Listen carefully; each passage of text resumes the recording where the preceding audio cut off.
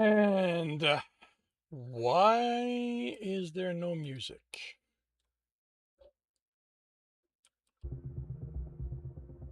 Oh, because it was in a lull. And welcome and good morning, everyone. Good morning. And welcome to Tuesday, second day of the work week. For those of us who work under that schedule, I hope you have had a good start to the week. I hope you are energized for the rest of it. Hey, Tarkin, Angel, welcome to the stream. How are you doing? My week started okay. Minor thing happened, which is purely an inconvenience. My thermostat, which is electronic, has no longer is connecting to the network, but it is no longer talking to anything. So I cannot monitor it with my phone or with the website, and it's still working fine. But I really miss the ability to monitor it, because I can keep track of the temperature, because I'm in the basement and it is cooler and sometimes warmer than upstairs. So I like having that ability. I'm gonna have to call the people to figure out, because I went through all the troubleshooting, and the thing that it's telling me to do, I don't know how, because it's telling me to take the thermostat off the wall so that it will reset. But there's no, like, there doesn't seem to be a way to take it off the wall. So, I don't want to break it. So yeah, I'm gonna call the I actually forgot to check that. I did not think to look at that, if there's a reset button. I will do that over lunch, I guess. Normally I would say I'll do it when I'm done with this and have a bit of time, but statistically this is gonna take my entire morning. Shoo.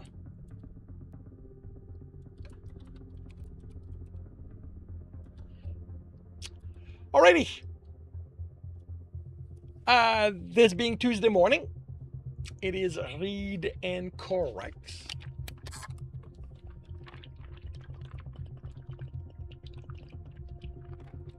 And because I have a full morning, I will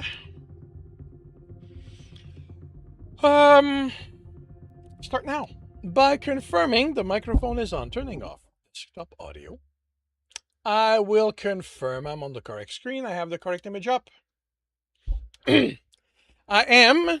Oh, right. For those who aren't used to this, when I do read and corrects, I record them.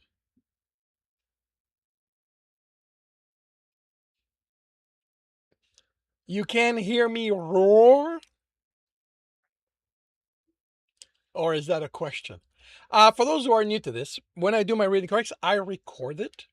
I record them, so while the recording is happening, I will be ignoring the chat. Anything said there will be addressed once I am done. So, I am starting the recording, and I will see you all on the other side.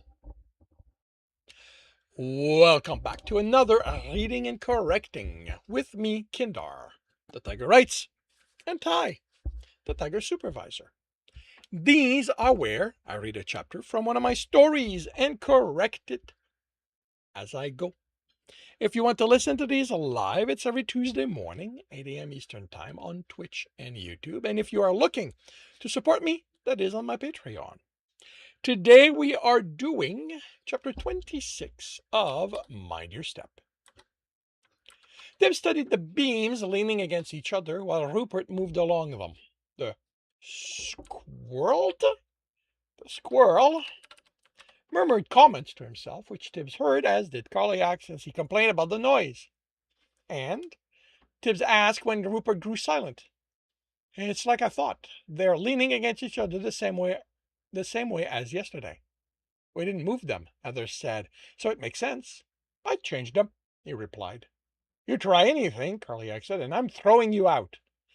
If I was making this puzzle, Rupert said slowly, I'd change the position each time, no matter how the runners solve it. If you were a dungeon, you wouldn't be here, and I wouldn't have to deal with you. How about you leave and go make yourself one, as far from here as possible? I'm not going to do anything, Rupert insisted. You talk, that's doing something. I have to talk with my team. You don't complain about them talking. Carliac didn't reply. Like I was saying, they haven't changed. Can you find those we can move without causing others to fall? Heather asked. There's a few, but not enough to get across. We'll have to use those, Tib said, to shore up other beams and take the pressure off them. How are we going to do that? She asked. It's just the two of us. 3, Rupert said, and knowing which one to take out, she continued, doesn't tell us where to place them. Tibbs nodded, but he could only deal with one problem at a time. Carliac, you agree that teams should be 5 people? I do, the dungeon hesitatingly replied. Then how about you allow me to use my essence to recreate whatever 3 other runners could do? There are 3 of you already. Rupert isn't much of a runner, Centaur said. Hey, do I go insulting you? They insisted he's part of the team, Carliac replied sharply. That's why I let him help them. 2 runners, then, Tip said. What are they going to do? They asked. And they can't do anything an Omega runner can't. Heather and you are the only exception I allow. All right. I'll use my essence to hold 2 beams in place. So we'll have to move them ourselves.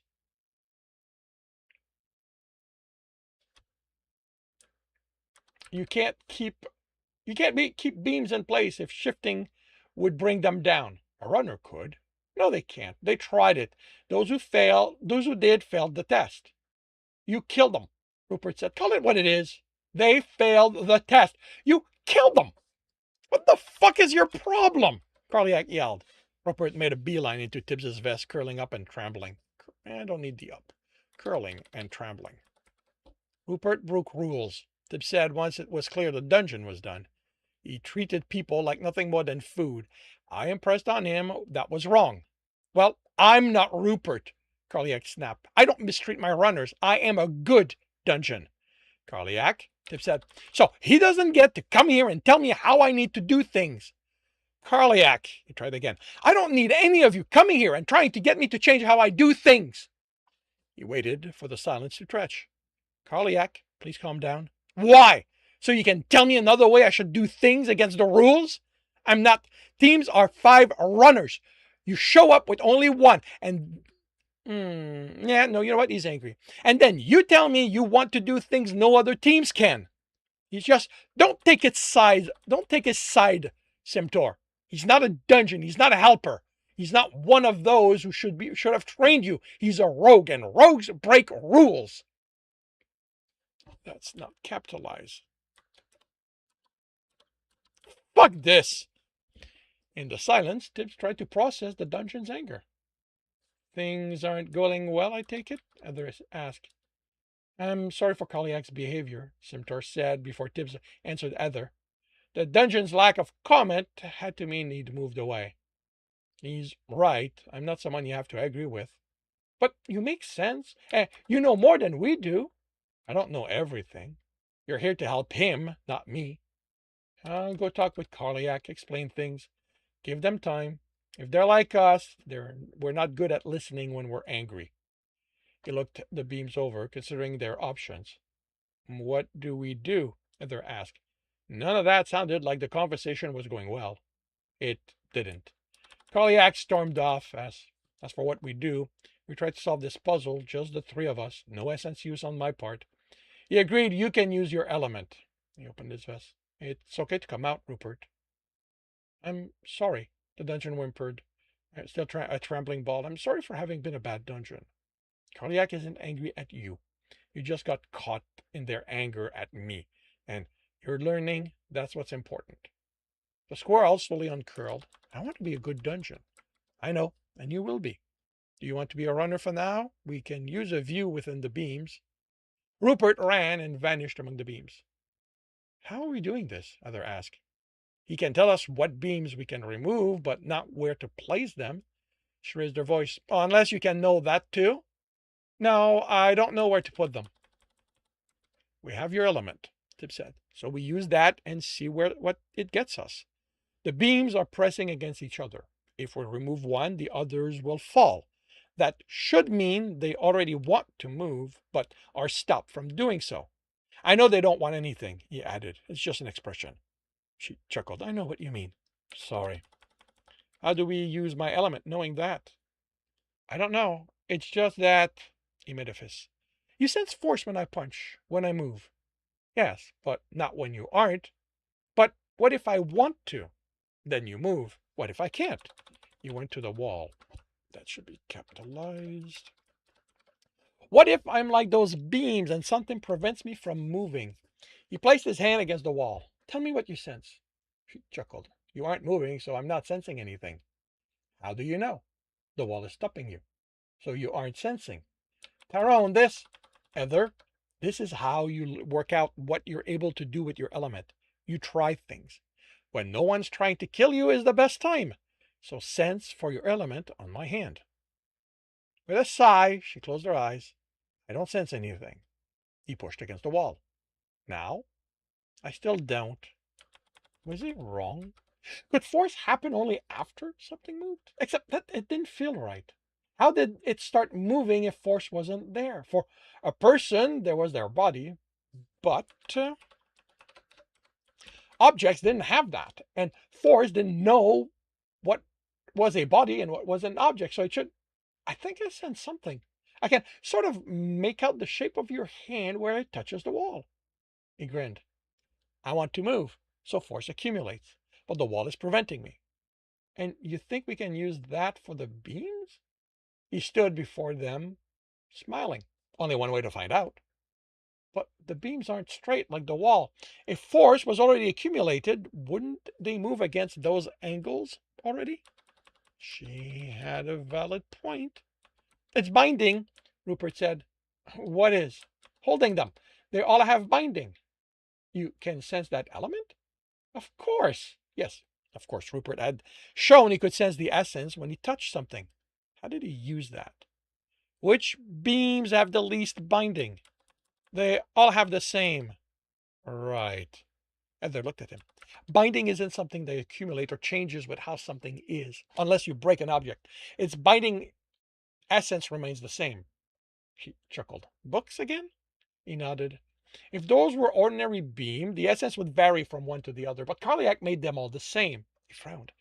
If you can sense binding, can't you sense force? On the beams I touch, but Carliac said I'm a runner and that only you and Heather can have an element. Omega runners can't sense how much essence something has. He chuckled. Playing strictly by the rules is going to make this run interesting. He didn't point out Rupert had broken them by telling them about binding. Think of it as practice for when you're honest, Heather said. He snorted. I'll follow Dungeon's rule, but you will never be able to make me follow people's rules. Dungeons have rules to keep things fair. People make rules so things are unfair. You need to experience better people. And you need to experience more people, she grinned. And before you comment on that, we have to work with all we have to work is your element. See if you can sense it like you did my hand. If I'd known this would be a lesson, this would be all lessons all the time, she muttered. Dungeons are all about lessons, he said, especially if you want to survive their tests. I guess that's why they call them tests then. She started the beam, then her brow creased. Creased ever more. Relax, Heather. Don't tell me to relax. This is hard. This is harder. That's why you have to relax. Remember, tensing isn't trying harder. You were able to sense force when I pushed against the wall. You can do it here too. You don't know what that that it's even there. They don't have arms and muscle to push with. But it makes sense that force is there before something moves. Just relax, Heather. Breathe in and out slowly. Focus on that while paying attention to your essence. Slowly in, slowly out. Use that to let the tension go. You a follower of that oneness thing? No, why? It sounds a lot like what my dad said when he tried it. He thought it would help him deal with my mom. It didn't. He chuckled. A friend taught me some of it when I had to learn to deal with my elements. Every so often I fall back onto it, but I never stick with it. I just have too much to do to sit around and breathe. With my dad, the sitting left him more annoyed than relaxed. I think I sensed something. It's much fainter than your hand at the top and bottom of the beam. The bottom? You check the beams. For indication, it pressed the others pressed again. Oh, okay. It's okay. You know what? A beam, not a beam for indication other pressed against it. It varies from beam to beam. Rupert, run up and down the beam you're on. And now I know what beam he's on. So we have a way to identify specific beams. Clever. And you know what they want to do. I don't know how that helps.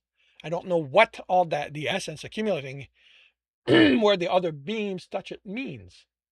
Can you tell if one presses more than the other, than the others? No. Well, it's early. Then we'll figure that out later. Rupert, find us a beam we can move without causing others to fall. He ran out, then climbed a beam before them. What do you sense of that beam, Heather? She looked at it. The little force I sense is away from us on top and on top and bottom. Top and bottom. Are any of the beams touching it, pressing against it? Um, I don't think so. Help me move it. They carefully tipped the heavy beam away, then carried it to the wall. Find us another one, Rupert. After she confirmed no other rested against it, they also moved it to the wall. This way, they removed 9 beams. There aren't any left, Rupert announced. Then, Tip said, we need to figure out how to use those beams to anchor the others and change how they rest on each other. Well, never manage it, Heather said, and Tibbs had trouble disagreeing with her. Carliac, Simtor? Yes, Tibbs, Carliac answered, sounding calmer. Has any team made it through this room? Yes, one team made it to my 5th room. Felt the urge to ask about the outburst. This can be done without essence.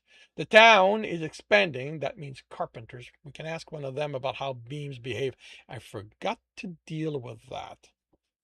And Rupert said hesitatingly, if Carliac doesn't change how the beams are placed, the runners will learn which one to work with over their runs. Good point.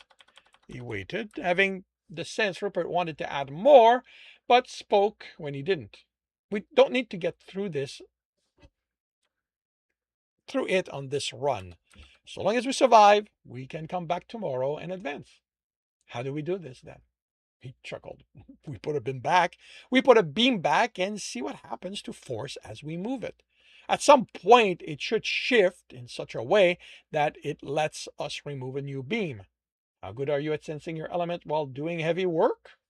She shrugged. We'll find out. I wasn't bothering with that when we moved those beams.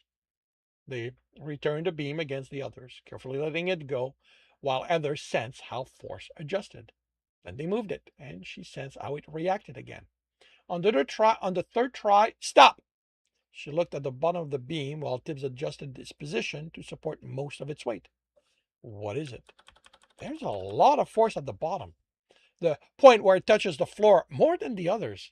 She looked at the wall of beam. I want to try something. So long as you're willing to take on some of the weight, Tibbs said, his voice strained. That's fine. I'm not as strong as you, and I can't use Earth to help me. She moved and the weight lessened. Why can't you? I know Earth runners can move their essence inside them without showing it. Carliac can sense what I'm channeling, or how I move the essence out of my bracers. So I also agreed to obey their rules. If I if I so so I wouldn't even if I knew of a way to hide it. What do you want to try? I want to straighten the beam. Force accumulated a lot as we lowered the beam and to rest against the other. I want to sense what will happen as it straightens. We're going to have to be careful. It'll be easy to tip for it to tip over. She nodded, and they pushed.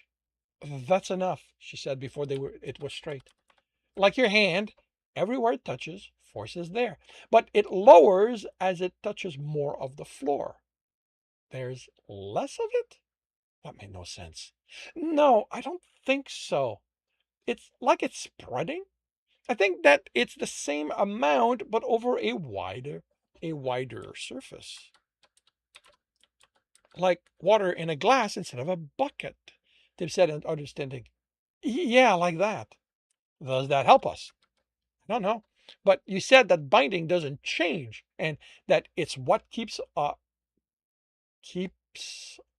against things. That doesn't work. What keeps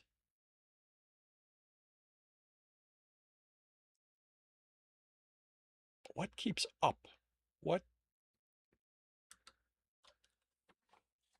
it's and that it's what keeps up.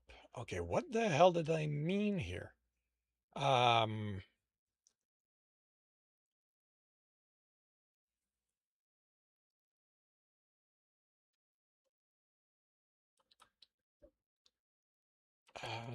what keeps and that it's what keeps things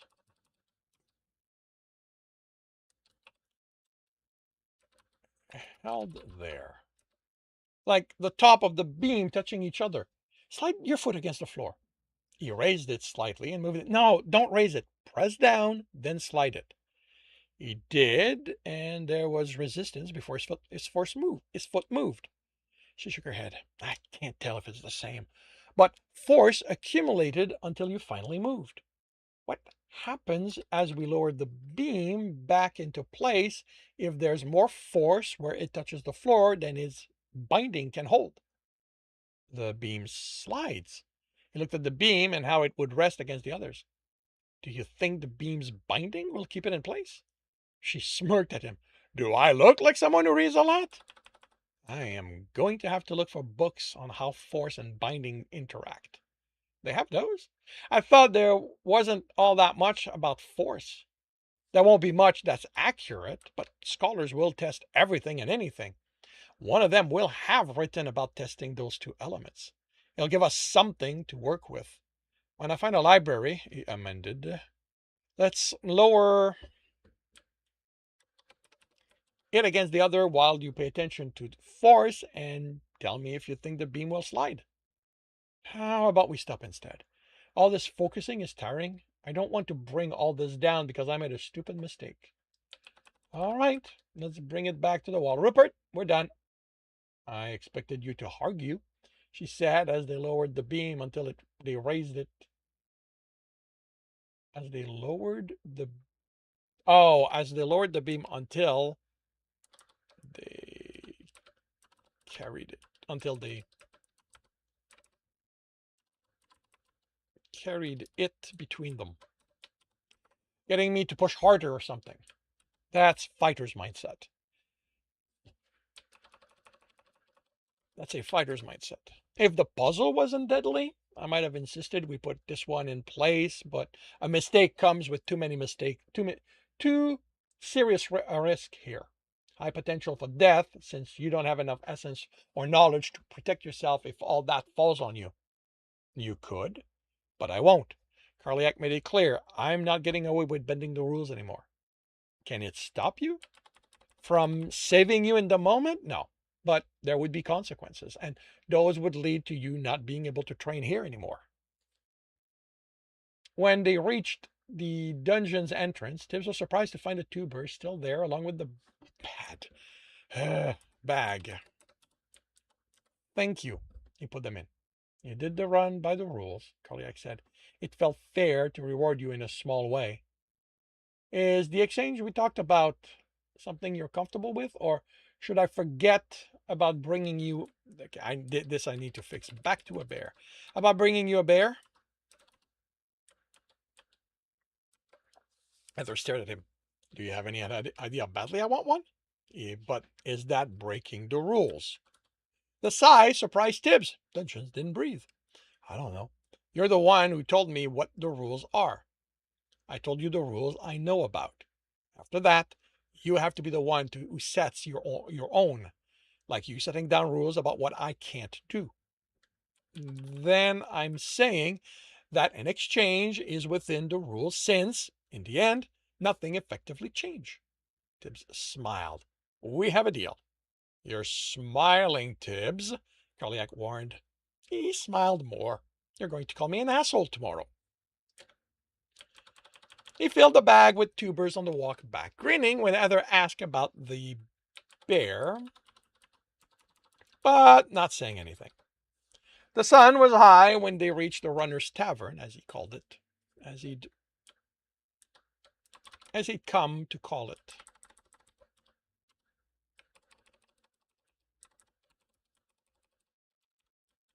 It had no name as far as he knew, but with all the runners there, it seems fitting. The guards didn't comment on their return, although the woman glared, confirming Leon had explained things. Their entrance in the tavern paused conversation quicker, but not for as long. The count gave him 28 people, all runners, with no more than 5 to a table. So much problem waiting to fall on them. Coral sat alone at his team's table. 3 other tables had incomplete teams. 1 had 3, 2 had 2. The barman was no happier to see them, even with Tibbs handing over the bag of tubers, but he gave them each a tankard of ale, which they took to Coral's table. Can we sit? The fighter motioned to 2 chairs. Where are the others? Tibbs asked. Okay, actually, I want to go back. Because I need to explain why no runs are happening right now. Because Tibbs and Heather are having free reign of the dungeon for a long time. I'm going to have to go back previous chapter, but basically everybody is injured. And they're smart enough not to go there.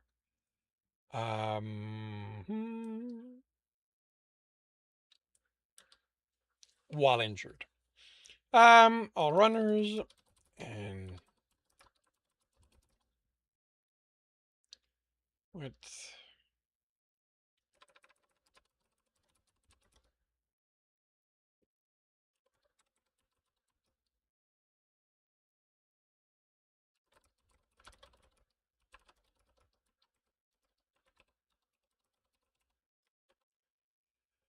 with no more than 5 tables. So much problems waiting for them. I'm going to have to probably do another pass on that at some point.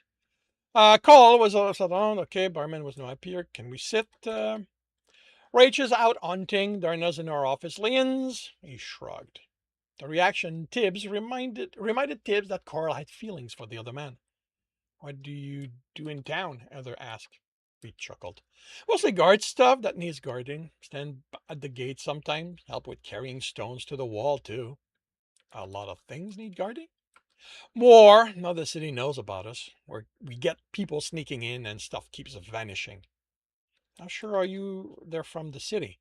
Tibbs asked. Where else would they be from? People here don't steal from each other. Unless they need to train so they can survive the dungeon. He tried to sense for Leon, but he couldn't tell which of the Omega outside the tavern was him. He didn't want to go looking.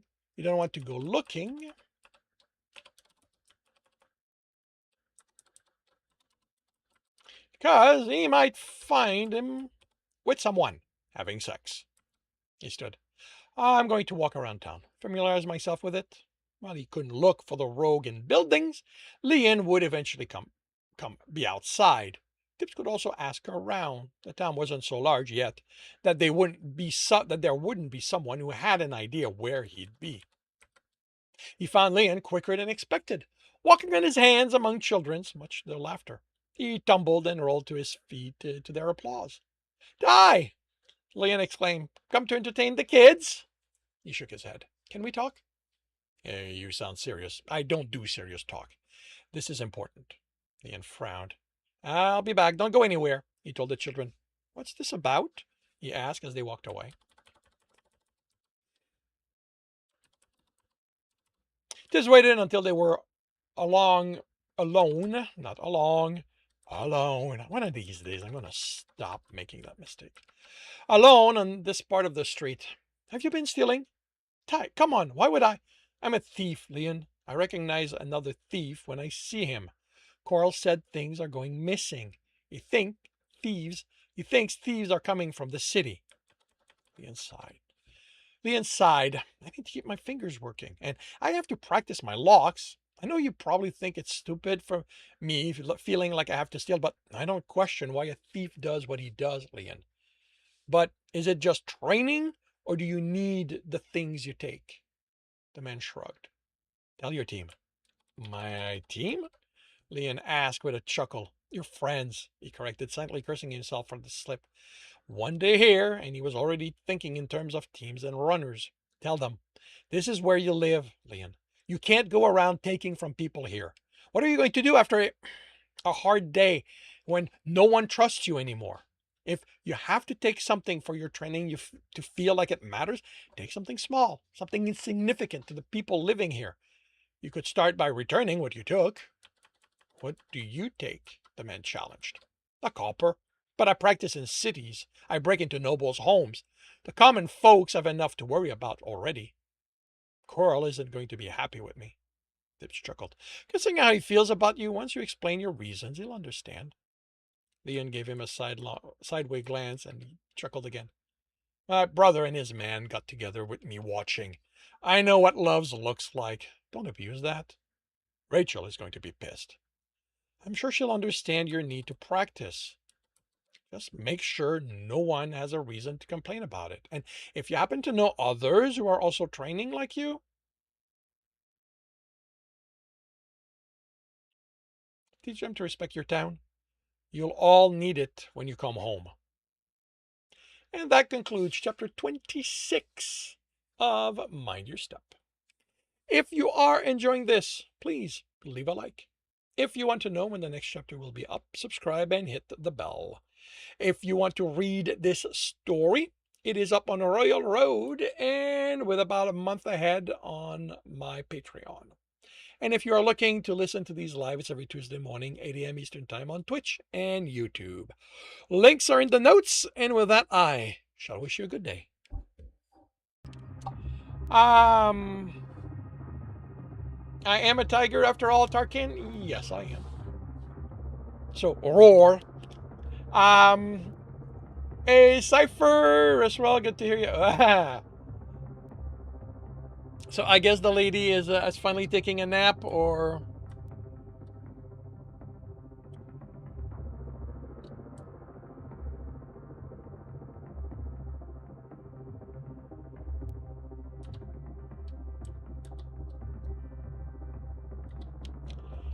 cool. And how are you doing, Cypher? What are you up to today?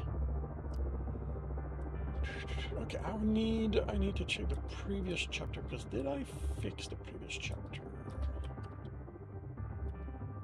No. Uh, pa, pa, pa, pa.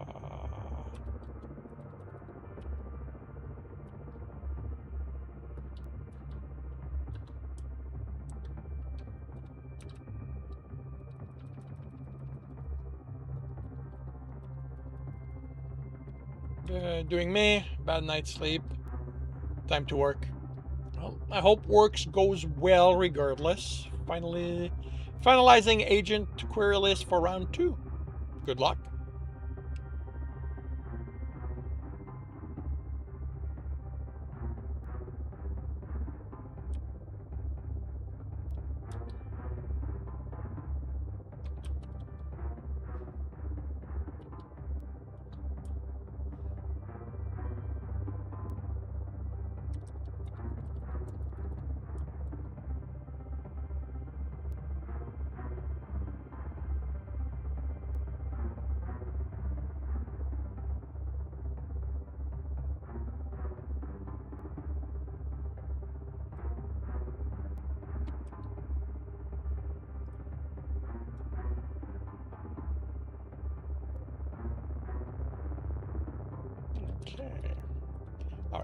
is resolved. Good.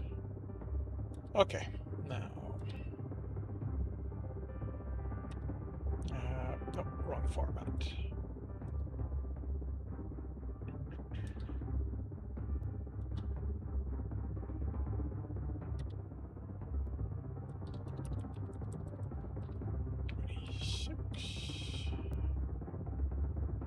Okay, that's going to be interesting. Nope, that's not what I want. That is also not what I want. Where is it?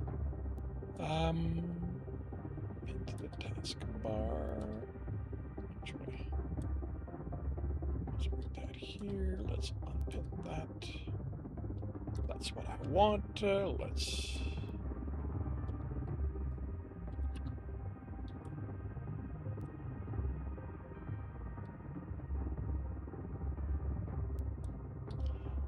I've updated to the newer. Damn it.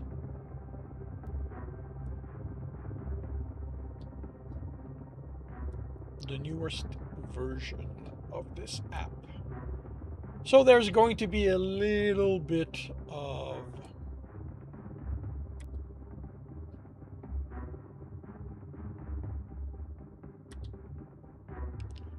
of adjustment to do. May I ask why you get who you get to do cover for art books? The majority of my books were done by 2 artists.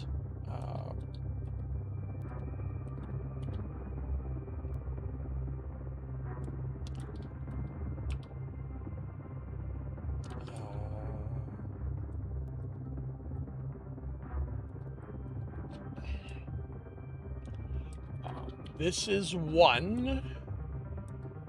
Ah, damn it, damn it, damn it, damn it, damn it.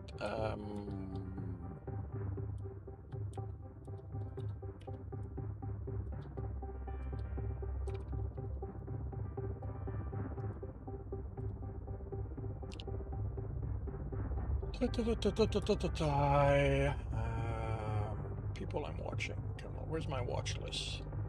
Friends, Kinder is following.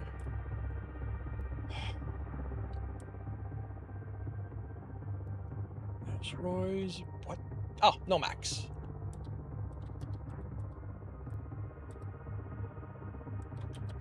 And this is the other one. For the Dungeon Runner books, I don't have. Actually, I have a website. Bottom.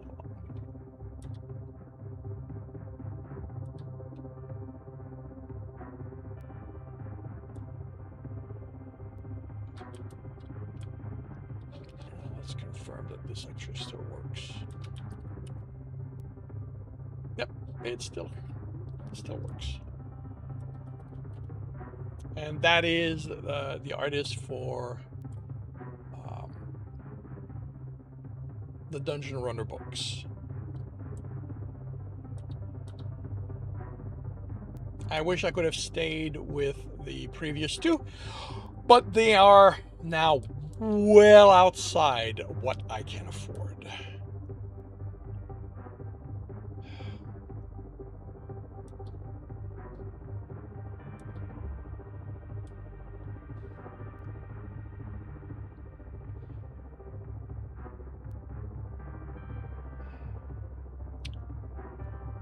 Okay, so you did not post. Why?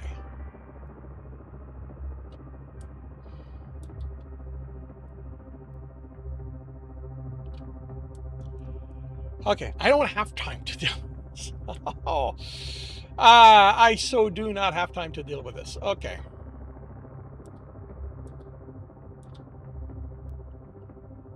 I need to create a submission.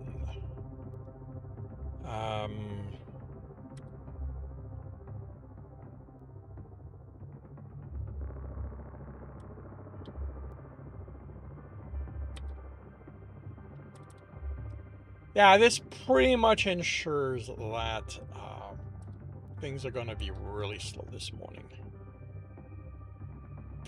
Well, I can still get that. Actually, I think I can.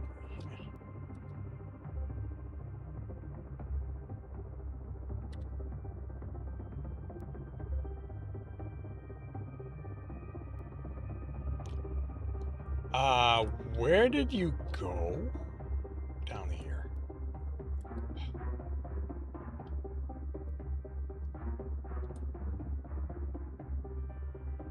Okay, what is the issue here?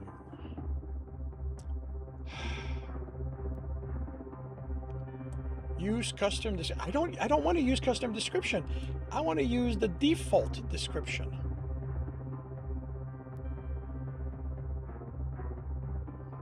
Fine.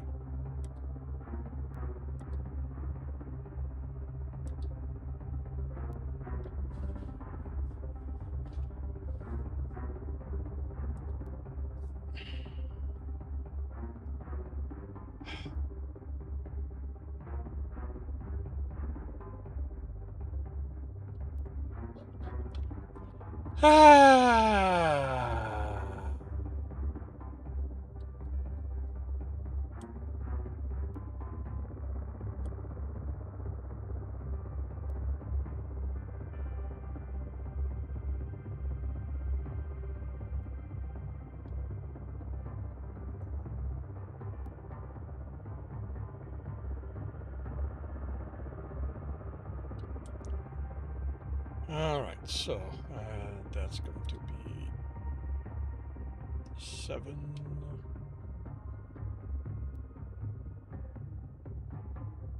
29, so July 1st, 9 a.m.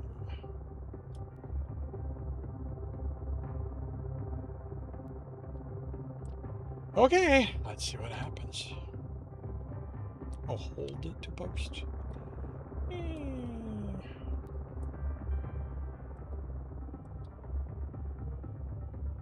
Okay, it posted. That is good.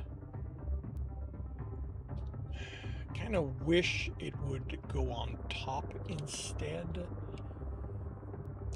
of the bottom.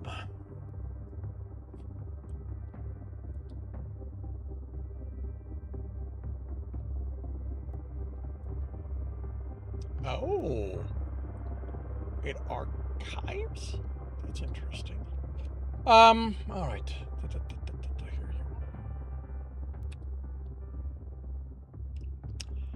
Enjoy the lurk, decaf.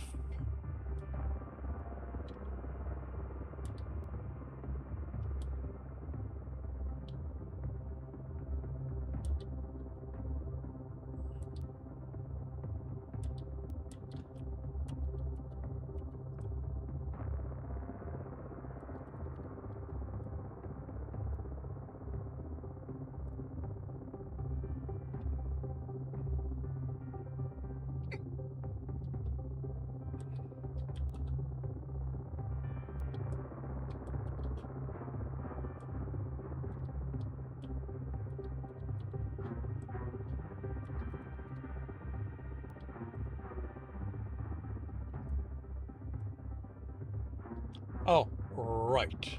I need road. I need Scribble Hub.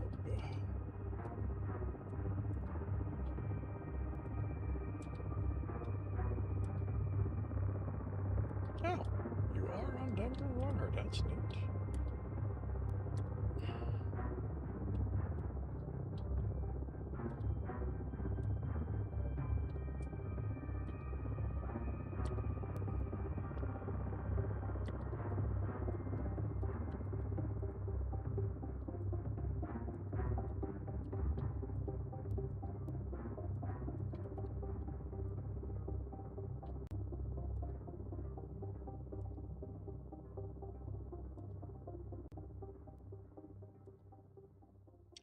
Why are you white?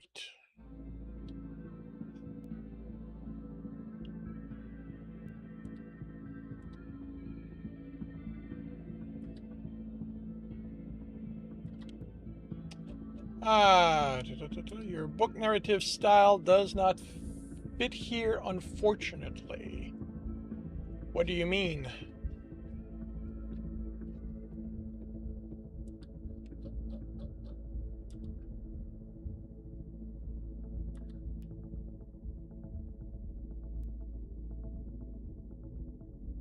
With that happens. There is, there's nothing wrong with that. Not every artist will be a fit for every writer.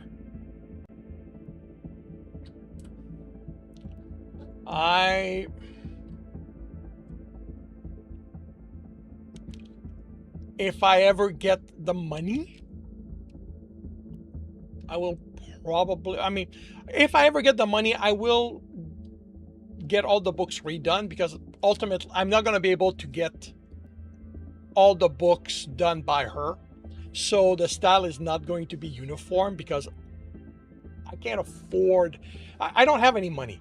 Basically, that is my reality. I have no money right now. So I'm going to have to cheap out on covers going forward. I don't know what that's going to look like.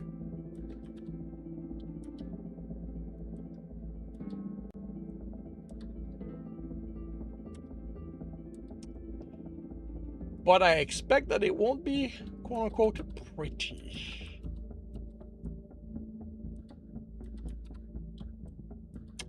Ah, 720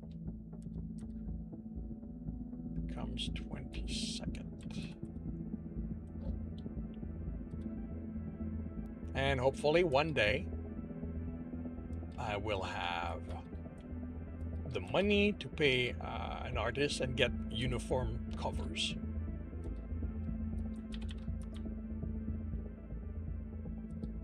Set 22.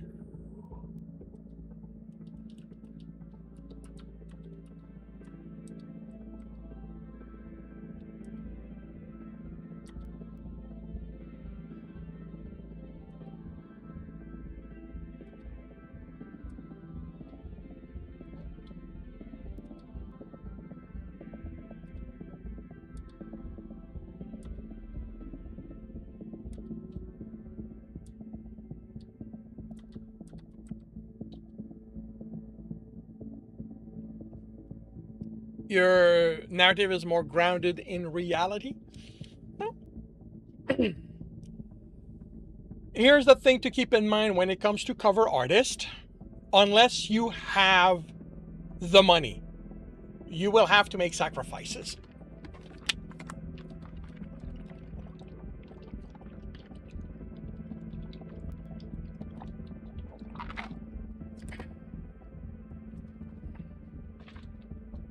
And the thing is, like, if a style works for you, but what they draw in that style doesn't, you have nothing to lose by asking them, can they do X in that style? Like, Tibbs's cover Dungeon Runner's cover aren't as fantasy as many of the stuff she does. But she was able to get something that worked for me done.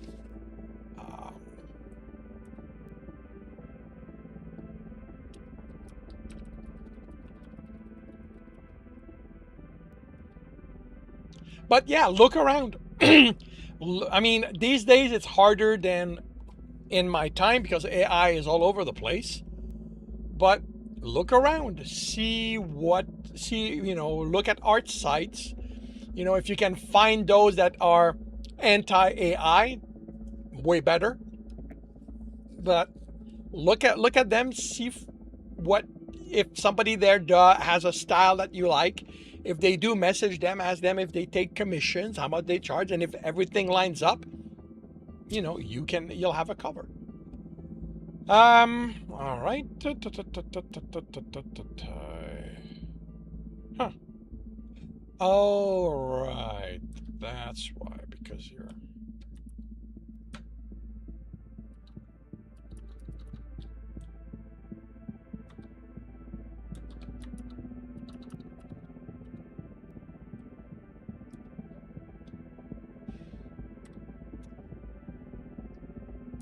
Alrighty. And I will start on the next um, chapter by confirming microphone is on, turning off desktop audio. I will confirm I'm on the correct side. I've got the correct image up. Now, I am starting the recording, and I'll see you all on the other side. Welcome back to another reading and correcting with me, Kindar, the Tiger Writes, and Ty, the Tiger Supervisor. These are where I read a chapter from one of my stories and correct it as I go. If you want to listen to these live, it's every Tuesday morning, 8 a.m. Eastern Time on Twitch and YouTube. And if you want to support me, that is on my Patreon. Today we are doing chapter 27 of Mind Your Step. Tibbs headed towards the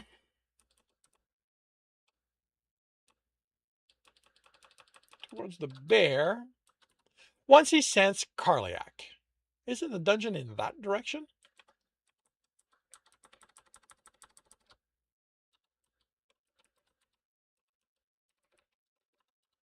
I owe Carliac a bear. You're going to fight a bear by yourself?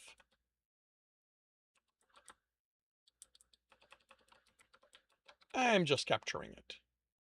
She narrowed her eyes. How do you capture one of those? Essence.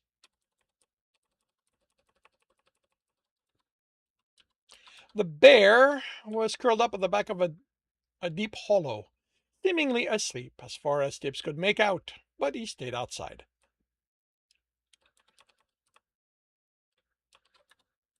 Basically, what's going on here is that I realized that in the previous book, Tibbs brought Carliac a bear, which means that he could not ask for a second bear because he already has the pattern. So I wrote this, I changed it all for it to get. And further down in another chapter, one of the runners comments on how the boss is a cougar, i.e. a large cat. And I went, okay, well, that contradicts everything. So I decided to change the entry in the previous book. It's not published, so I'm fine. And return this to a bear. He held it in his fever, still with fever, which woke it, then removed the air from around it. He felt in its essence how it fought control. Several testified before slowing, then stilling. Count 100 beat to account for its cunning, making sure it didn't lose life essence before letting air enter and stepping into the hollow.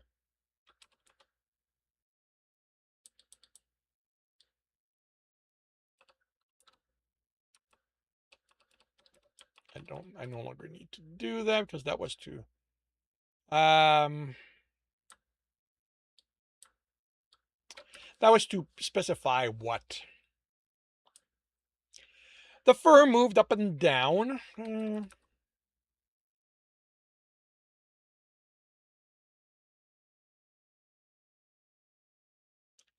I need that?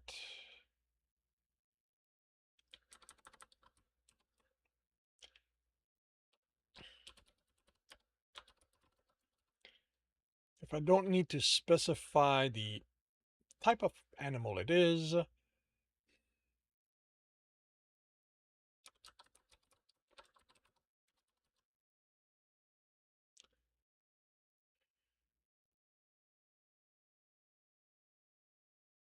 it didn't react as the approach.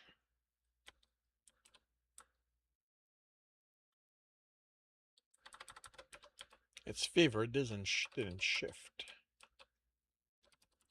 He channeled Earth for strength, then pulled it over his shoulders and was careful while moving to remain balanced. Force would help with this. He headed for Carliac, remaining aware of what? What did I lose here?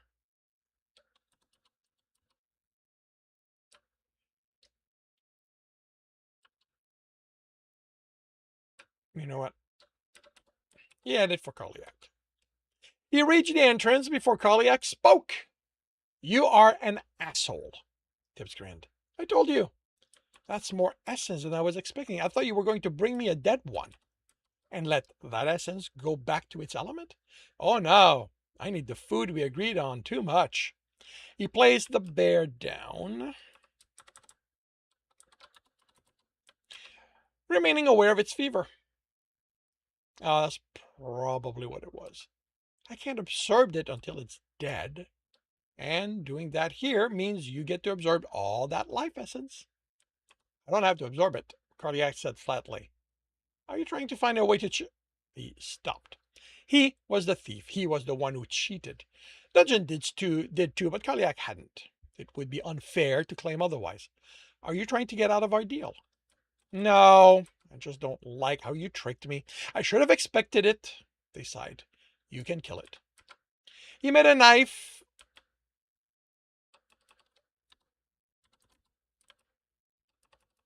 and cut the bear's neck open where the largest flow of life essence was, and hurried away. Both to be out of the bear's trashing, and so he wouldn't interfere with Cardiac's ability to absorb the essence. The bear fell as it tried to stand. Its life essence flowed out on the blood. It floated off, then vanished a few hands spanned away where Tibbs expected. It moved out of its aura. A few heartbeats later, the bear died and melted into the ground. That's a bit disturbing, Heather said, stepping out of the entrance. I thought you'd do your run. I made it through to the first room, but I can't do the second without help. I tried to help, Rupert said from her shoulder, but I'm not strong enough. Tibbs nodded. Instead of putting the tubers as rewards, do you feel it's fairer to just give me a bag, really, of them when we leave? If we do that, I won't go for the caches during the runs or pick up anything the creature's other kills drop. That feels more like an exchange, Carliac said. He followed her inside, and the path she took through the paver room. Nearly every paver on its left and right was missing, attesting to how thorough she'd been. As you can see, she said, displeased, as they entered the beam room. All the beams are back in place. Dungeons always reset. Rupert, go check that the same beams can be moved. Already did, the squirrel responded. They're the same. They removed those they had the previous day, then Heather looked at him. Where do we go from here? I don't know how to use what I sense. He shrugged. I've never dealt with this kind of puzzle. This kind of puzzle, that's singular. He took the paper he made on his return to the dungeon out of his vest, along with the fine stick of charcoal. Let's see what we can write down about it. We can keep working on it when we are back in our room. They're beams. She stated, mildly annoyed, leaning against each other. You can write that down and see how helpful that is. He didn't. He could see this wouldn't be easy. What else can you tell? She glared at him. Heather, you can't barrel through this. You're still the one who needs training with her element. You already know your element gives you information, so that's a place to start. Between those two beams, which one has the most of your element at the top? That one, she said after closing her eyes. How much more? She stared at him. I don't know. Some? I can. Rupert started. You aren't supposed to have an element. Tibbs interrupted. Cardiac had let pass him saying that binding was involved, but Tibbs didn't want to risk them deciding they were overstepping. Maybe I could. Can I be a runner with an element too? Cardiac, can I have force as well? If you have an element, the dungeon replied, it'll be binding, as you've already given them information about it. Okay. This one has more binding than that one.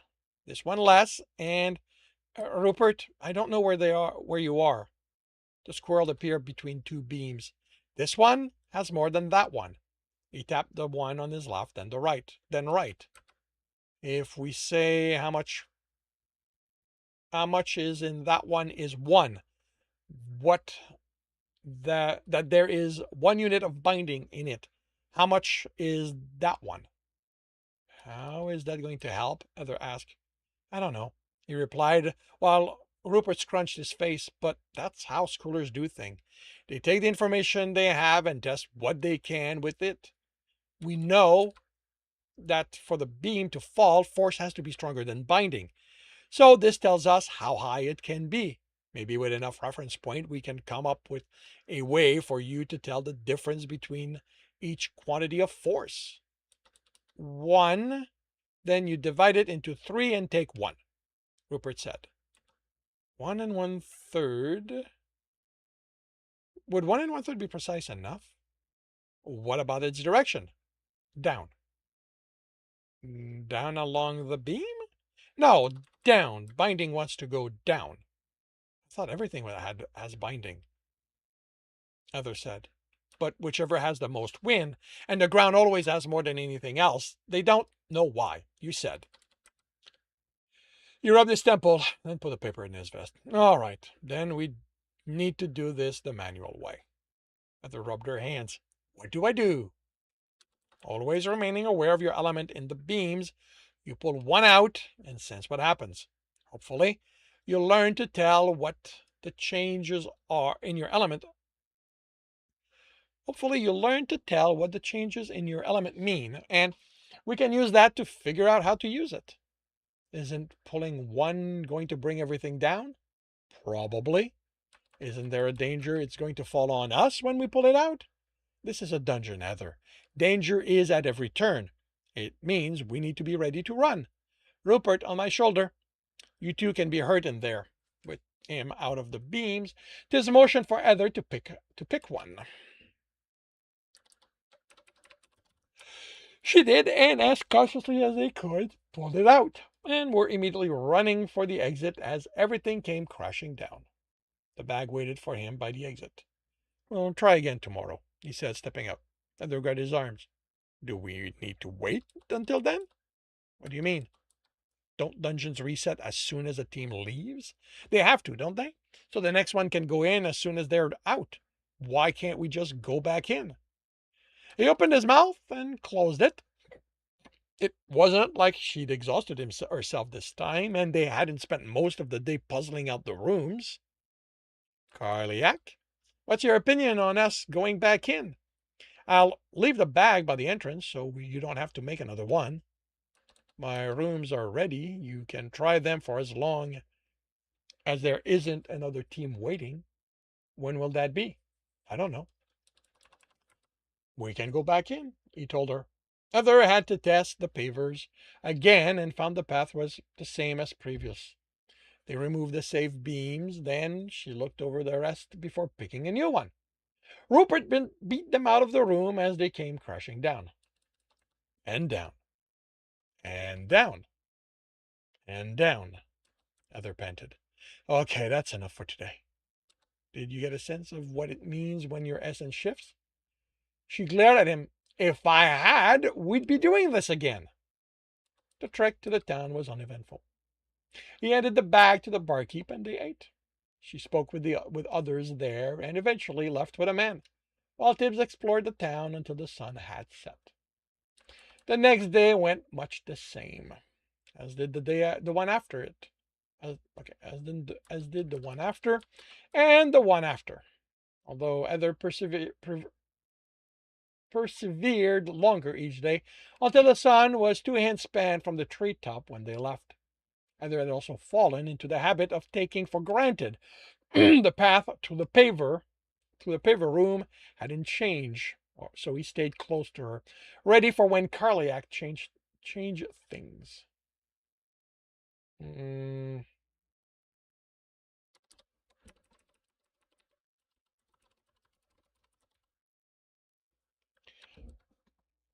I don't like the repetition. They ran out of the room to the sound of a single beam hitting the floor, then turned and looked in at all the other ones still standing. What's different? I'm not sure. I stopped paying attention. I just picked different beams each time. That isn't how you learn, Heather, he said, barely containing his aspiration. Do you have any idea how exhausting it is to focus all the fucking time? She snapped. Abyss, my dad's training wasn't this hard. Your life didn't hang in the balance. He looked at the lone beam on the floor. Okay, we know this one isn't causing the others to fall for some reason. We let Carliac reset the room, and you spent as much time needed working out why. They exited and re-entered. And the pivot room still had the same path through it. Tibbs wanted to ask Carliac why, but he couldn't do that with Ether there. They removed the beams. Then she stood, looking at this beam they could safely remove. You know what? I don't need that. At this beam. At this one beam. He waited. I think. She shook her head. I don't know. Say it. Being unsure is part of learning. She wasn't happy. Okay. The way I'm sensing thing, this beam has the least force directed on it from the other beams. Since the more of the element is there, the more something wants to move in that direction. I think that while the beams want to move in the direction of this one, they want to move more in the other directions against those around it. Okay, now we test that. How? We know this beam is safe. Is there another beam in a similar situation? She looked at the walls of crisscross beams. She looked at the wall of crisscross beams over, sighed, and closed her eyes. Tib sat and threw pieces of meat in the air for Rupert to catch, sending them ever higher until the squirrel could no longer jump that high, nearly Tibbs's standing height. This one, Heather said, then hesitated. I think. It looked no different to him. We pull it, then we run. They did. They reached the entrance to the sound of a single beam hitting the floor. Then, as they turned to look, the cacophony of all the beams falling joined it. She cursed. I thought they'd stay. What happened? She glared at him. He motioned to the room with the essence other. What happened to it? They didn't fall immediately, so something happened. I don't know. I was running for my life. He rubbed his temple. Heather, you practice paying attention to your essence while doing other things. This is why. You have to stay aware of it all the time so you can tell that when the dungeon changes things on you. I don't see you always sensing stuff, she snapped. He stared. Heather, I can sense the town from within the forest. How do you think I do that? I don't know, focusing? I sense all my elements all the time. I can't stop. The only thing I can do is pull my sense close so I can't sense no further than this. He extended his arm, which is what I'm doing now. Why do that? We're in a dungeon. Because I don't want to know what Carliac has in the other rooms. Runners don't know until they're there. When I do it, the rest of the time, it's because it's exhausting sensing all of that. But it's also tiring holding my sense in. I can't win, Heather. I'm going to be tired no matter what I do. But you need to learn to pay attention, always. Your element is your advantage over everyone else, even other adventurers, he added when she opened her mouth. They'll know you have force, but it's unlikely they'll know what you can do with it, what you can sense. So you have to learn to rely on it. One day, it's going to save your life. Was this how Alistair had felt teaching him? This exasperation at something so simple not being understood? At least she looked properly chastised. They exited and returned with the path through the pavers unchanged. They removed the beams, and after the one they were testing, hurried out of the room. He looked at her once the beams had settled. The essence changed where they wanted to go along the beams until one of them had nothing to stop it and it fell. Then the others followed. Did you notice which one? She shook her head, so they retested it. She needed two more before she pointed to the beam that would fall before they started. Then 3 more before she was confident of the way her element had adjusted. By then, Tibbs suspected Carliac didn't know to change the safe pavers in the trap room.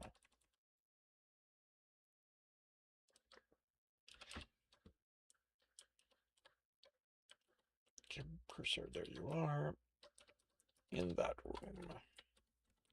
It shifts, like I said, but it's not just the one beam that no longer has the one we pulled to rest against, to rest again against. As the essence in one adjusts, the same happens in the beams pressing against it. Then the next one and the next one until one falls. Does the essence leave the beams? She shook her head, then pressed her fist together. They are two. These are two of the beams. The essence mostly where they touch, with the rest radiates is the closest I can think of how to describe how it feels. Once the beam is gone, it presses against the other beam, and the essence shifts to where that is touching in part.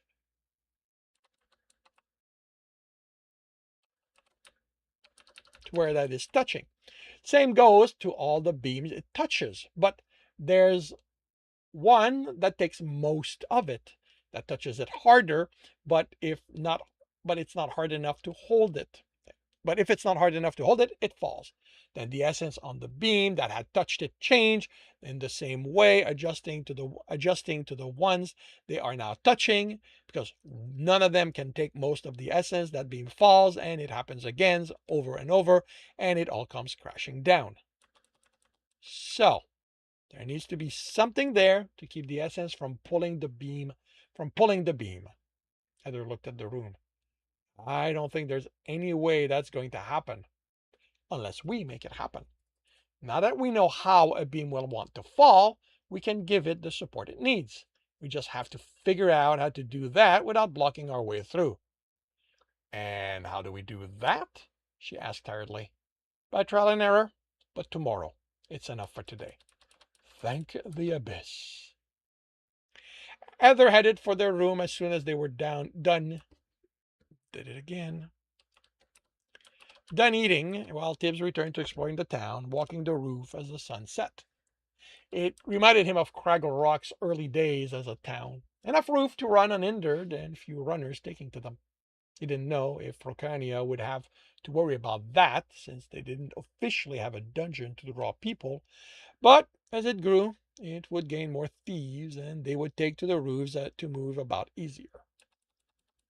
Tibbs threw himself forward as Tibbs tipped ahead, screaming. He cut her arm and the knife out of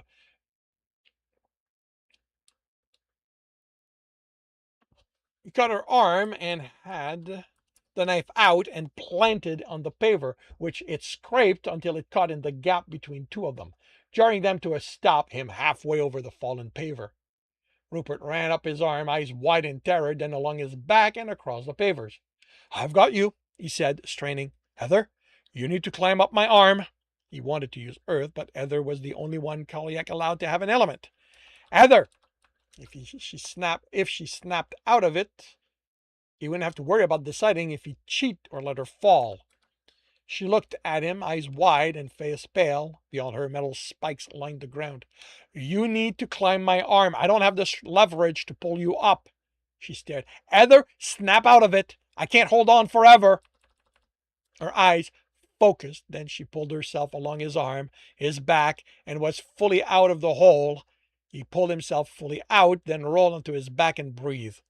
That had been harder than he'd expected, both holding on to her and telling himself he couldn't cheat even to save her life. When he stood, she was in the entrance, knees to her chest. Are you okay? She shook her head. He sat facing her. You fell victim to the same thing that I nearly died. We're in a dungeon, Heather. That's always a possibility. It was safe. She sobbed. I tested it over and over, and it was safe. He waited. He didn't remember his first runs, but he remembered the fear, the realization the danger was real, the pain of losing people he'd gotten to know. It was a safe path, she said, drying her tears. That's the trap, Heather. There are no safe paths. You took for granted the dungeon wouldn't change thing. It's how a lot of runners die. You knew this was going to happen? He shrugged. I wasn't sure, not anymore. I expected Carliac to have pulled this much sooner. Why didn't you tell me this? Why didn't you tell me about this? She demanded. Because this is a more effective lesson. I don't think you're going to take that for granted anymore. I would have died. There was little force in the reproach. I've been staying close so I could catch you. You didn't look like you'd have held on much longer. I forgot about all that metal in your armor.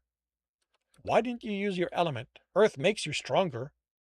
He motioned around them. Glad you hadn't had to make that decision. I'm not asking Carliac to bend the rules for me again. This is a run. If we aren't both attentive, someone can die. She bit Rupert. My dad never properly explained what doing a run was like. He chuckled. We can't. The best we can say is that if we aren't careful, we die, but that doesn't mean much to someone who hasn't experienced it. I thought the most dangerous thing here would be the creatures. The most dangerous thing is our inattention, our complacence. Our complacency, I think, is complacency. We are going to be reminded of that often. She moved Rupert to her shoulder, and he gripped it with his claws. She stood, noticed her trembling hands, and shook them until they stopped. Okay, let's get back to this. She hesitated. You take the lead this time. He did, and was pleased she didn't take for granted a paver would support her just because he walked on it. She checked each one before stepping on. And that concludes chapter 27 of Mind Your Step. If you are enjoying this, please leave a like.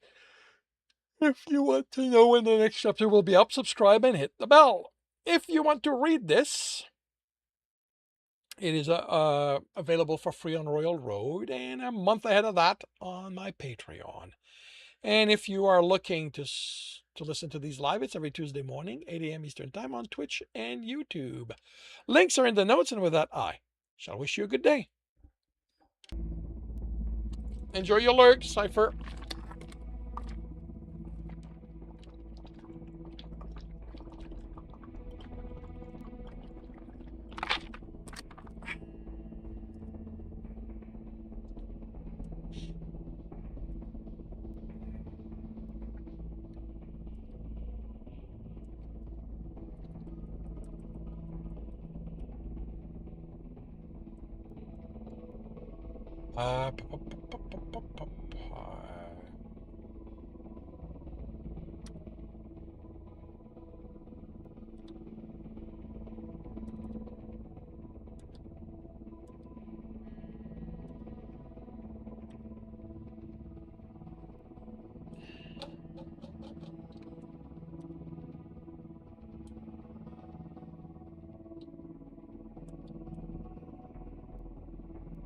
Oh, right. I need to change that template.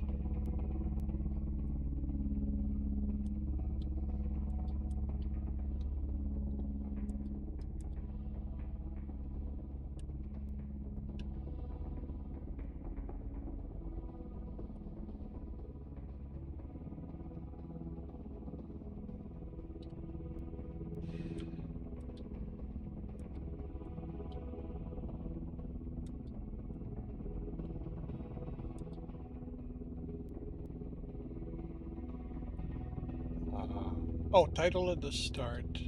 Oh, I see. So I don't need the... okay.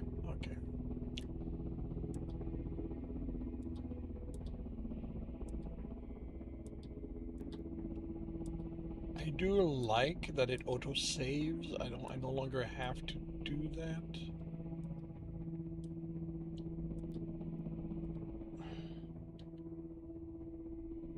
Why are you on December 20th? Oh, because I haven't done anything. All right, I'm going to review.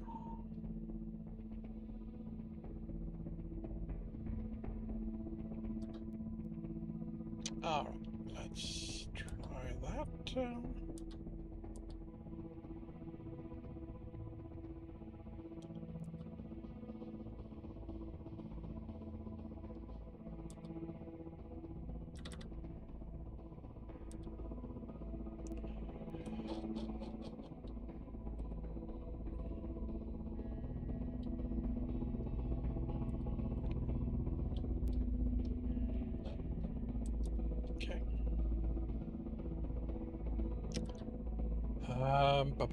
July 1st becomes 3rd.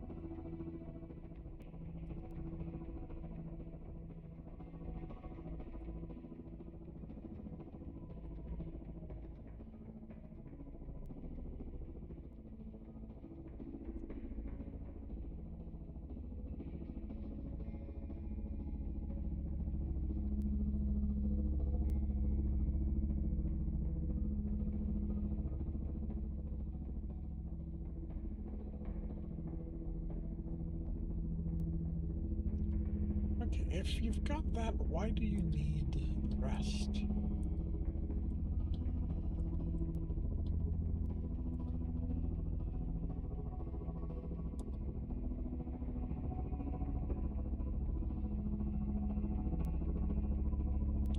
I mean, if I do that, you tell me that it's required.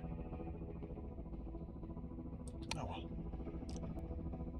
well. It is ultimately fairly minor.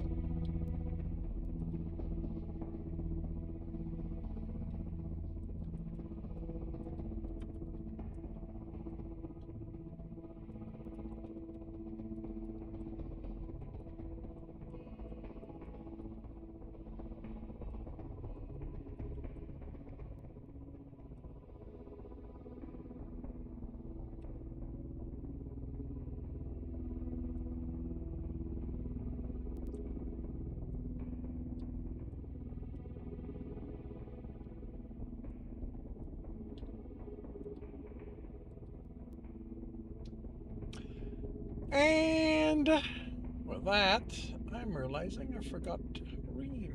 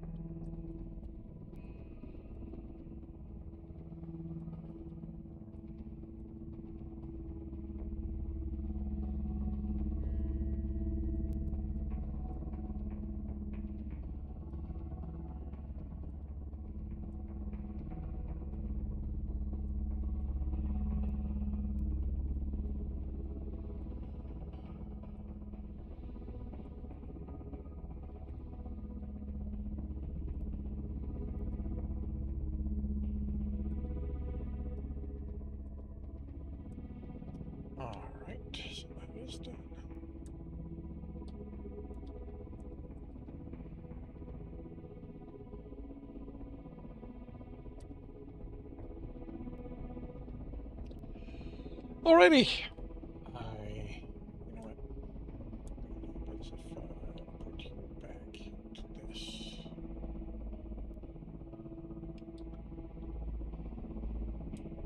It's a little narrow, but not bad. Alright. So that and that. Alrighty, starting on the next chapter by confirming the microphone is on, turning off desktop audio. I'm on the right screen. There we go. I've got the right image up. I am starting the recording, and I'll see you all on the other side. Welcome back to another reading and correcting with me, Kindar, the Tiger Writes, and Ty, the Tiger Supervisor. These are where I read a chapter from one of my stories and correct it as I go. If you want to listen to these live, it's every Tuesday morning, 8 a.m. Eastern Time on Twitch and YouTube. And if you are looking to support me, that is on my Patreon. Today we are doing chapter 28 of Mind Your Step. Tibbs sat by the Beams room's entrance and had an idea of how Jackal felt each time they'd encountered a puzzle Tibbs had to work out, and there was little anyone else could do, or at least for Jackal to do. Karina and then Don had often helped, even Komdar, with his broad knowledge of the world, had assisted at times. While Jackal was smart, smarter than he let people know, it was the smart of the street and the fighting pits. That didn't lend itself to solving puzzles or working out how a lock needed to be manipulated to open a door, or where triggers were and how they could be circumvented. Or, as was the case now, how to go about moving beams so the rest remained standing. Heather was on her third day, and more attempts than Tibbs wanted to keep track of trying to work out how what she sensed of her element could be used to remove beams and place others so what was left remained supported. They had made progress. She was now halfway through, but each time they set a new beam, she had to take the time to study how everything else reacted to it before deciding on the next move. Tibbs had pages and pages of drawing, mainly to keep track of which ones were safe so she didn't have to exhaust herself remembering, but also trying to come up with something that would help him manage it without her help. He had no success that way yet. But there had been no collapse yet.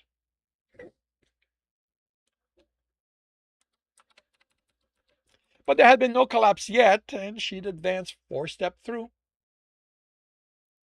with Rupert encouraging her forward and telling her that where binding was weaker. No. That binding does not change.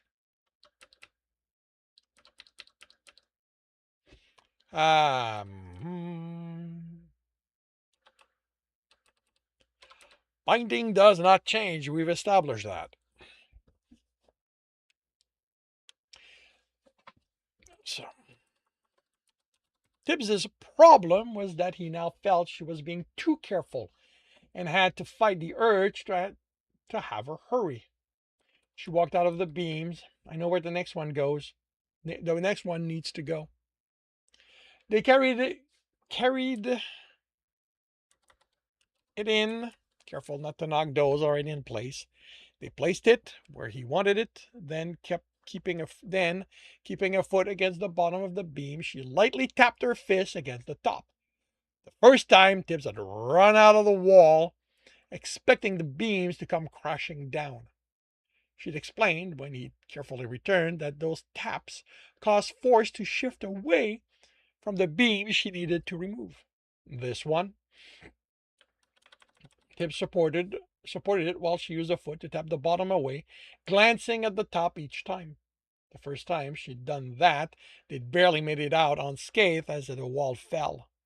She nodded, and they pulled it away from the others. The beam stayed in place. They brought it to the pile, and she returned in.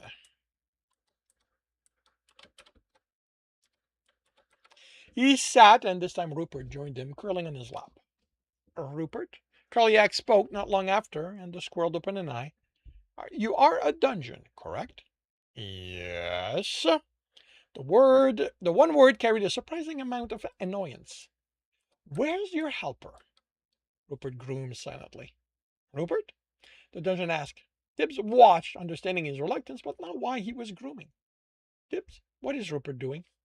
Rupert spoke before Tibbs could come up with an answer. I don't want to talk about it. Why not? Because I just don't, he snapped, grooming more forcefully. He wasn't vocalizing, so the conversation wouldn't disturb Heather. Did your helper have to remain behind when Tibbs put you in the creature? Simptor, the dungeon called. Can you travel outside my influence? Can a helper leave a dungeon? They didn't stay behind, Rupert said. Why would I want to leave? Simptor asked. I'm curious. Rupert's helper isn't here, so where are they? I don't. Tibbs. Rupert cut himself off. You don't what? Carliac asked, tone quizzical. I don't want to talk about it. I can go beyond your influence, Simptor said, but I can't tell where anything is, so I don't see why I'd do that. Tibbs had known this. A helper depended on a dungeon's influence for their sense. Did it mean they were trained inside a dungeon? Did dungeons train helpers and send them out to new dungeons? How had that started? Why isn't there why isn't the helper here then? Carly asked. Or is it because Rupert doesn't have an influence? Why don't you have an influence? You're a dungeon. Rupert buried his face in in the folds of Tibbs's vest. That isn't why. Then why? Stop, Rupert implored. I'm just curious. I can't think of being without Simtor. So how can you be without your I killed him? Rupert whimpered before Tibbs could tell Carliac to drop it.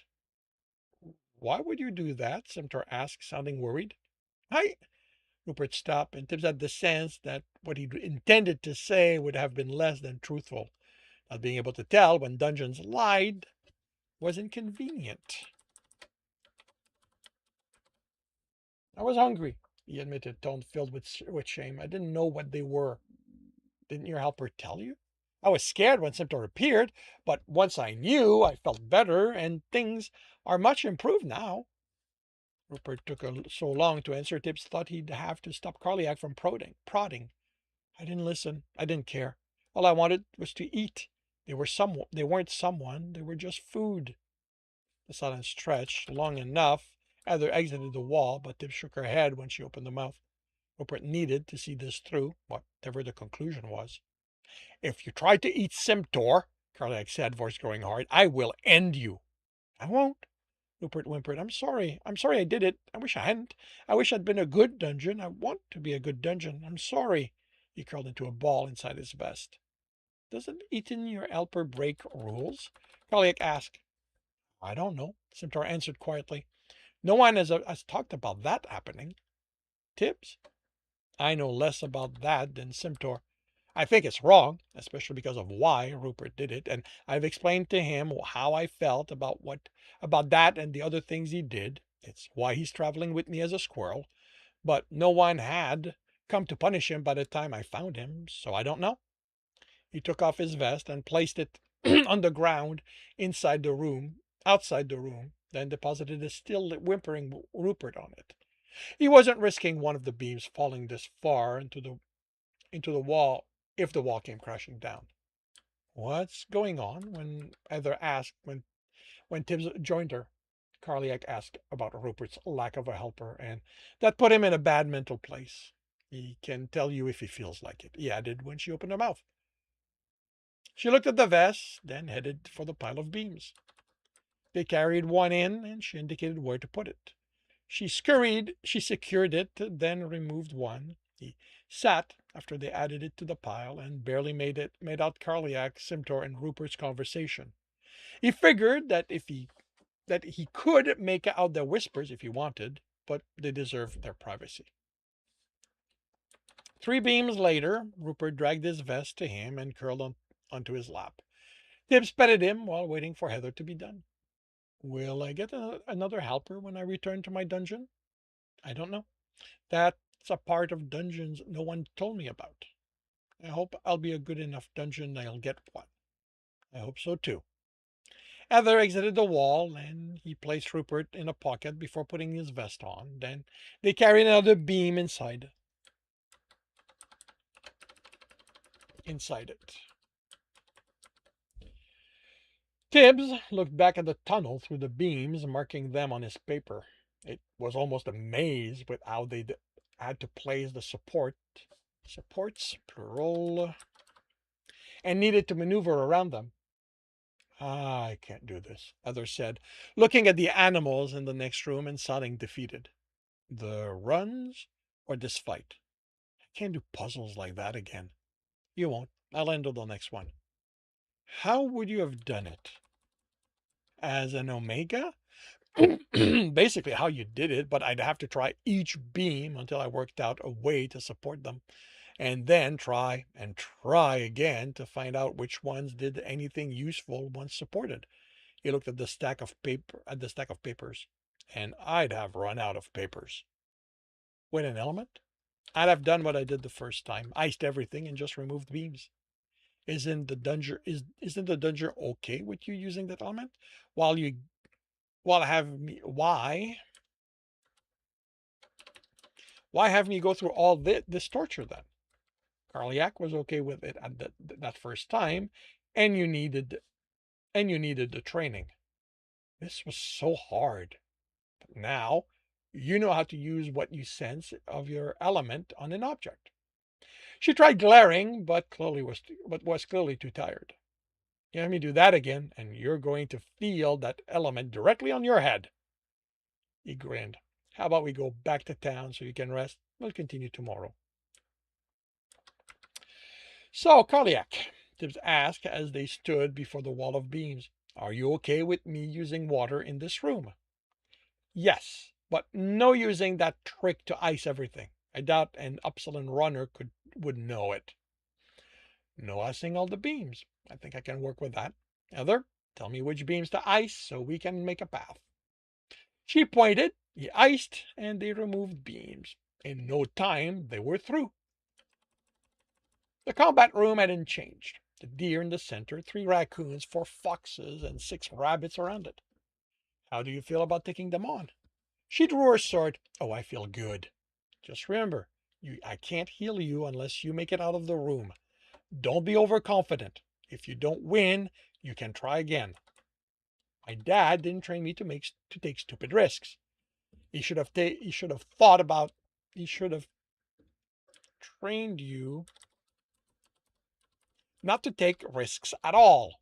She grinned. He tried.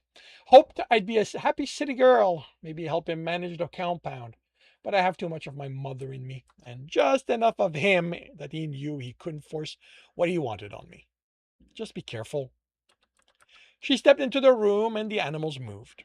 As before, the foxes attacked first, but she was prepared for their speed and leaps. She dispatched 2 before she had one scratch her armor.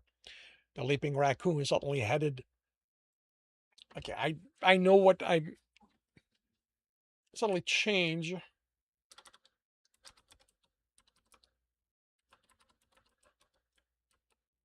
Suddenly changed direction, and she stabbed the other one. Um, you know what? So,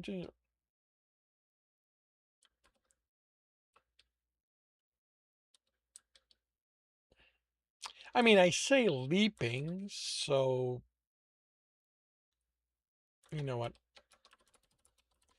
Changed direction in the air, and she stabbed the other one. Then the rabbits overwhelmed her, darting and leaping too fast for her to handle until they all flew away from her. Her armor and face were scratched. The remaining foxes and raccoon attacked again, bloodying her more, and she was already backing when the rabbits rejoined the fight. She leaned against the wall, panting. The dungeon made it harder. Or you don't remember how much they hurt you last time. I made it to the deer, and it nearly killed you. This time you were smart enough to get out before you were too injured. Sit down, I'll heal you. Use purity. I want to rest, and then I'm going back in. We need to exit and re-enter for Carliac to reset the rooms. It can remake it now. We aren't in it. They can, but I'm not asking them to bend the rules. I'll heal you We exit, then go through the rooms to return here. Fine, she sighed. She killed the foxes, raccoons, and rabbits with a minimum of injuries this time, deflecting nearly all the leap attacks with her element. When the deer reared, she stepped back, pulling the fight nearer to the entrance, and Rupert cheered it on. She managed some cuts, one deep, before the deer gored her side, and the only reason she survived was because of how close to the entrance she'd been. He healed her, and once outside the dungeon, he had her rest while he used fever and metal to repair her armor. Another fight, the deer nearly killing her again, and Tibbs called an end to her runs.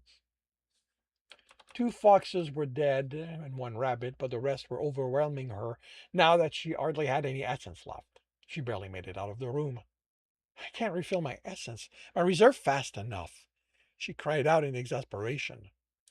Even with the tricks Tibbs had taught her, force wasn't very abundant. He could only think of one way to help her, but it came with a risk. Do you want to try again without your element? She glared at him, but he waited her out. She sighed. I barely managed anything with what I had left. It's going to take days before I have enough essence to have a chance. Let's head back then. He stopped. He stopped once they exited the beam room and unlaced the bracer. What are you doing? She asked. He didn't answer. He stepped in, taking it off, and placed it on the floor. Carliac? Yes. The bracer has reserves inside that you'll be able to duplicate once you've absorbed it. He swallowed. Please return it to me. He stepped away. It remained. Why are you offering me this?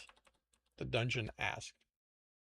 It would be so easy to lie, and Carliac would never know.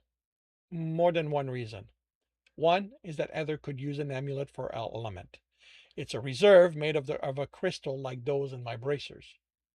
You want me to make something to help her? No. I want you to add amulets to your loot list. It's something all dungeons end up giving as a reward in time. Stowe learned about them because the guild sells them to sorcerers who then die, and he absorbed them. This is the only way I can think of giving you. This is the only way I can think of giving you.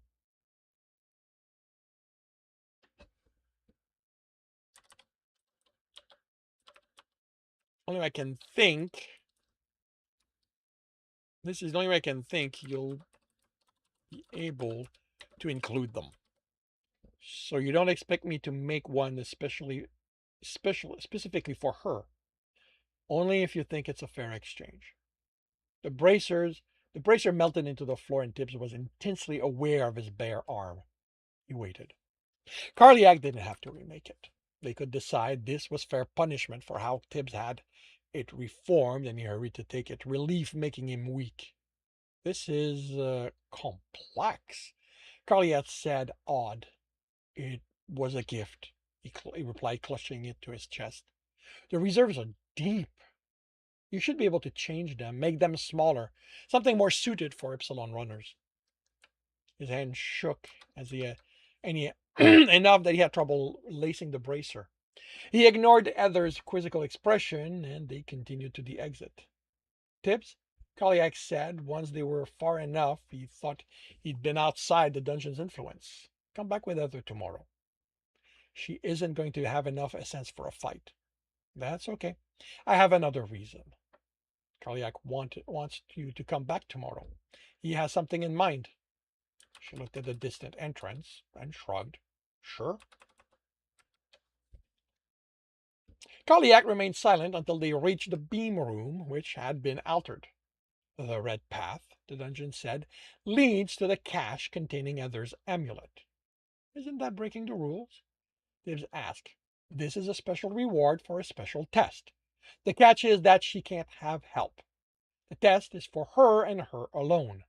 I will reset the room as often as she wants. All she needs to do is step out of it, and she can retry. But she only has today to succeed. I'm calling this a pressure test. He explained Carliac's test to her. What qualifies as today? She asked. Today is today, Carliac replied, sounding confused, and Tibbs relayed that. Does today end when we leave, when Clario and Taurus become visible, or when the sun sets? Carliac doesn't know about Clario or Taurus, he said. They are well outside their influence.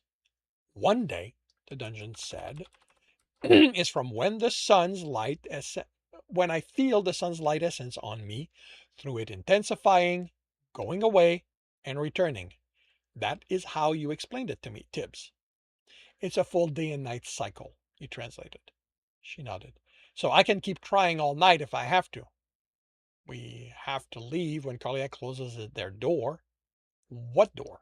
The dungeon asked. Don't you close your doors once the sun sets to make sure no one enters while you're making changes? There's no one here when the sunlight essence isn't there. Then you're okay with Ether staying through the night? She has the day, they stated. It's her decision if she abandons the test early or not. He told her, and she nodded. While she studied the beams, he contemplated what he'd do. Even if she managed it on the first try, this would take time. I'll be outside, he told her. Rupert jumped down and climbed onto her shoulder. Remember, Rupert, Carliac said, tone severe, as Tib walked away. You can't help her. I won't. I'll just encourage her. He sat by the entrance, leaning against the tree pillar. Why are you doing this, Carliac? I'm pretty sure this is close to breaking a rule. No, it does break one. Then why? You made it clear you weren't going to break rules for me, and you didn't ask me to. You did everything by the rules I set. You limited the essence you used. You tested every paver, even if you could have sensed which one supported you and Ether. You forced Ether to exit the fight before healing her. So this is my reward for following your rules? If you had asked me to do this for her, I'd have said no. I'm giving Ether a chance because you did this. No. If you had asked me to do this for you, I'd have said no. I'm giving Ether a chance because you did this for her. Because you're helping Rupert, even if I'm certain that what he did should have resulted in him being destroyed. People are complex. My runners baffle me most of the time, but I listen to them, and I learn about people through them. I don't like that you taught me rules, then asked me to break them without worrying about how I felt about it. But I recognize you aren't a bad person, Tibbs, so I'm giving your friend a chance. Tibbs' throat tightened, and he couldn't think of an appropriate response. You done? Simtor asked. Carliac sighed. Yes. And Carliac is doing this because your bracer is giving us so much to work with that I wanted you thanked for in some way. I wasn't going to say anything until Carliac was done. Thank you, Tibbs said, finding his voice. Both of you. He fought the urge to extend his sense, so he'd know how well Ether did. All he'd do would torture himself. So he practiced etching, refined some, testing what happened if he used different elements for the Arcanus, and simply formed etching to see what would happen. The sun was slightly past zenith when Ether ran out of the dungeon, brandishing a small medallion on a silver chain. I did it! She showed it to him.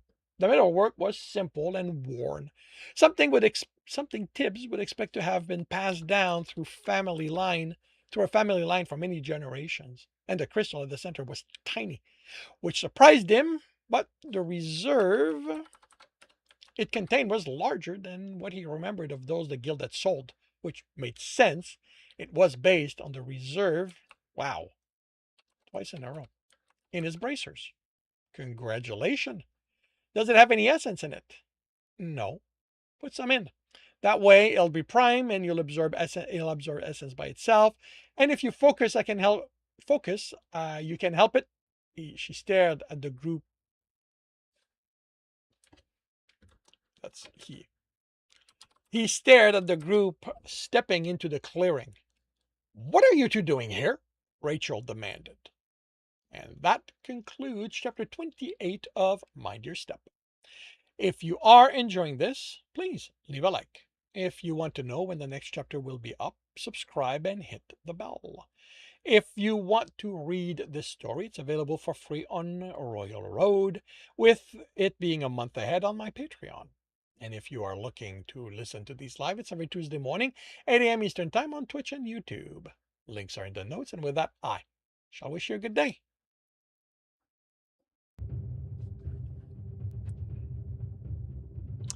I will be right back.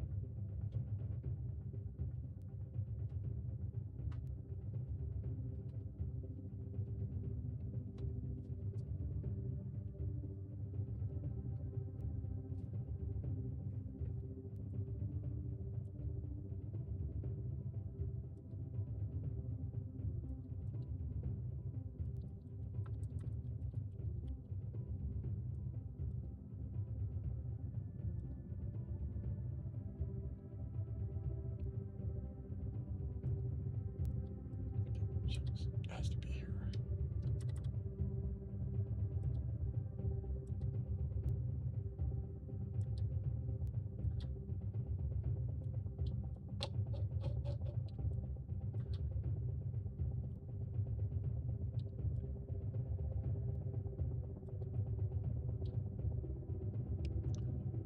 Ah, 3 becomes 6th.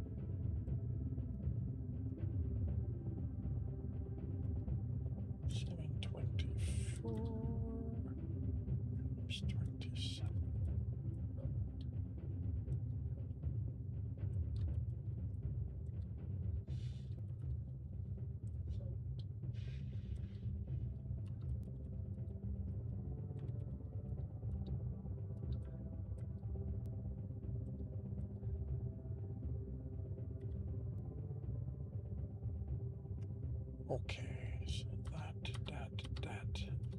is dealt with.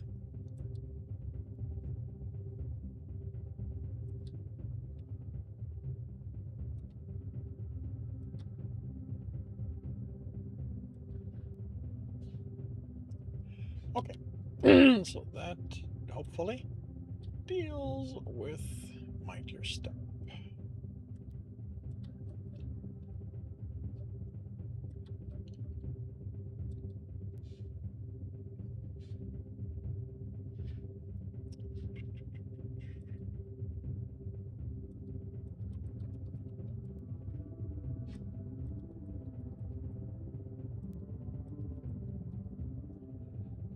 Hopefully this is going to go well enough that I'll be able to catch up to time a little bit, and well, we'll see.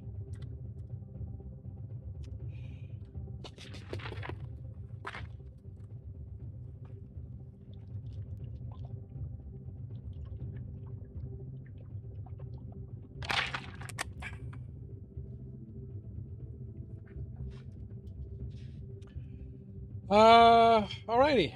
Confirming microphone is on, turning off. Desktop audio. Confirming I'm on the correct screen. I have the correct image up. Starting the recording, and I'll see you all on the other side. Welcome back to another Reading and Correcting with me, Kindar, the Tiger Writes, and I, the Tiger Supervisor. These are where I read a chapter from one of my stories and correct it as I go. If you want to listen to these live, it's every Tuesday morning, 8 a.m. Eastern Time on Twitch and YouTube. And if you are looking to support me, that is on my Patreon. Today we are doing chapter 55 of The Engineer's Family. Gradgran exited his ship with the rest of the crew heading off to enjoy the station. Jer wasn't among them. As much as he'd prefer his heart rest, that should be capitalized, he was needed to supervise the start of the work the Saladin would do, at least until those leading each team understood enough of the work that needed to be done. His cubs also weren't with him. Rudy, because he had proclaimed he was going with his friends, and Demi, because Gradgran had business to conduct before he could enjoy his time here. Tom had jumped at the chance to keep her company until he was done. 4 days, according to the estimate of the work. 4 days, then, until his ship sold. The ships sold 88% of the ship's finances. Once they sold, it would only be around 50% if he got what the accountant believed they were worth. He was asking much more than that at the moment, and he'd have to accept a lower offer. Hopefully, before more repairs were needed. He was surprised to see the mail, not only because of who he was, but that he had come to the ship. Usually, he had to head to the station's administration center to conduct ship business for them. Captain Gargaran Ravnir, the mail said. You may address me as Assistant Administrator Bob Koshiram. Although, if you are comfortable with it, I will accept being addressed simply as Bob Koshiran. He smiled. Then I shall be comfortable being addressed as Gargaran Ravnir. The male consulted his tablet. The contingent of Saladin technicians are one deck lower, waiting permission to enter. That will be handled by the engineer and the crew he has assembled to teach them the work that needs to be done. Will the engineer join us? I don't expect he'll be done before we can have concluded our business, unless you plan on stretching this all day. Bob Koshiram chuckled. Unfortunately, running a station doesn't allow for that kind of luxuries. You're here for a few days, so I'll catch up with him when we both have time. He consulted his tablet again. You have put 2 ships on the market. Salvage from hunts. We came across wanted Halans while heading here. You didn't put their cargo on the market. Most of it were illegal goods. They were destroyed. What wasn't, my quartermaster is handling. The male smiled. Then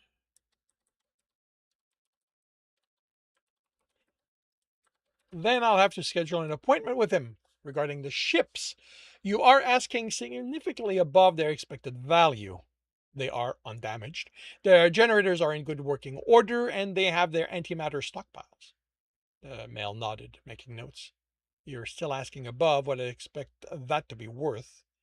The station doesn't usually involve itself in how much a merchant wants for his goods. The station doesn't usually have an interest in said goods. The station or you? He shrugged, half of one, 2/3 of the other. Gurgurn chuckled. Is that Earther calculations?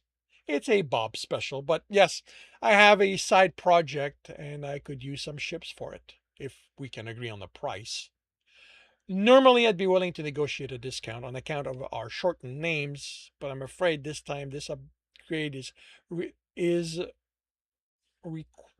this upgrade is requirement to remain savvy. Then I'd like permission to send a team of my own technicians to do an evaluation so I can give you a proper offer. He presented his tablet. Gagarin read the contract, then put his thumb on it to approve it. I'll shh.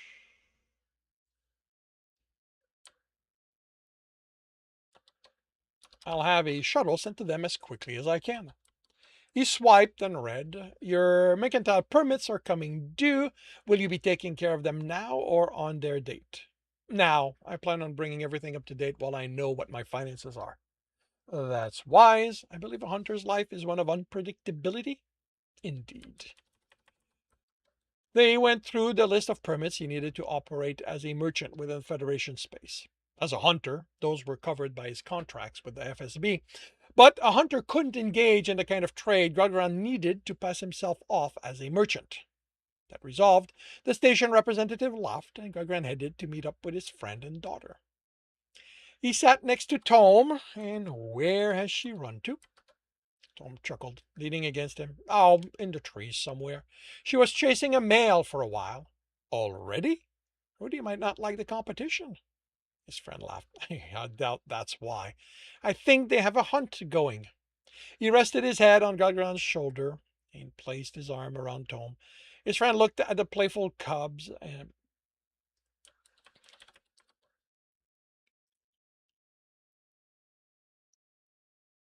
playing cubs in the park, running fingers through Gagarin's chest fur. Are you okay? What? Oh, yes, he was crying. You have a great family. You can have one of your own, you know. Tom nodded. Someday.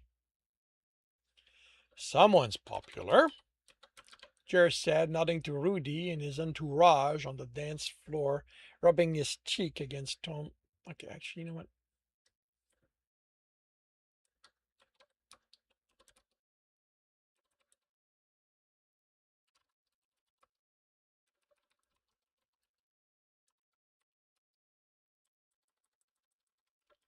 Wistful tone.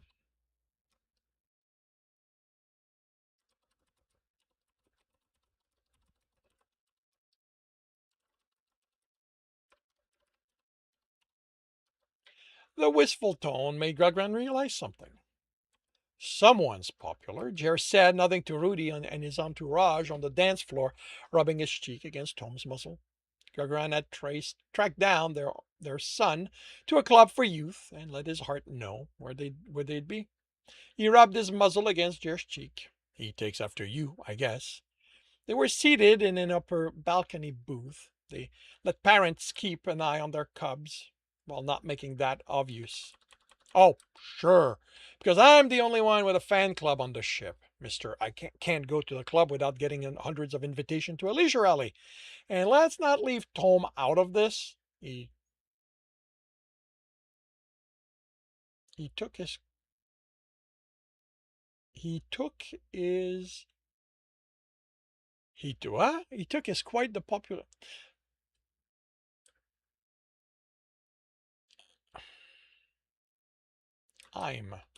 I'm told he's quite the popular male. I hear the pilots line up outside the door of your apartment. Tom laughed. Not quite, but I am on short name basis with all of them, and they aren't the only ones. Us pilots are known for our prowesses in bed. And out of them, Jer said. Gralgaran nodded, definitely out of bed as well. How were the technicians? I didn't expect you to be done this quickly. Saladins are very good students. I showed them the unit. I showed the unit the units. You know what? I'm going to go with groups. The group's representatives how to install one pipe and one elbow, how to connect them and make sure the calibration for the magnetic containment was correct, and they set off teaching their technicians. I supervised one from each of the groups, and the work was impeccable. I will go over it once they're done with the first section, but at this point, I don't expect to find that many mistakes. So, what's the plan? Why don't you two go find a club of your own? Tom offered. Follow your son's example.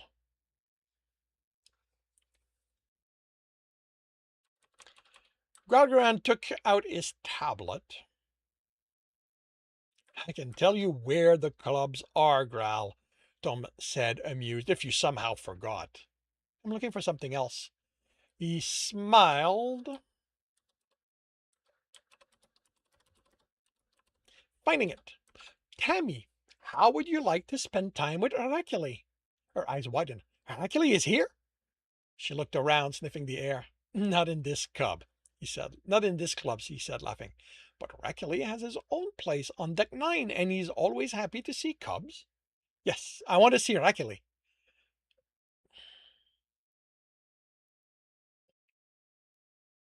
Groggerans reserved one of the actors for the Heracule Club. The Heracule Club. Okay. One of the actors. I'm going to like. It's not going to be the club itself is not specifically to Heracule.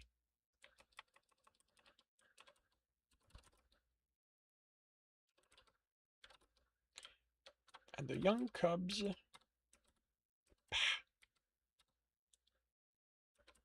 And the young cubs club for her. I'll take her, Tom said. That way you two. No, we will take her there.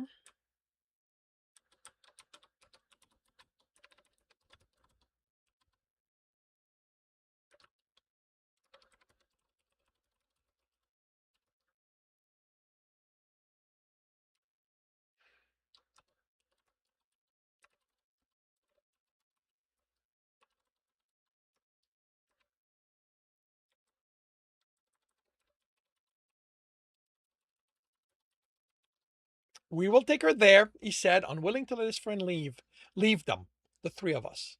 Then you are coming with us to the club. You're a little mopey for my liking today.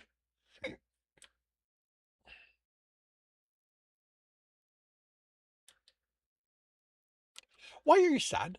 Tammy asked. I'm not sad. Your father's worrying over nothing.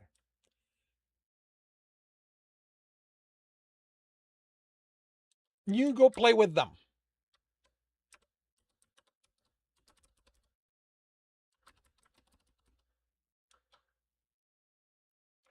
And I go see Heracule. Feels like I'm pronouncing this with an H.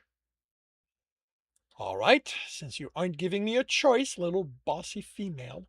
I'm the boss, Demi exclaimed. Heracule, like the way I'm rolling the R, feels like I'm adding an H there. Heracule was the kind of contrast Gagarin couldn't quite resolve. A powerful warrior in colors that would make hunts fail by how visible they were. He was fierce, merciless, and at the other mercy of a cub jumping on him in excitement, demanding pity as Temi laughed. Heracule will take good care of your cub. The club's host said, closing the door. If you don't return before mealtime, he will hunt her the wildest of beasts. Really? Jer asked. There's a forest here? She chuckled. I might be exaggerating. I'm afraid that I speak more often with cubs than their parents. Is Heracule really based on an actual male out of your history? I read about the character when Tammy became interested, but what is available is contradictory. There was a hero of old, Gurgran said, by the name of Heracule Rodi Rami Fratesi. There are a few other lesser heroes with names that could be shortened to Hercule as well, but descriptions on all of them are now vague and changed by time. You're well versed, she said. He loves his old ballads, Jer said. Hercule is, very loosely, based on Requiem Rodirami Scofratasi. Obviously, he was altered to appeal to a cub's enjoyment of bright colors and strong smells, although that isn't apparent in his ballads, obviously. But those making the ballads do what they can to ensure they contain elements of his history as we know it. Since they are more myths than reality now, they are well suited for cubs. I guess she is taking after you, Jer said. She, too, loves her old ballads. They are the best, he replied with pride. Thank you for looking after her. I will be sure to pass on your thanks to Recully. He very much lives off the gratitude of his fans. They left and headed for a club of their own. Ooh, Tom said, a leisure club. Someone has ideas.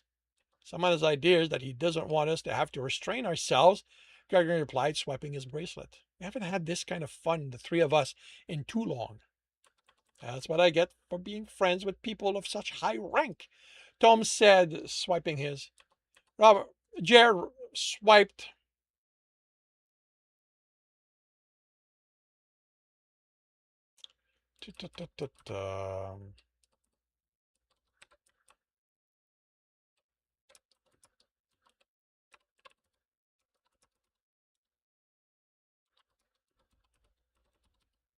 Jer had his hand inside Tom's vest as soon as he swiped. No ranks here, only males in need. He rubbed his cheeks against his muzzle, and Grogran moved behind Tom, gently urging them out of the entryway without making them stop. Without stopping.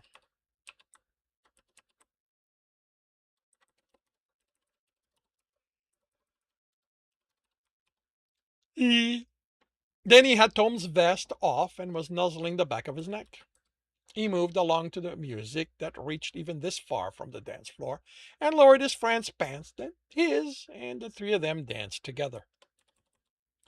Grogran moved to the fast beat along the move to the fast beat along with the group of male he was with, mostly Kelsarians, but they'd also gathered a Carciteran and a Shimbarian at some point. He slowed well before those two, but after the Kelsarians, earning himself praise and offers, one of which he took on the spot, pulling the male to him while another nuzzled his neck. He and Tom moved slowly to the music, smiling at each other and gazing in their eyes. Jer shoved Grogran against the wall and nipped at his neck, getting his leg up.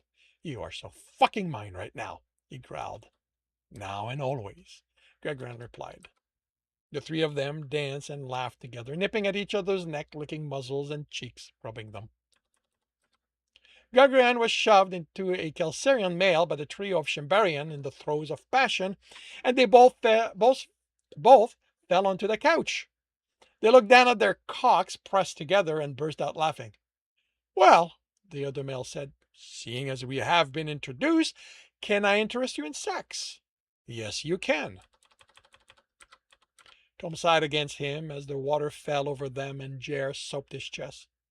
Thank you for this. You don't have to thank us, Grogran said.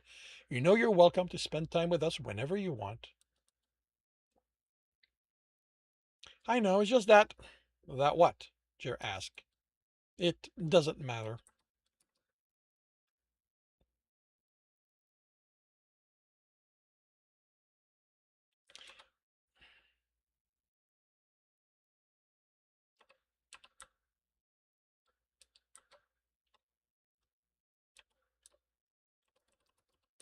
He's not.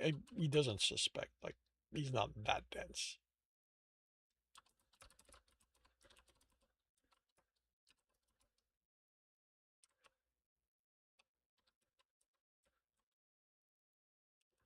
Jer looked at him for an explanation, and while Grogran knew what the dismissive tone was about, he'd have to talk with his heart in private.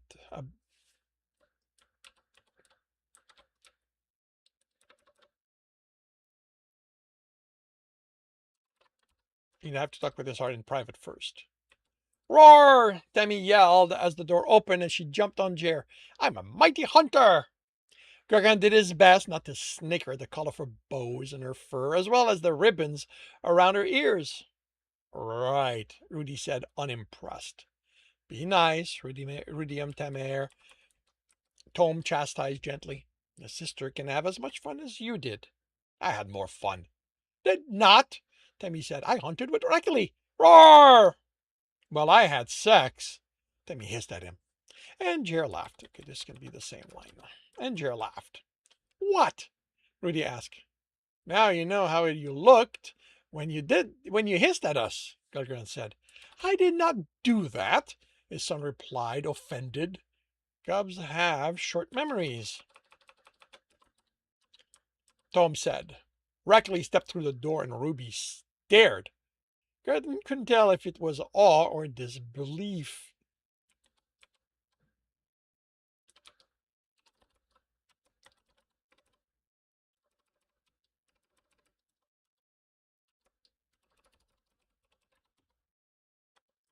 Rackley, proud little hunter, spent time with Rackley. The male said, Rackley better hunter for what little hunter showed Rackley.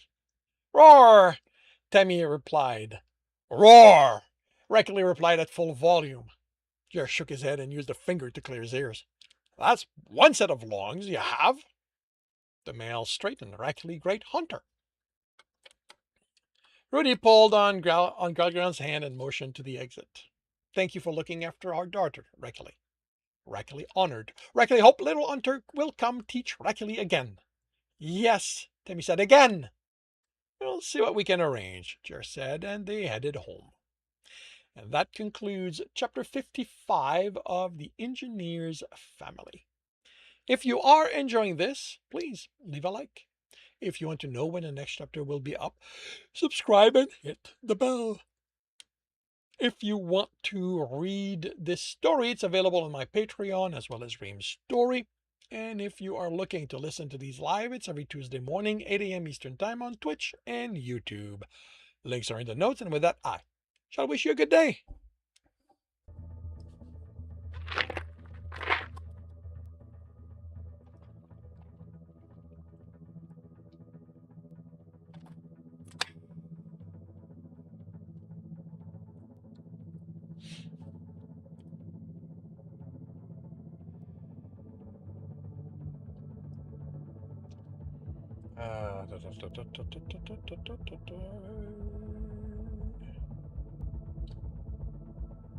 There's 54. Okay.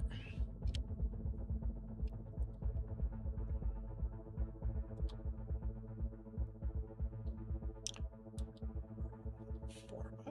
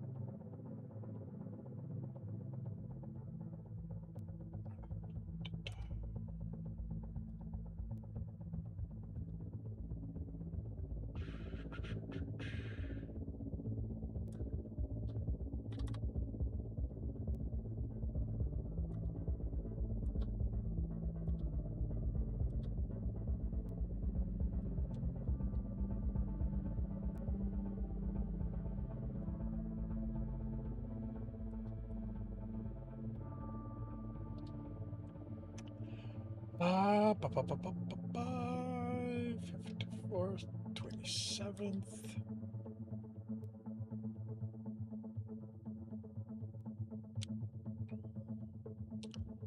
James 29th.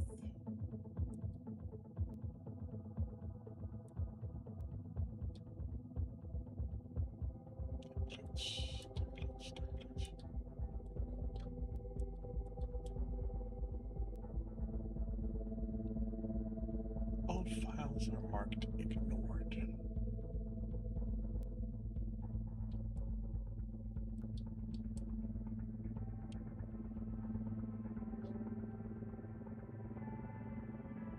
Oh, I screwed that up, didn't I? Yeah. No, actually, maybe not. This is June 27th.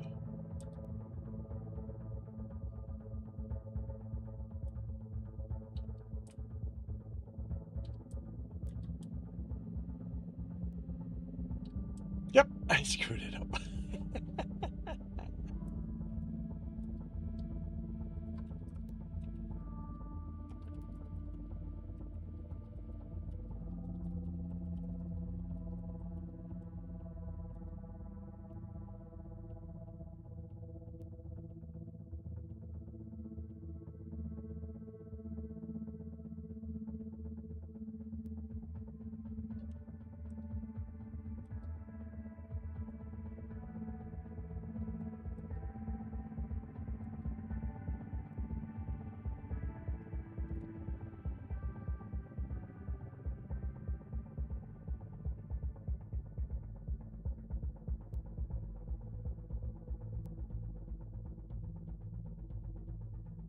Huh.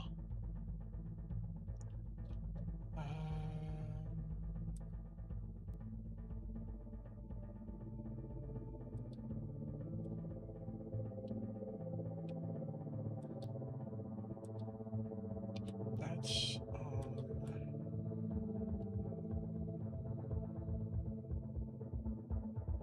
this is the one I want. 7-1.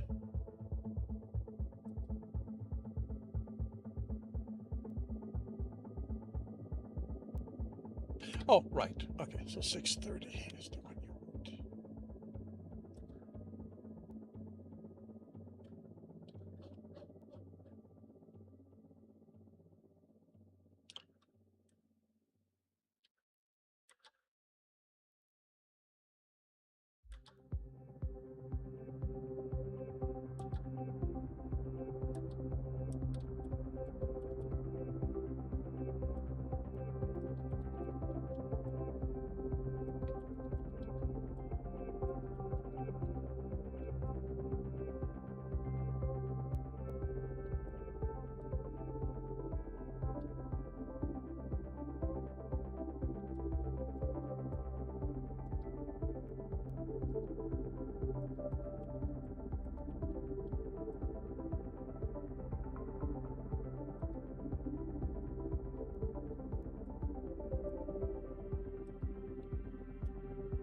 Alrighty, on to the next one.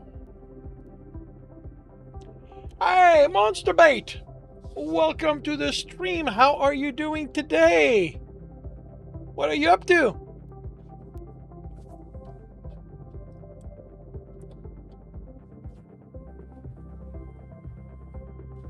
Good, just working on some posts. Very cool. Very cool.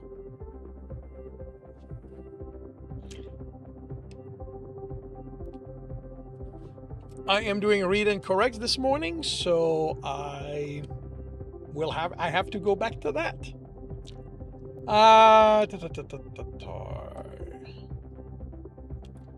Alrighty. Confirming microphone is on, turning off desktop audio. Confirming I'm on the correct screen, got the correct image up. I am starting the recording, and I'll see you all on the other side. Welcome back to another reading and correcting with me, Kindar, the Tiger Writes, and Ty, the Tiger Supervisor. These are where I read a chapter from one of my stories and correct it as I go. If you want to listen to these live, it's every Tuesday morning, 8 a.m. Eastern Time on Twitch and YouTube. And if you are looking to support me, that is on my Patreon.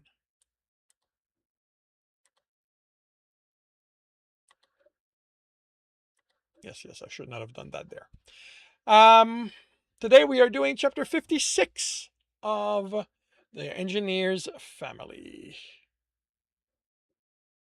Jeremy lowered the exhausted Tammy onto the bed, and Rudy climbed in with her, curling protectively around his sister. It was nowhere near their sleep shift, but the day on the station had tired them both. He returned to the living room where he found his heart on the couch. "They are out like a light," he said, curling up against him. It was an eventful day for both of them. "And the two of us. And Tom." Growl grinned. Growl nodded. "And speaking of Tom, I would like to discuss something with you." "I'm listening." "How do you feel about him?" "What do you mean, how do I feel?" he asked with a chuckle and continued, "I love spending time with him. He's a great listener, a great lover, a great conversationalist. The Cubs love having him visit. But how do you feel about him?" Jeremy searched his heart's face and ears for a clue as to what this was about, then gave the question the serious consideration his expression said it deserved. "I like him, love him, really. I look forward to his visits, enjoy any time I'm with him." Growl nodded. "You know he loves me." Jeremy chuckled. "Oh, that's kind of hard to miss. Just like the fact you love him, and the Cubs love him." "Yes, they do, and he loves them. This feels like it's leading somewhere." "How would you feel about making him Chrysarik to the Cubs?" "I think it's a great idea." He studied Growl. "But there's more to it than that, isn't there?" "I don't think I understood how much I love him until now. Well, recently. Before you, we had a comfortable relationship. Not mates, but best friend who spent most of our times together. Then you were there, and what I felt for you is so intense, it made what I feel for him seem less important. Not spending time in his bed because I was afraid of how you take it had unforeseen consequences, I'd say. Not that I'm complaining about them." Eh,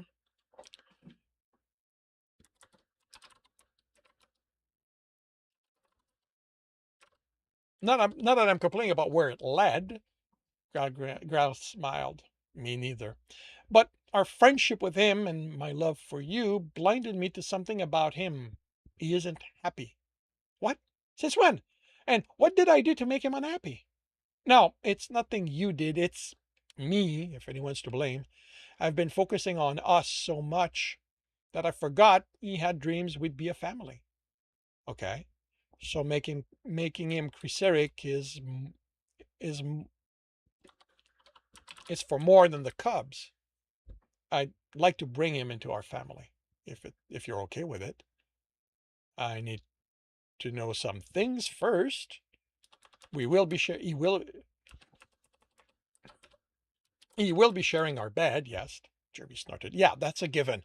I wouldn't have him sleep on the couch by himself. No. What I have to know is if you're doing this out of pity for him. I don't think it'd be good if that's why." Growl took his time answering. "I don't think it is. It hurt. It hurt to see the yearning on his face while waiting for you.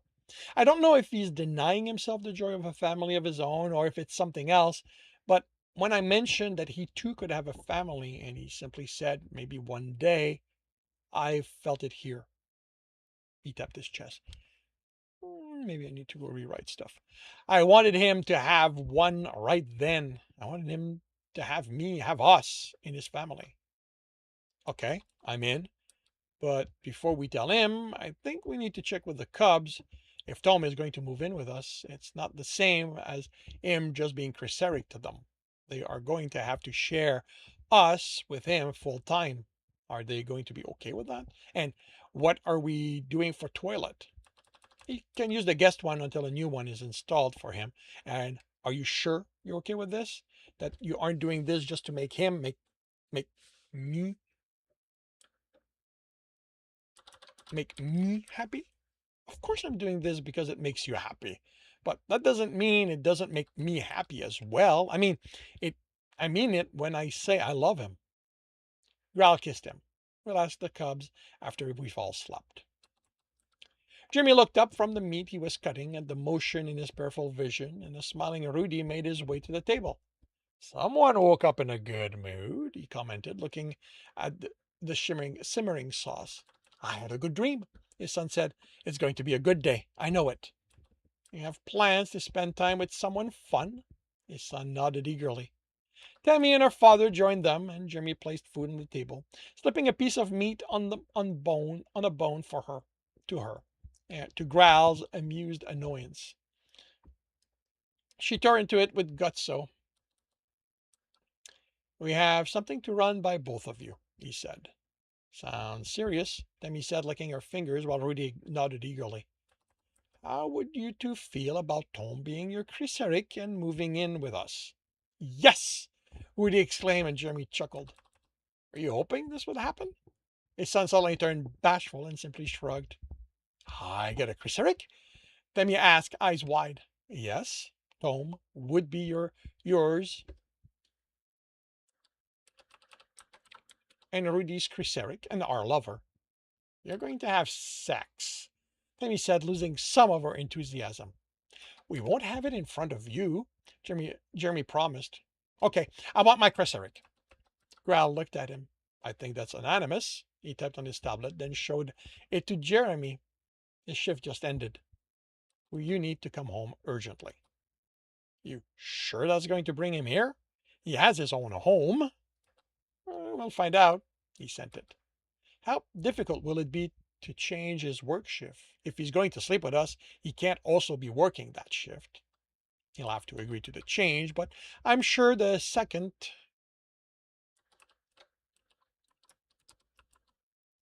third shift pilot won't mind.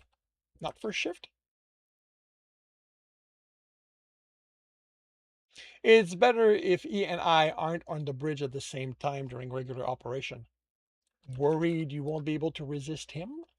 Growl chuckled. It's more that Tom doesn't always respect rank, and I'm unsure he'll be able to resist the temptation to comment as my mate while working. Jimmy startled at the realization. My mate. The smile formed slowly and kept growing. He's going to be my mate? What did you think he was going to be?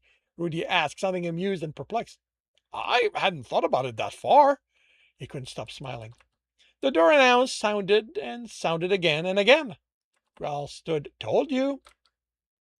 Jeremy beat him to the door, opening it and pulling a panting Tom inside. What's wrong? His new mate asked, then seemed surprised by how tightly Jeremy hugged him. Growl joined them, and Jeremy felt Tammy and Rudy hug Tom as well. Nothing's wrong, Growl said. Now that you're home. Home? Tom asked, confused.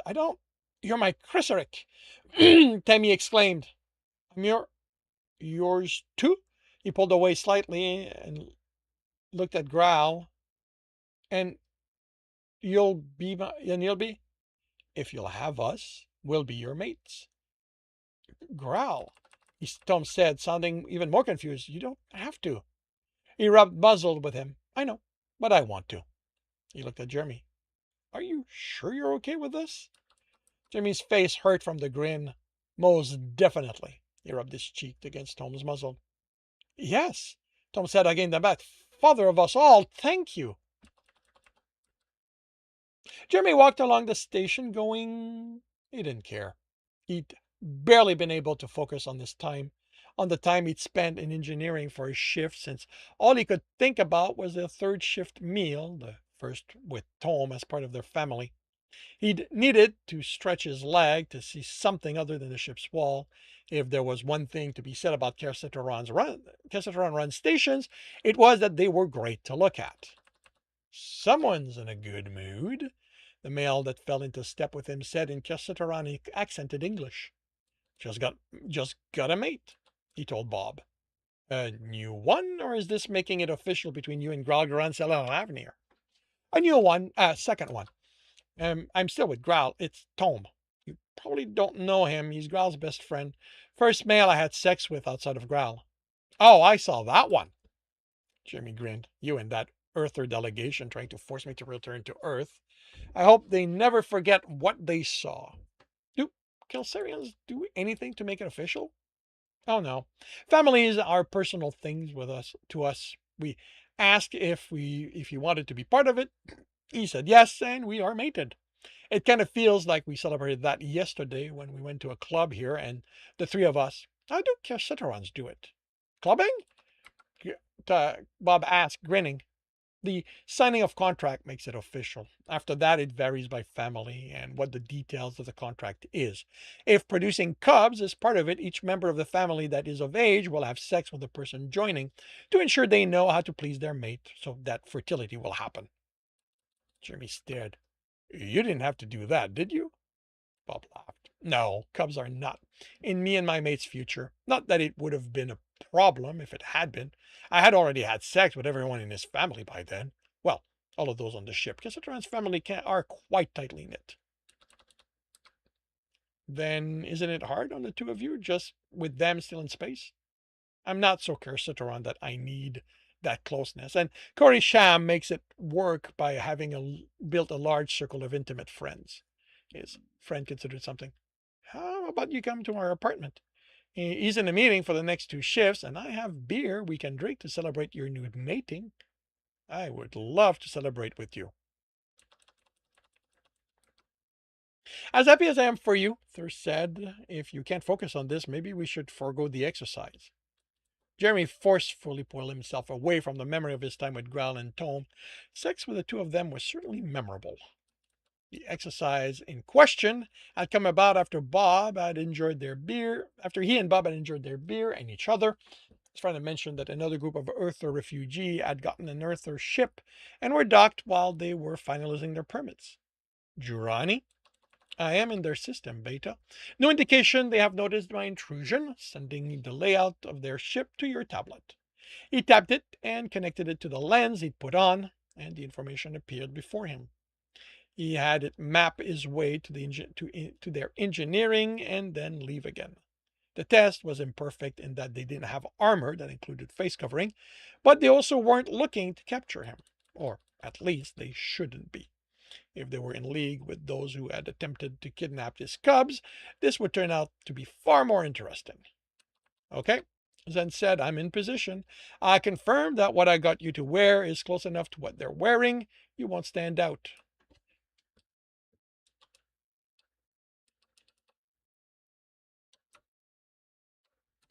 To them, you won't stand out. I've asked my lover to help you, pointing out that this is needlessly dangerous. You know what your mate is going to do to us if you get caught, right? They won't catch me, but thank you for the good word. I'll remind you, Thirst said, that the moment you have to speak with one of them, they will know you don't belong there. Your pronunciation of Earther is no longer like theirs. Don't worry, I don't plan on talking. It's in, make my way to their engineering, then leave, just to prove to myself I can move among them without drawing attention. Then I'll leave you so you can infiltrate them, Beta. Jeremy headed further down the dock. When he saw their hatch, the coming and going was hectic. The information Jeremy had pulled marked their crew at 58, which put the odds in his favor that any who noticed him would assume he was someone they weren't familiar with. Earthers didn't have the closeness of Cassiterons. He mixed in with the three entering, and no one paid him any attention. Immediately, the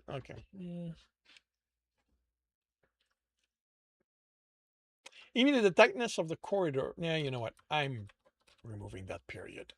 It's me. If I might add it in second draft, but he focused on the path and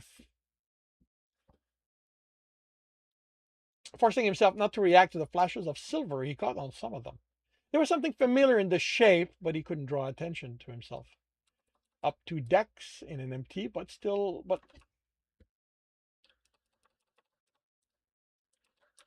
too small lift, and he walked mostly deserted corridors. He'd tried to find information about the ship, but hadn't had any success. He stepped into engineering and started to turn to leave when he noticed a reactor. He smiled, stepping to it. Beta? Journey asked. Just give me a minute. Is Mark 1? Is the Marcaron once he'd named it when he found out it had passed all the tests to be put on the commercial market and it needed to be named. With how many had sold, this was his first time seeing it.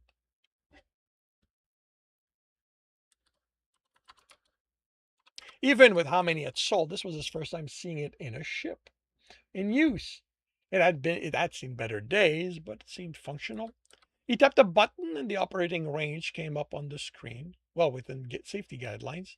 This meant the inner core had been replaced. It started drifting after a decade, which was when his documentation recommended it be replaced. At 20 years, it had to be replaced since the drift put the energy discharge close to the upper limit of what this magnetic field could tolerate. He'd improved on that on the next model and again with each new design.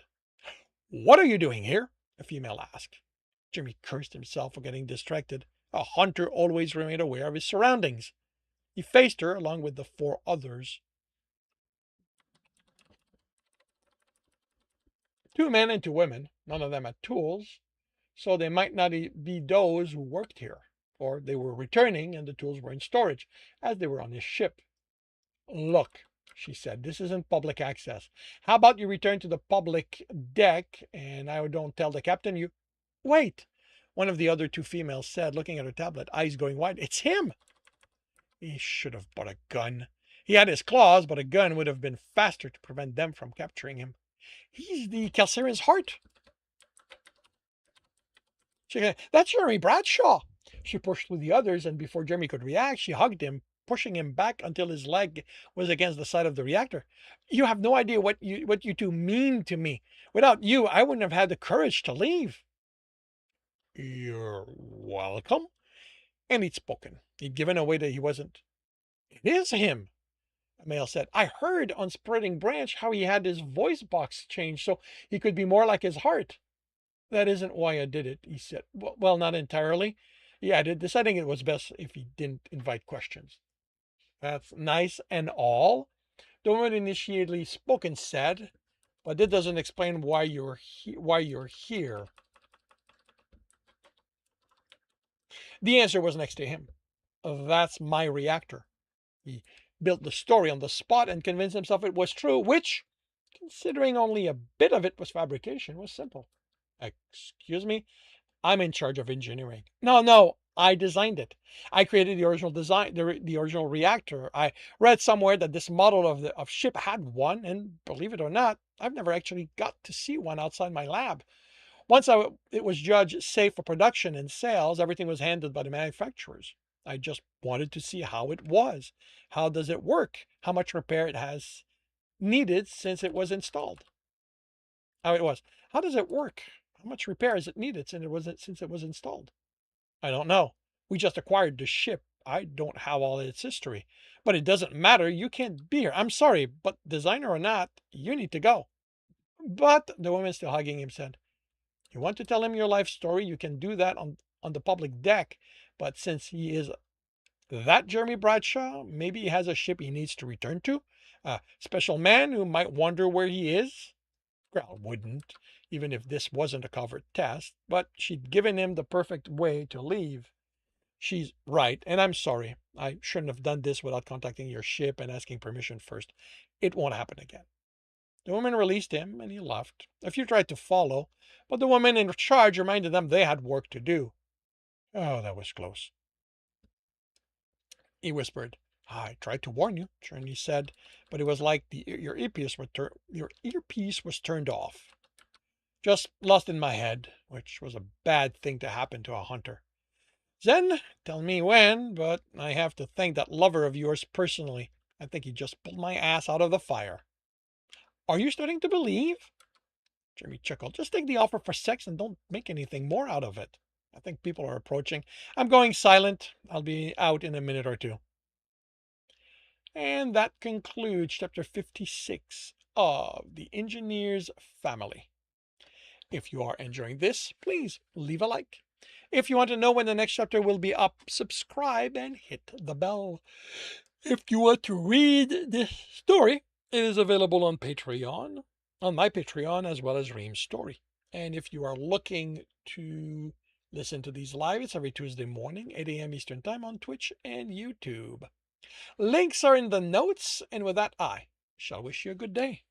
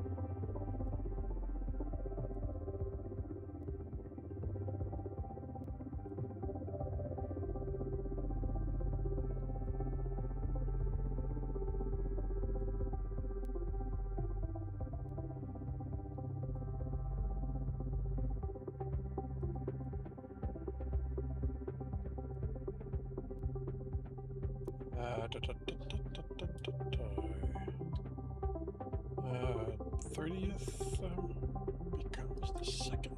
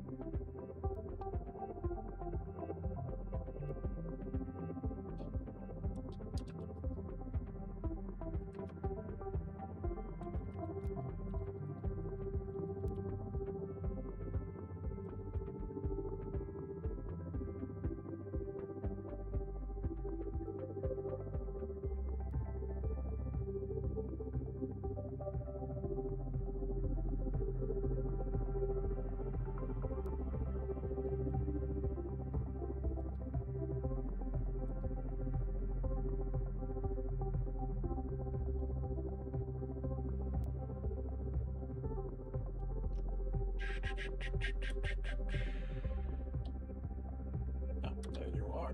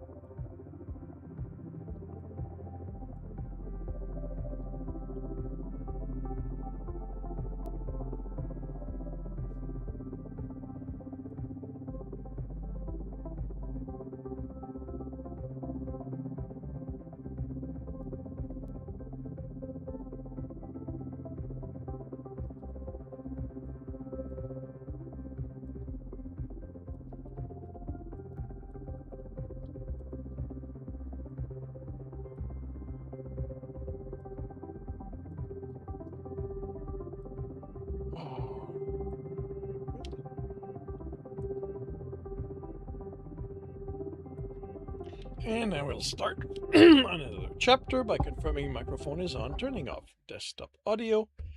Confirm. I'm going to the bathroom first.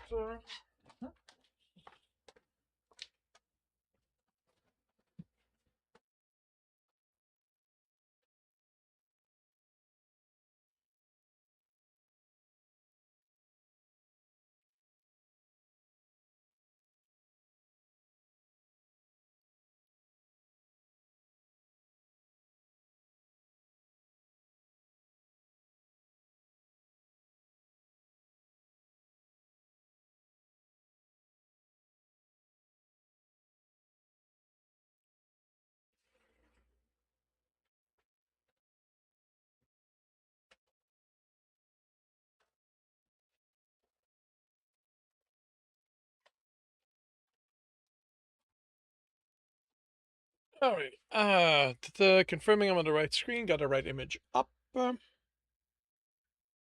I am starting the recording, and I'll see you all on the other side. Welcome back to another Reading and Correcting with me, Kindar, the Tiger Writes, and Ty, the Tiger Supervisor. These are where I read a chapter from one of my stories and correct it as I go.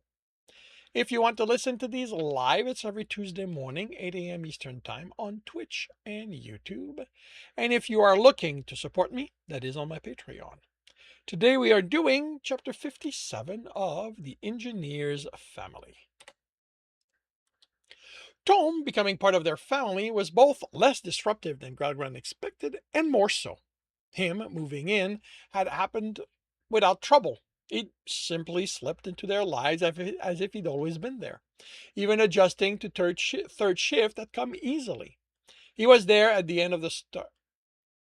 He was there in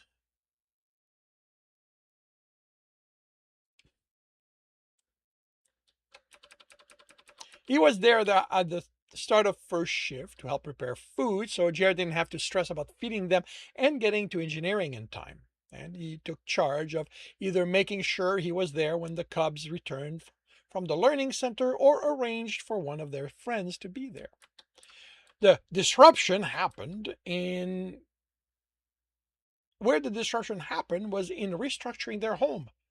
There had been the option of getting another of the living quarters remodeled and moving there, but with the Cubs, none of them wanted to do that. The plan of simply adding the toilet for Tom to use ran into the problem of the conduits and pipes running behind their bedroom walls. Moving them meant opening the walls, and while doing that, Gradgrind figured Tom should get his own office, and Rudy was old enough to have one as well, where he could study and store his things, and space for when Tammy would get hers might as well be worked on now, so they wouldn't encounter surprises then. Those were 3 weeks of coming and going from maintenance during shift 1 through 3, making family times difficult. But once the work was done and they had their home to themselves again, they fell into comfortable routines as each of them went about their work. Sensors, anything? Gradgrind asked. Nothing unaccounted for within the 15 light years we reach ahead and to the sides. Mm,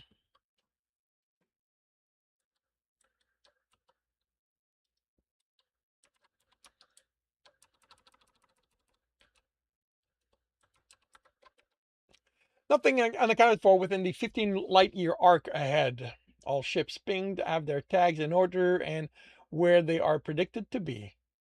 After nearly 2 months, a third of the sensor array had been upgraded, as much as he'd wanted to be able to scan the unclaimed territory as the Bane flew along it. Knowing what they were heading towards was more important. So he'd instructed Jer to start them at the nose and progress on each side evenly. 3 light years, when their speed meant anyone trying to reach them from behind would barely blue shift, was ample warning that could be upgraded last. Anything from within unclaimed territory. The current spread of the upgraded center give us about 7 light years of penetration. Nothing that can't be matched to known stellar bodies have registered Alpha. He contacted the information beta. Have you been able to sniff anything out of place in what we're scanning of the unclaimed territory? No, Alpha. But we aren't in the expected range of the prey. Also, no reports have come in matching their attack methods. Have you worked out a time frame for when we can expect that to happen?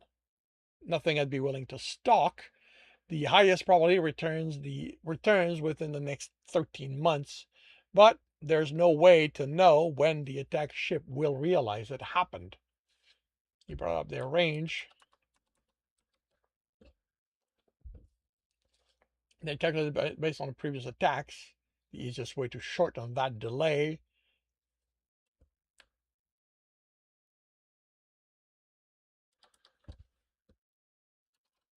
between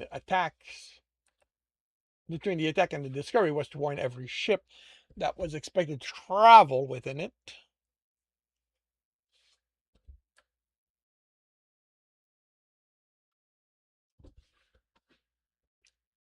Okay, I don't. This is needless.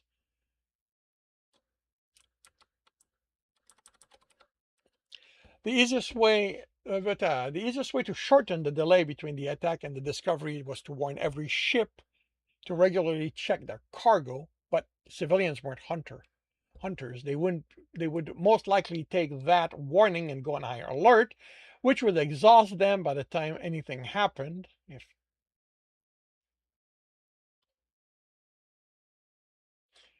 If they were the prey, and might even lead to them catching the Alan in the act, resulting to another destroyed ship and too many deaths.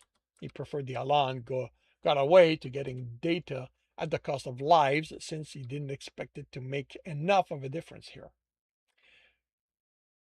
They would be they would fly through that range towards the end of their best prediction. But while the Bane could be a merchant ship when arriving at station, setting up a merchant's route meant contacting other ships of the line to take up its patrol route. He doubted these Alans would make it that easy as attacking his ship, even if they thought they could do so undetected. Inform me as soon as something changes. Yes, Alpha. He arrived to the smell of food and smiled. Tom was preparing it again. Tammy seated on the counter with her fingers covered in sauce. He nuzzled his mate. Have you been feeding our daughter of the bone? I did no such thing, Tom replied, letting go of the knife and leaning into him. She hunted it herself. You should wait for your chrysalis to be done, Tammy. I'm hungry. Patience leads to successful hunts. She snagged a bone with some meat on it. I'm successful now. She's got you there.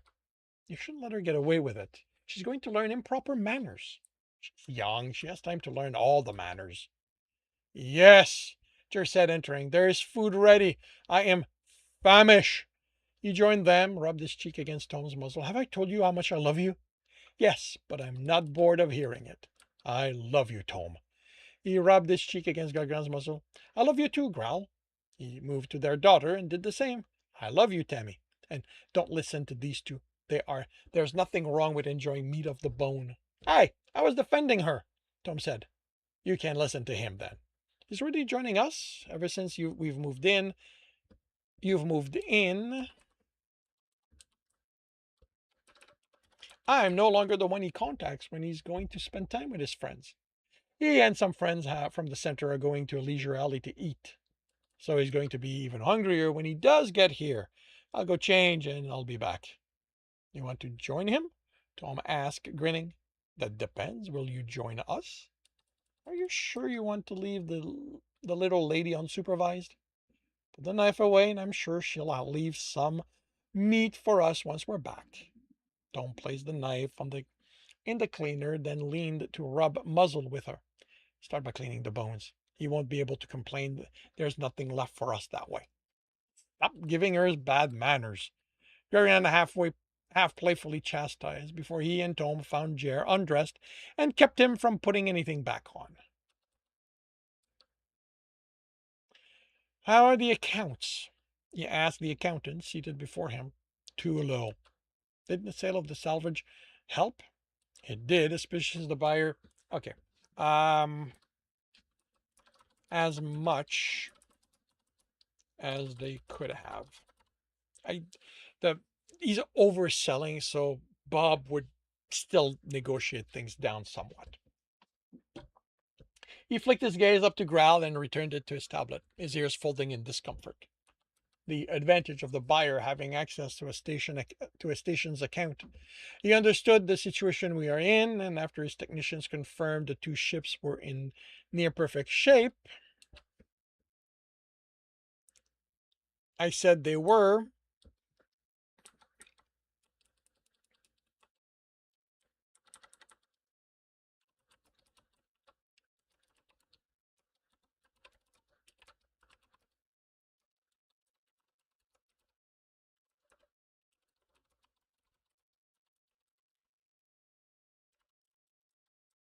He was happy. Now bringing it down past its actual value. As I said, it helped, but we are still dangerously low. The quartermaster has a list of what he wants to trade along the next stations we will dock at, if you want to look at it. Is anything there illegal? No, Captain. Then I'm leaving that for you and him to handle. Then I will simply advise that you avoid getting the ship damaged until the accounts are fully balanced. I'll do my best to follow your advice. The male stood and made it halfway to the door before turning, but kept his gaze on the floor. Thank you for agreeing to this in private. Think nothing of it. Hopefully, you'll feel up to attending the next meeting of ranks. I will do my best, Captain. He dodged a brace punch. How's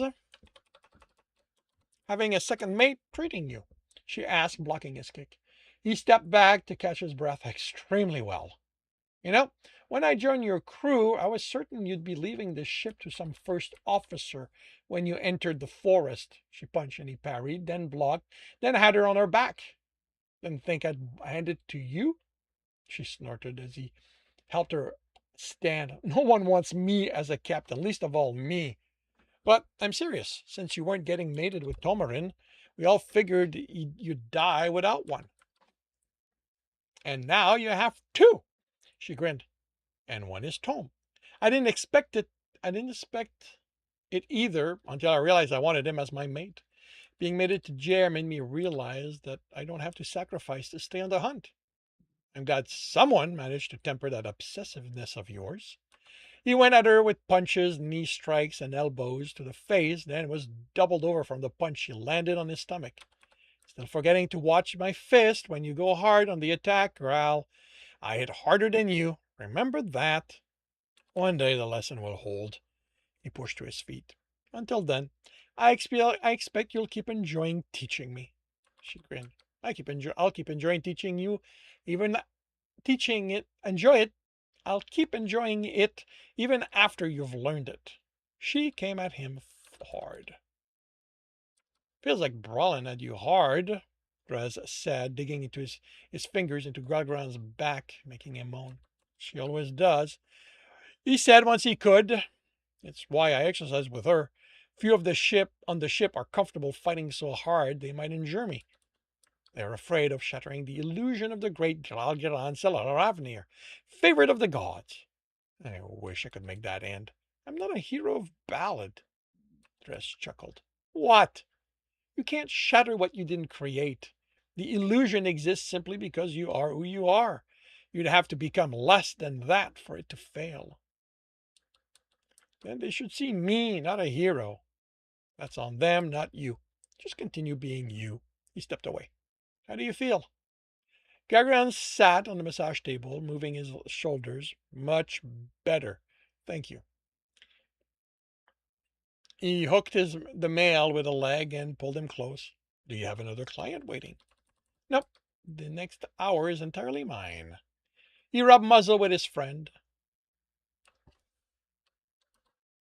How about I thank you properly for this massage? Slow down, Jer. His heart grinned. Sorry.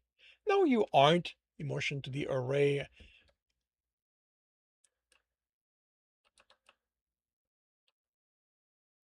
Why did I repeat that?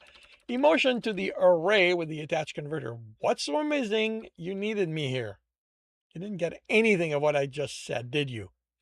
I'm just a poor ship's captain, Jer. I don't get all this science thing just Billy M keeps whispering at you. I think I can give you an extra light year to the sensor range. That's good. He tempered his enthusiasm with the ship's low finances. What kind of a grade are we going to need? None. That's the best part. So, me and the programmers from maintenance have been going over the converters programs, and they noticed that the current loss of signals is because of how they are interacting. They're working on an update, and once we process it, you're getting more range.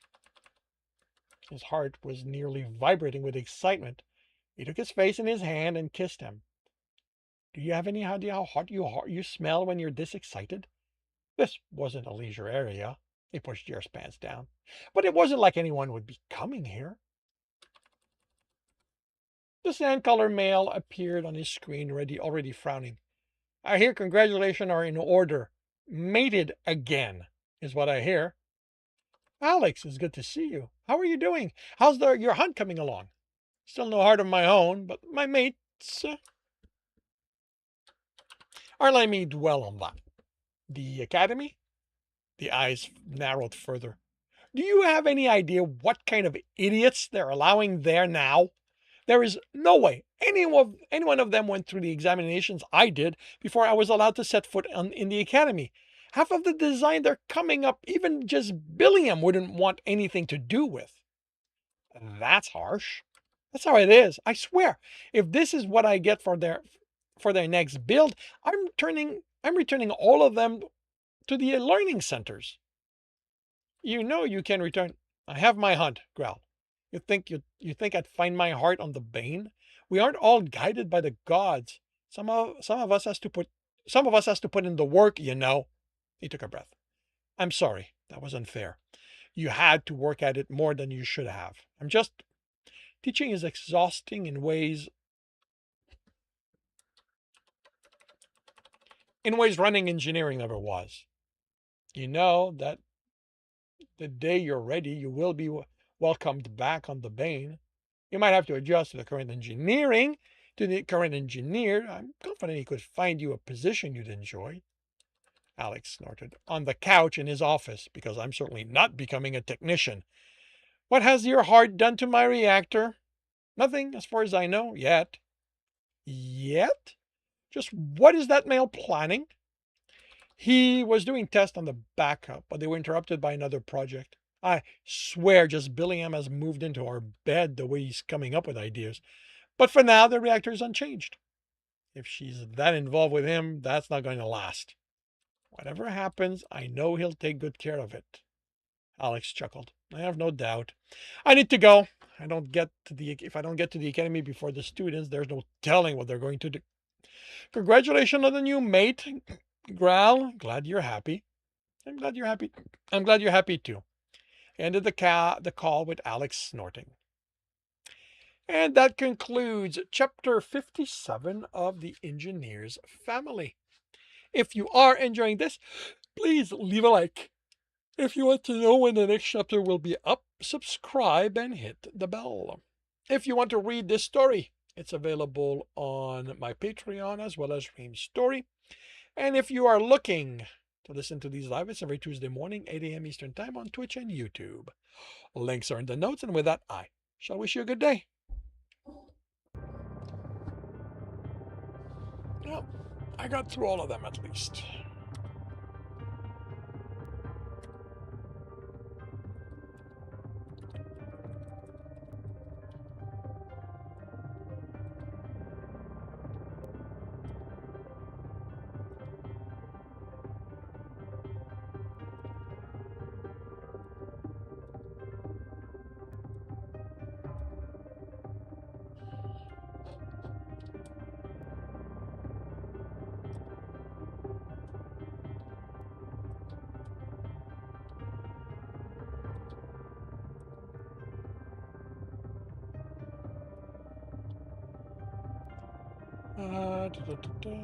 Second becomes fourth.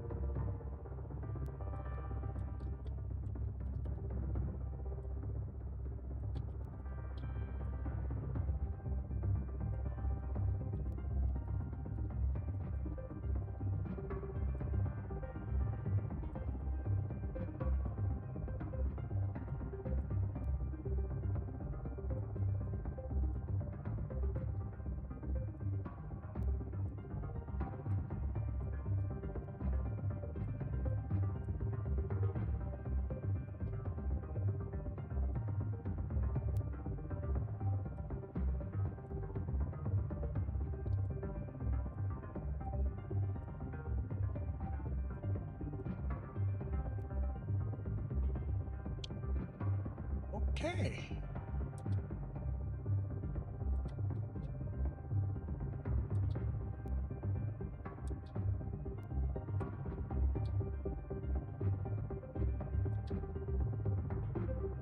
Let's do the renaming.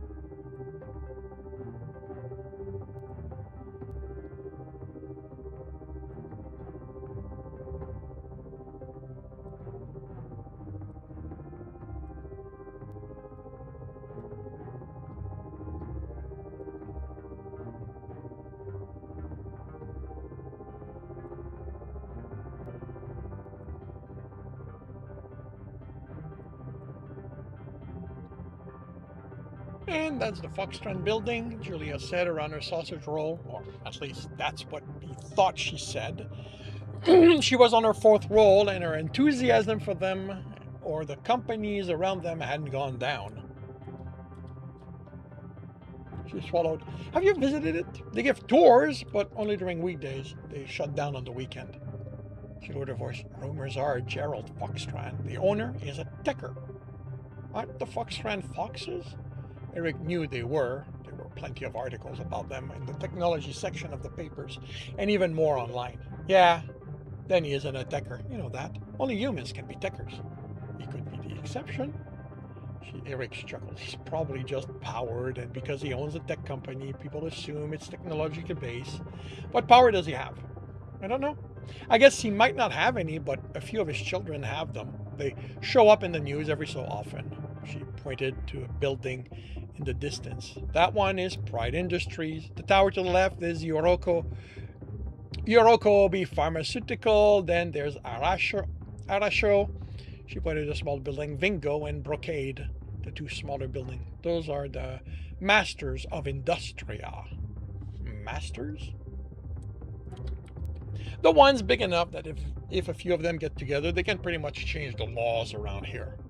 You're quite familiar with them. She shrugged. Part of it is school. There was a fair a few months ago, and for those about to graduate, but anyone can go. And those companies were there. She rolled her eyes, all spewing BS in an attempt to convince us they're great companies to work for. You don't believe them? Please. No company that big cares about specific employees. All they care about is the bottom line. Oh, they're going to care about you. She smiled. Only if they know how good I am. That's one part of it. Eric said, deciding not to push that part. Considering how hard he worked at hiding his own ability, he didn't feel he had a right to encourage her to be more open about hers. She didn't have his precarious situation to contend with. She could do great things if she wanted. I live next door to all of them. It's to my benefit to know what to expect, so I read up on them. Keep up with what's going on. Did you know that Lawrence Price is under investigation for industrial espionage? Foxtrot is supposed to be involved in selling and buying powered. Yoroko B might be a front for one giant drug manufacturer. Brocade sells weapons to criminals organization. And it goes on. You think it's true? She shrugged. Who knows? There was an explosion in one of Pride's plant last week. She searched the sky and pointed. You can just make out the trail of smoke there. They claim Foxtrot is responsible. Of course, Foxtrot is incensed at the accusation. Vingo is on Pride's side. They claim to have a recording of the people who broke in. Of course, that's questionable. Vingo doesn't have any building close to where that happened, so how could they have recorded anything? How come that hasn't made the paper? Julia across the street. Because if the papers put that much stuff in, there wouldn't be any space left for any other stories. There's always something happening here. There's more drama in Industria than you'll find in all the bad TV shows combined. She stopped next to a food cart. 2 karaoke bowls. I think you'd keep up on this stuff, considering what you can do. I read the papers and technology journals. I don't like spending too much time on the internet. Too much worthless stuff on there. She eyed him while accepting the bowls. Even from where he stood, he could smell how spicy they were. You realize my granddad says the same thing, right? She headed for a bench and sat on it, placing her bowl in the trash can's flat top. She deepened her voice. The internet is just where the world's trash goes to die. I don't think it's all trash, he replied, looking over the options. When none of the items' name were Ismarite, and he wasn't particularly hungry after his 2 rolls, but it had been a long time since he'd had a spicy dish he hadn't made himself. I'm going to have the same thing she did, just 1 bowl. He turned to her as he waited. It's just that a lot of it isn't useful, or at least makes doing research hard. Someone should have filtering sites or something. He took his bowl and paid for it. They tried it a few years ago. Aggregator Greg. They took everything on the internet, classified and ordered them, made looking for anything really easy. Why didn't it last? It was run by a company out of Throborum. You know the country?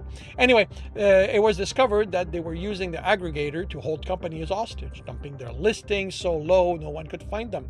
At least 3 companies in the country went bankrupt. No idea how many around the world. It's what started the investigation. They were shut down. A few others tried it after that, but the shitstorm kept them from gaining any traction. No one trusts them not to pull another Greg. Eric did a quick estimate of what would be needed to run such a service and whistled. He could see the temptation now. He'd need millions in investment just to buy the equipment and to ensure people he trusted it. He couldn't charge to use it or for companies to be part of the aggregate. How could he pay for the maintenance, the advertising? Did those even work? He'd seen plenty, but hadn't clicked on even one. It would have to be done on the government level, I think. He said, taking a forkful of the juicy meat. He moaned as the heat and spices hit his tongue. He could feel tears fall. Too hot for you, she grinned. He let his breath in and out and smelled the heat on it. Oh no, this is good. I haven't had properly hot food in a while. I make my own Ismarite dishes, but I'm no great cook. Right, you were in Izmir. They eat spicy there, don't they? Eric nodded and ate another forkful. So, which government should deal with it? Eric raised an eyebrow as he chewed. The aggregator you said should be government run. Which government? Do we let I don't know, Moravian government run it? Are you insane? Eric forced himself to swallow. That place is filled with corruption. They're responsible for something like 1/3 of the drug that make it here. As far as I know, there's never been any proof of that.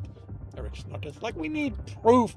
There are a bunch of criminals there. Everyone knows that. The smile she gave him said he'd just confirmed something. If not them, who? They won't let us. You throw 6 governments together to talk and you end up with a dozen feud. And having each government create their own aggregator defeats the purpose, don't you think? I get your point. He focused on eating for a while. The idea that someone should just force all countries to work as one popped up and he immediately pushed it down.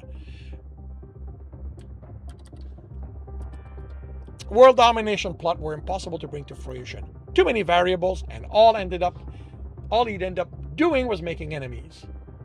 He looked at his empty paper bowl, ran a finger along the edge of to get the last of the sauce. You want another one? She asked, throwing her second empty bowl in the trash. Where do you put all that food? I'm a growing girl, and this walking makes me hungry. Are you getting a 3rd bowl? He asked suspiciously. Only if you are.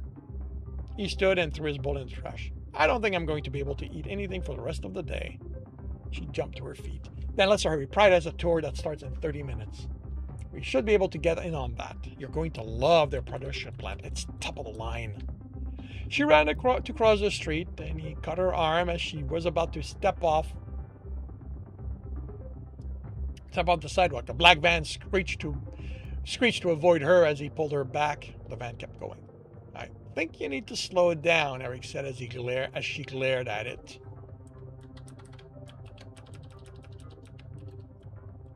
Pedestrians have the right of way, she said darkly. I ought to make a drone and chase them down for not respecting that.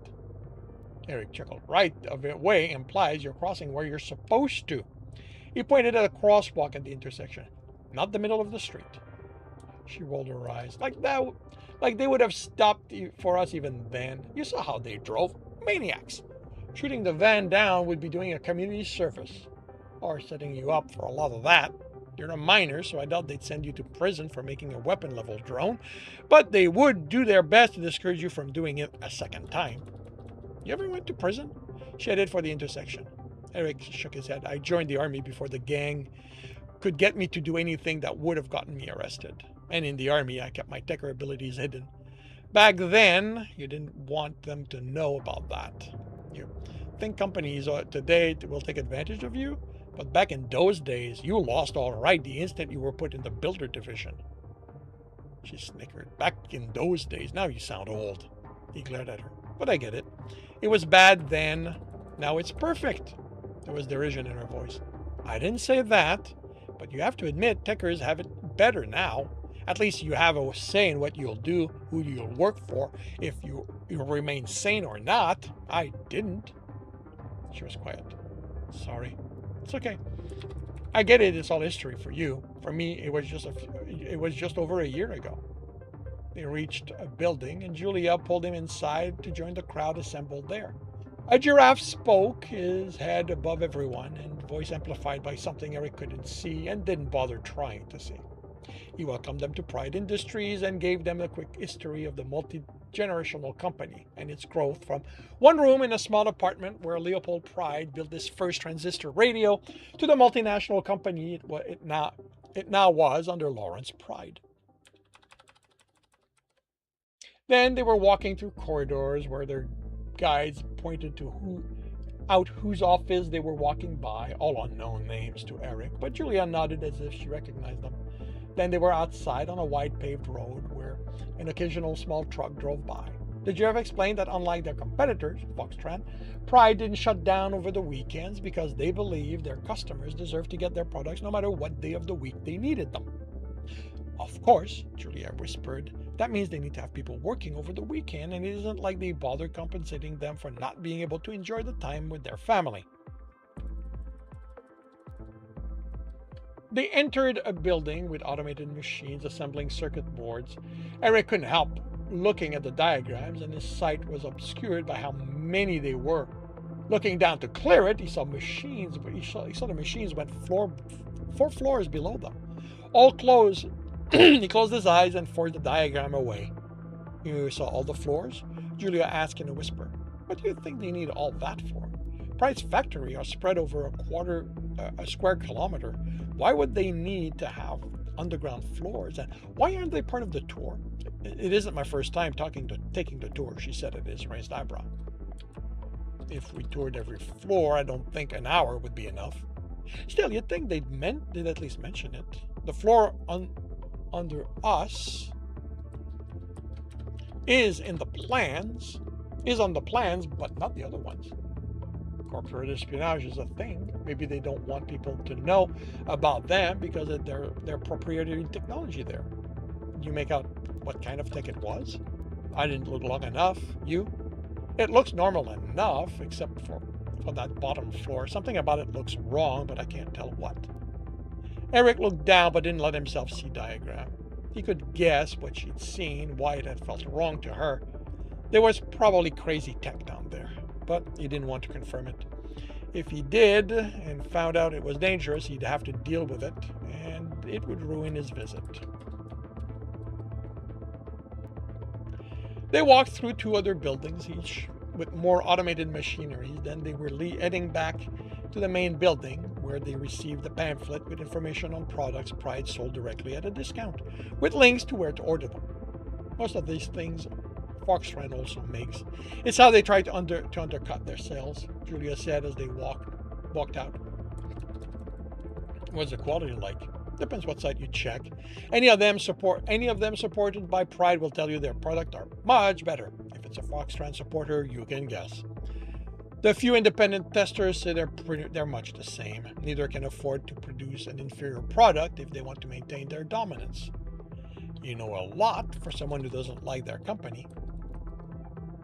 She smiled and stopped at the intersection. Gotta know Clarkson Industries' future competitors. He smiled. So that's your plan. Hide your ability until you build your company, then revolutionize the market. The pedestrian signal came on, and he was about to run down. He was almost run down by the black van that came to a screeching halt before him.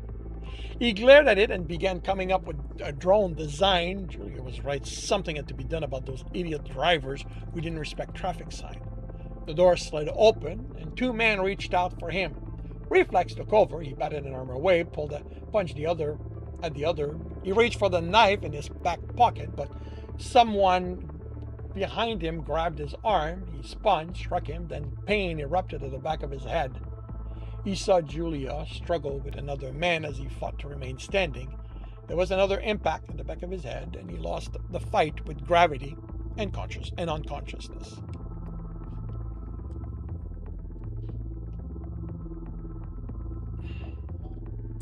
Alrighty, it is time for me to take lunch. I will be back in roughly an hour, and I hope to see you then.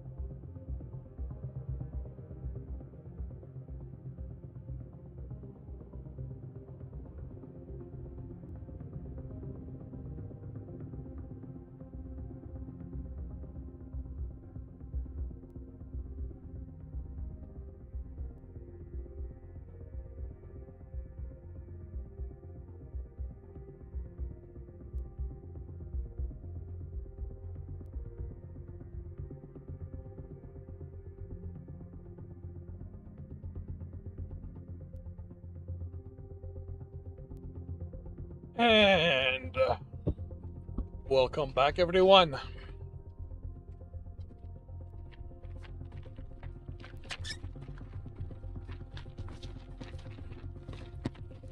This afternoon, it is chapter 8 of I'm the Boss.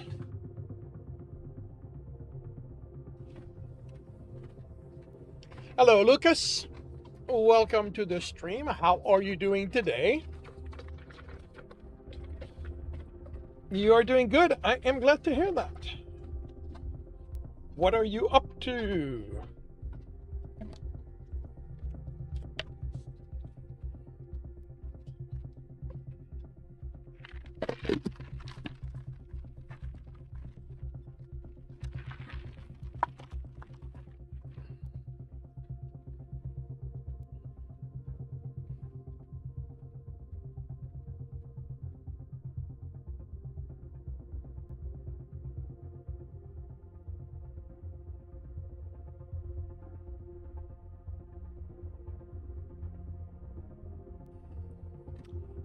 Playing dart and chilling. Nice.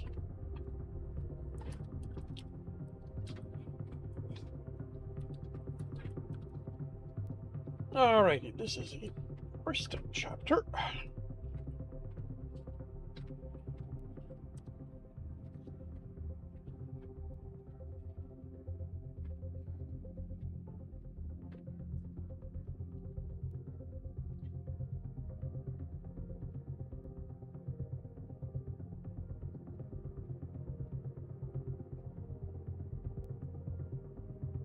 Ba, ba, ba, ba, ba, ba, ba, ba.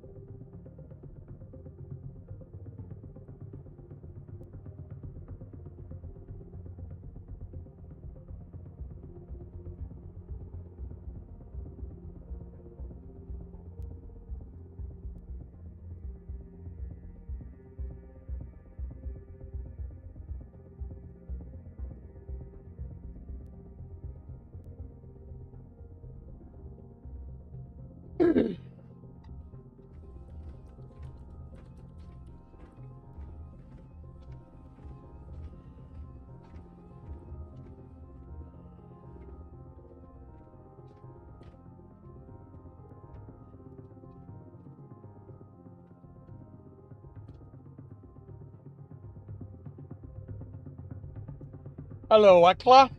Welcome to the stream. How are you doing today?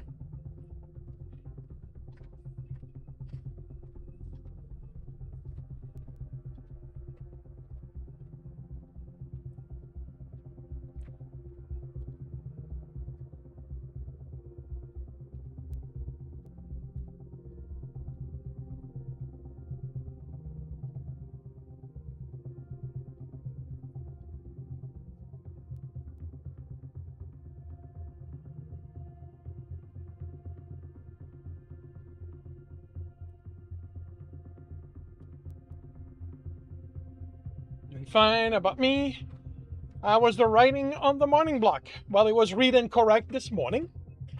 I am good. Thank you very much.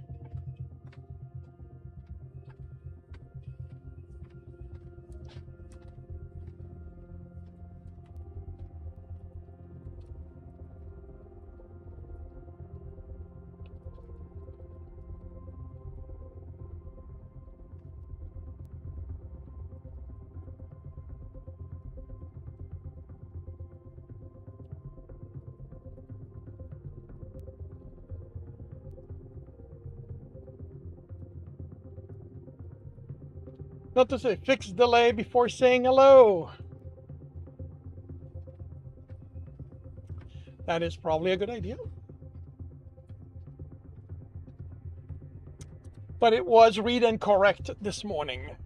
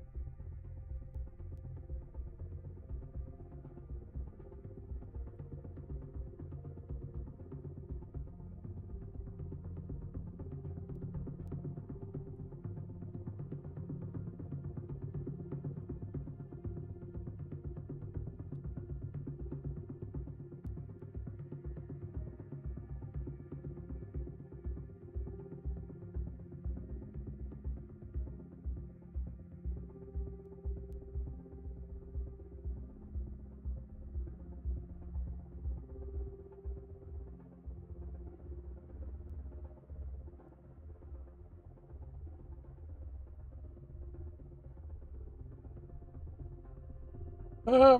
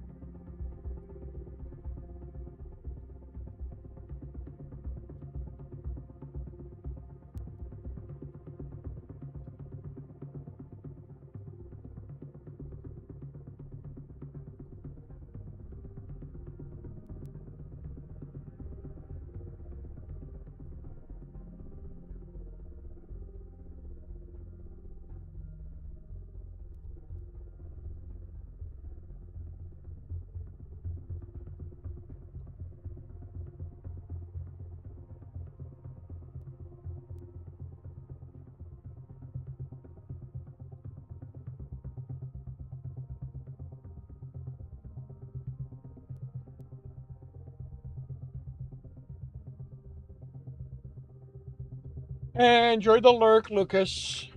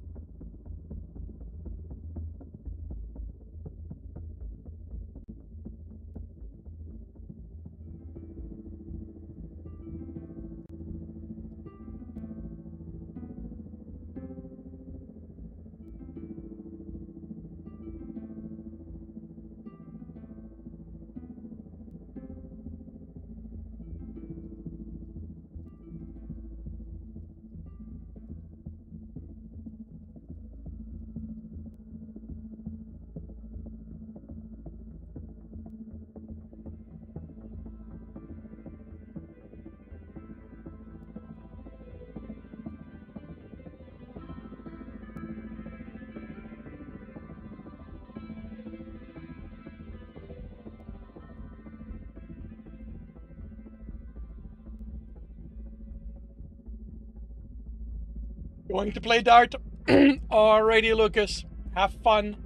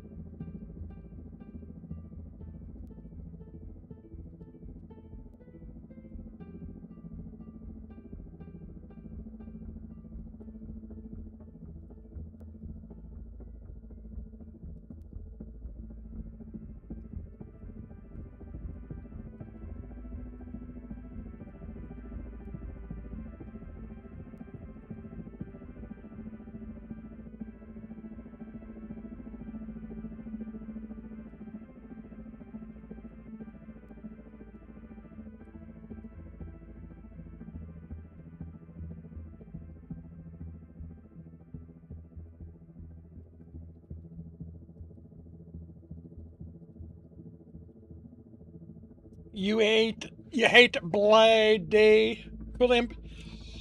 I understand. I understand that fully.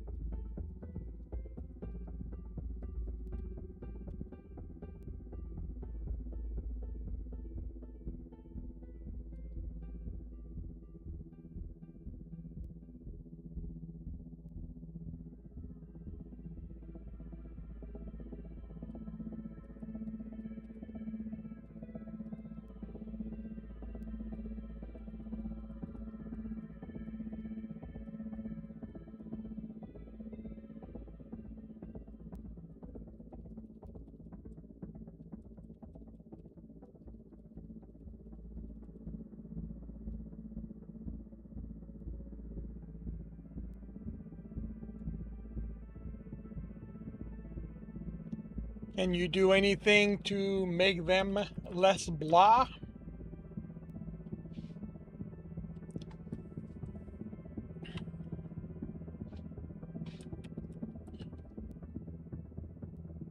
I will be right back.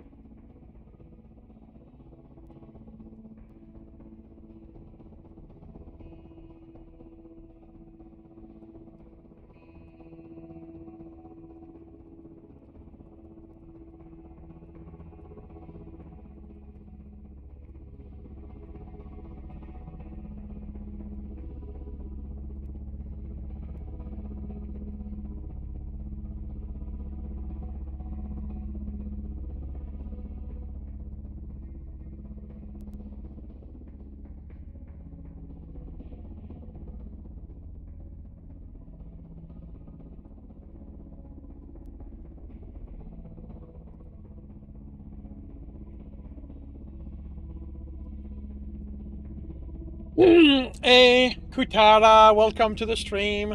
Blurry book, we gotta pay in order to read. I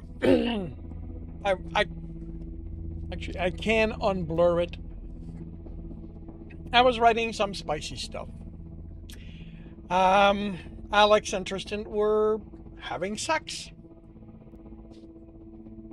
So, as I do not wish to be banned from Twitch, I blurred that.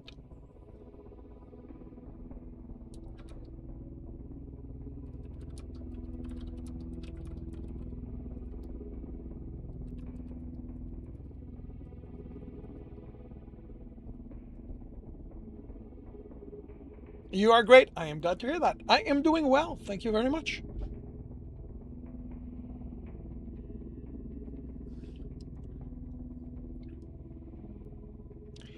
Did my read and corrects this morning, writing this chapter. And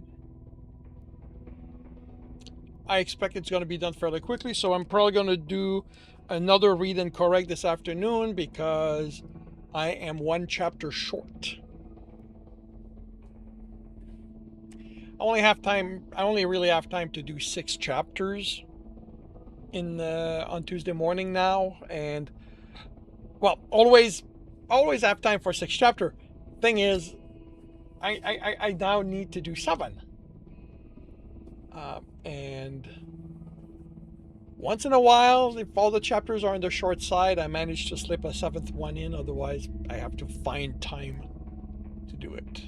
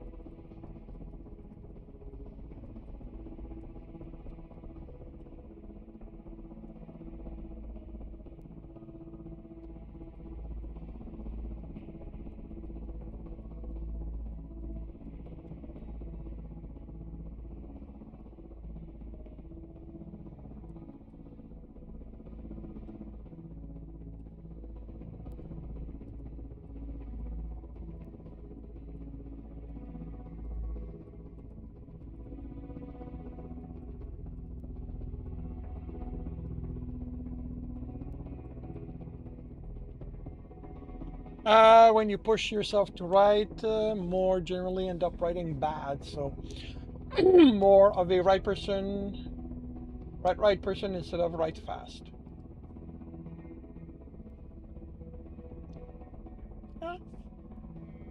It is good that you know what works for you. For me, it's always been scheduling, regularity, and in my case, it's never been about writing a lot or even writing fast. It's about writing a chapter. A chapter has always been my criteria. 1 chapter per block. Once I've done that, I can stop.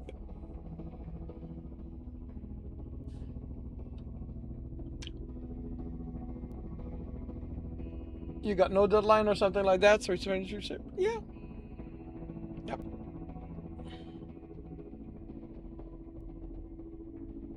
Yep. So long as you write. So long as you keep writing.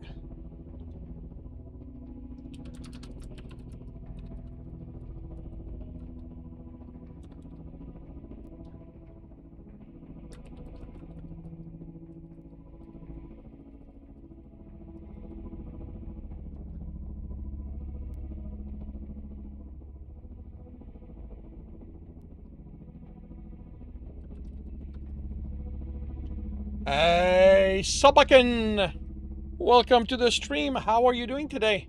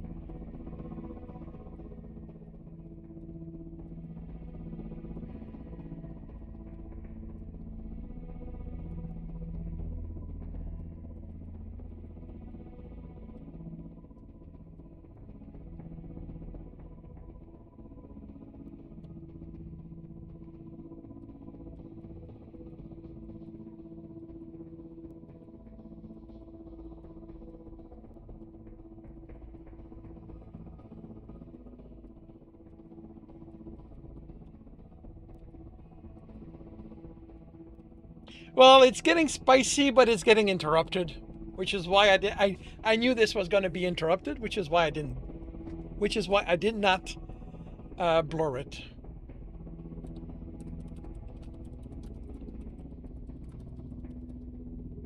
You were writing 3.2k words for your new medieval fantasy story, and the chapter is not finished. Did you interrupt? No, no, no. Would-be assassins interrupted it. But they've already had sex once, so neither one of them is going to want to kill me. They were going to go at it a second time. That got interrupted. You hate it when assassins interrupt your sex. I think most people would hate that. Yes. Yeah. Tristan and Alex may have a little too much experience with that.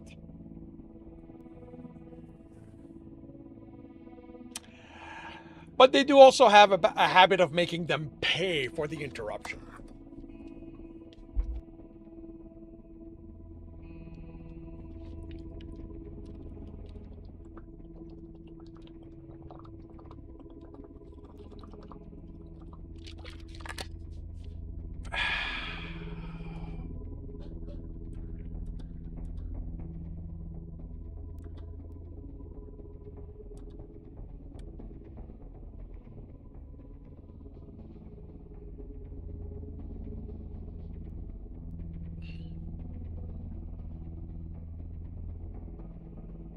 You are the assassins, better run. Yeah, I mean, yeah, if you're gonna be the assassins, yeah, you kind of better run.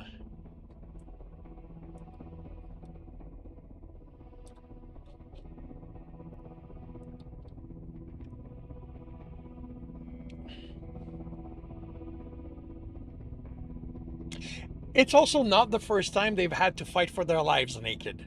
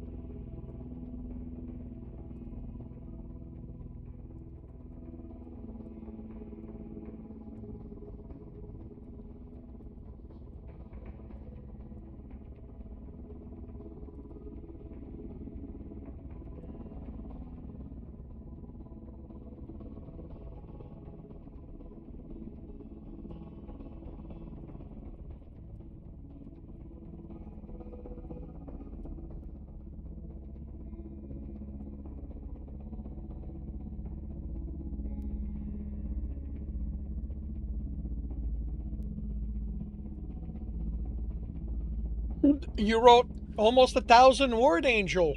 Congratulations.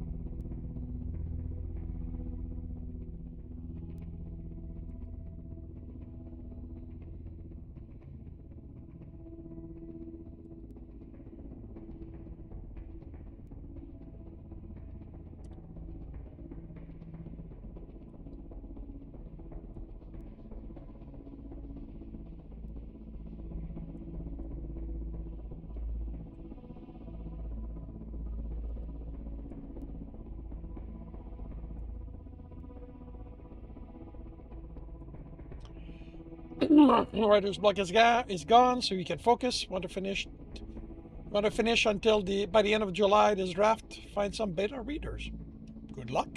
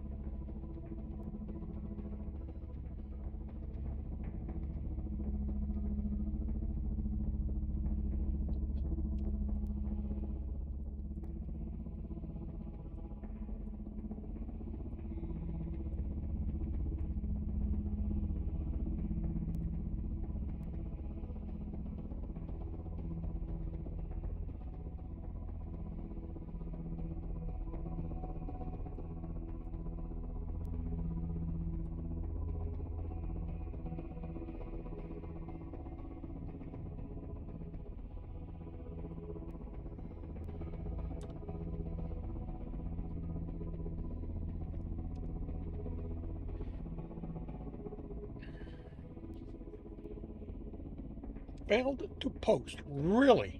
Why?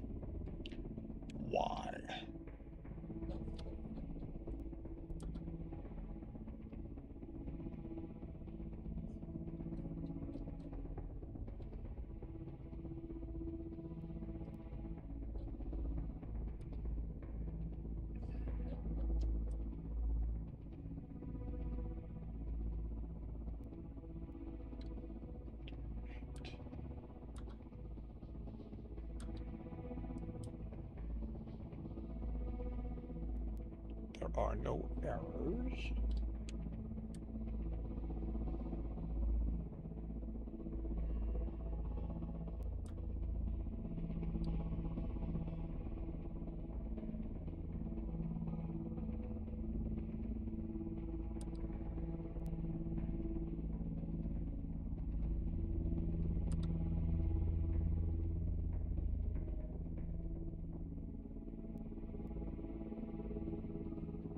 Oh, this one worked.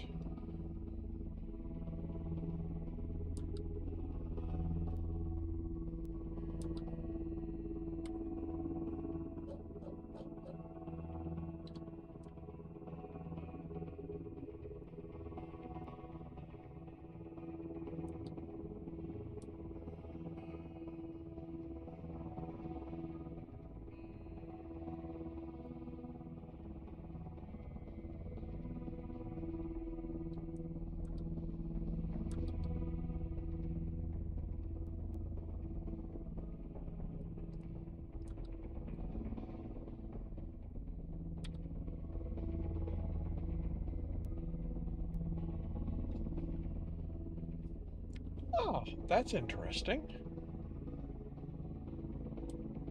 Why did you not take the image?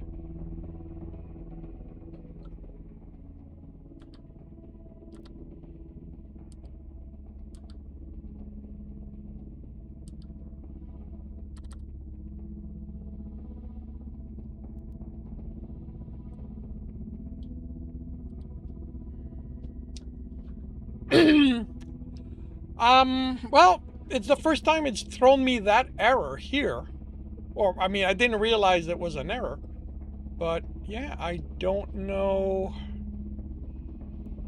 I mean, I can do it manually, so it's not that big of a deal. I'm just curious why. This is a new version of the app that I use.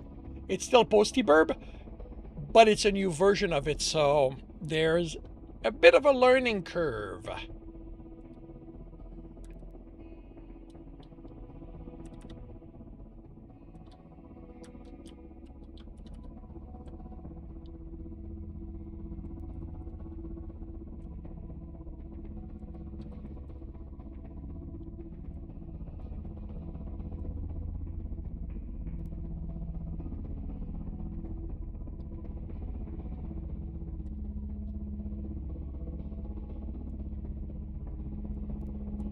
I'll be right back.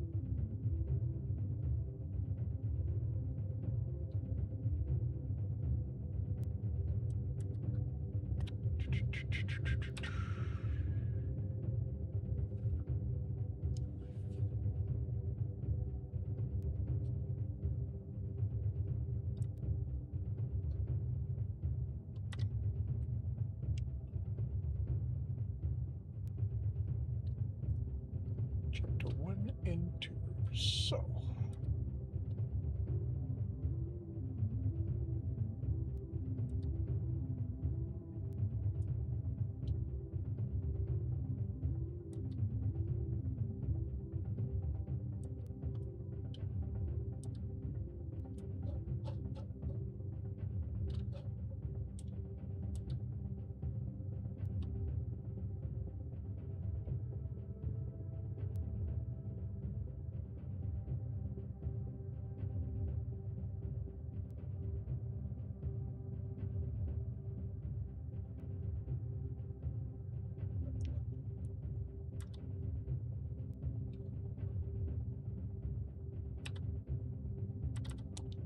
Five volumes omnibus thing you got from RR lost its bookmark. Just since you read a chapter there, going based on foggy memory last time you saw a scene. Good luck.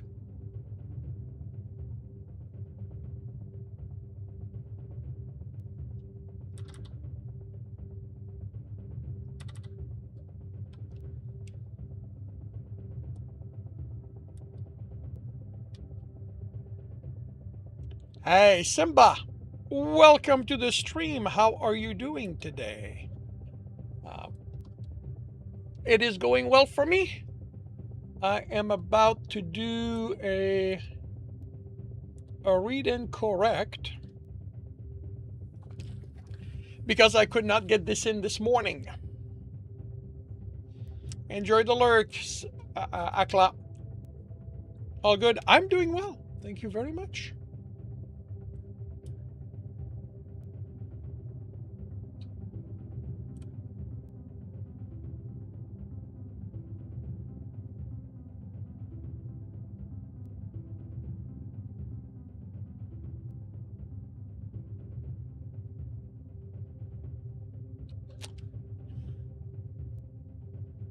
Thank you very much. Alrighty. Goes there. Let's go there. So, I am going to confirm the microphone is on. Turn off desktop audio. I need to bring this to the correct screen, which is here. And that should look good.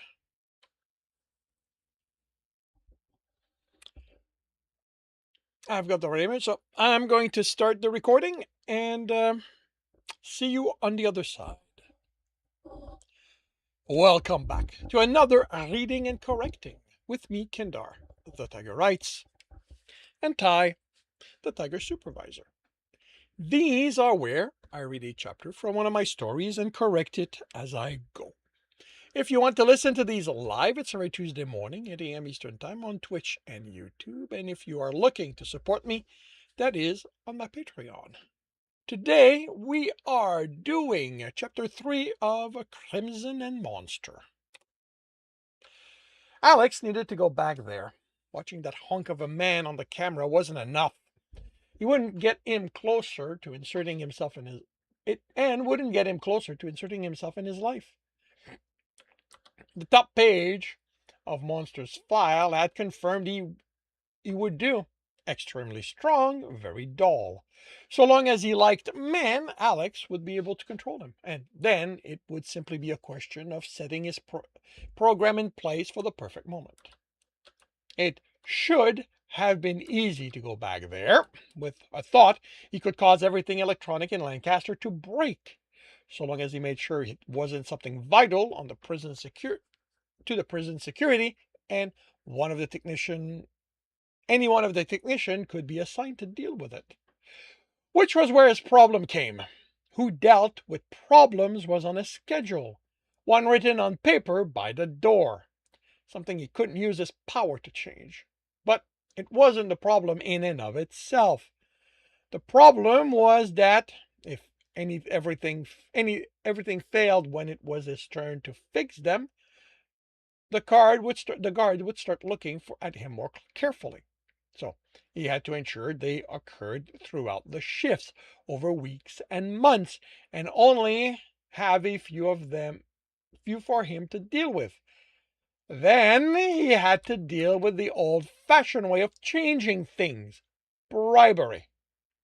In a prison, no one was above it, and even those on the IT staff who came from the non-criminal sector weren't above using it to get themselves out of an unwanted job at the last moment. So it took him 3 tries before he wasn't bribed out of his turn at repairs over a month. He wasn't usually particularly vindictive, but if Shohana had the schedule change one more time, he would feel obligated to do something. Possibly change her entire playlist to Celine Dion's song as vengeance. Of course, he wasn't left unsupervised while he worked. He was an inmate, after all. But Alex had done his research on all the guards, found out who had which medical condition he could take advantage of, and if a guard didn't, one section over, he caused the cell door to open. Instead of going to dispatch, he redirected the call for help to his overseer's radio. They were the closest, so he didn't think twice about it. Everyone knew that other than getting his leg busted on arriving, Alex was a model inmate. The guard ran to help with a warning not to cause trouble. There was no danger of that. It wasn't time for trouble yet. The fix only required a change of circuits and a thought. Then he was alone in the corridor. He couldn't break the systems, so a thought would fix it. The overload had to be real for when another of the IT staff was assigned to the fix. Half a thought activated his program, and the camera showed him still working and the rest of the corridor empty. The cells were on one side of the corridor. Something about these kinds of inmate not liking to look at others through the force field. They ignored him as he walked to the cell he wanted. They couldn't reach him and had nothing to gain by scaring a lowly tech. He kept part of his attention on what was taking place in the next section so he'd be warned when his keeper returned and stepped before Monster's cell. His flippant greeting died as he saw the misery on the man's face. His knees were to his chest, mirroring a child seeking the only comfort he'd find. Monster's file, Monster's file hadn't been easy to access. Even finding it had taken more work than he should, until he realized some of the stories about Lancaster were true. It documented the experiment they ran on him, the test. Each scientist who filed them had their own goal. I don't need to with them. Had their own goals. Some were trying to figure out how powers worked.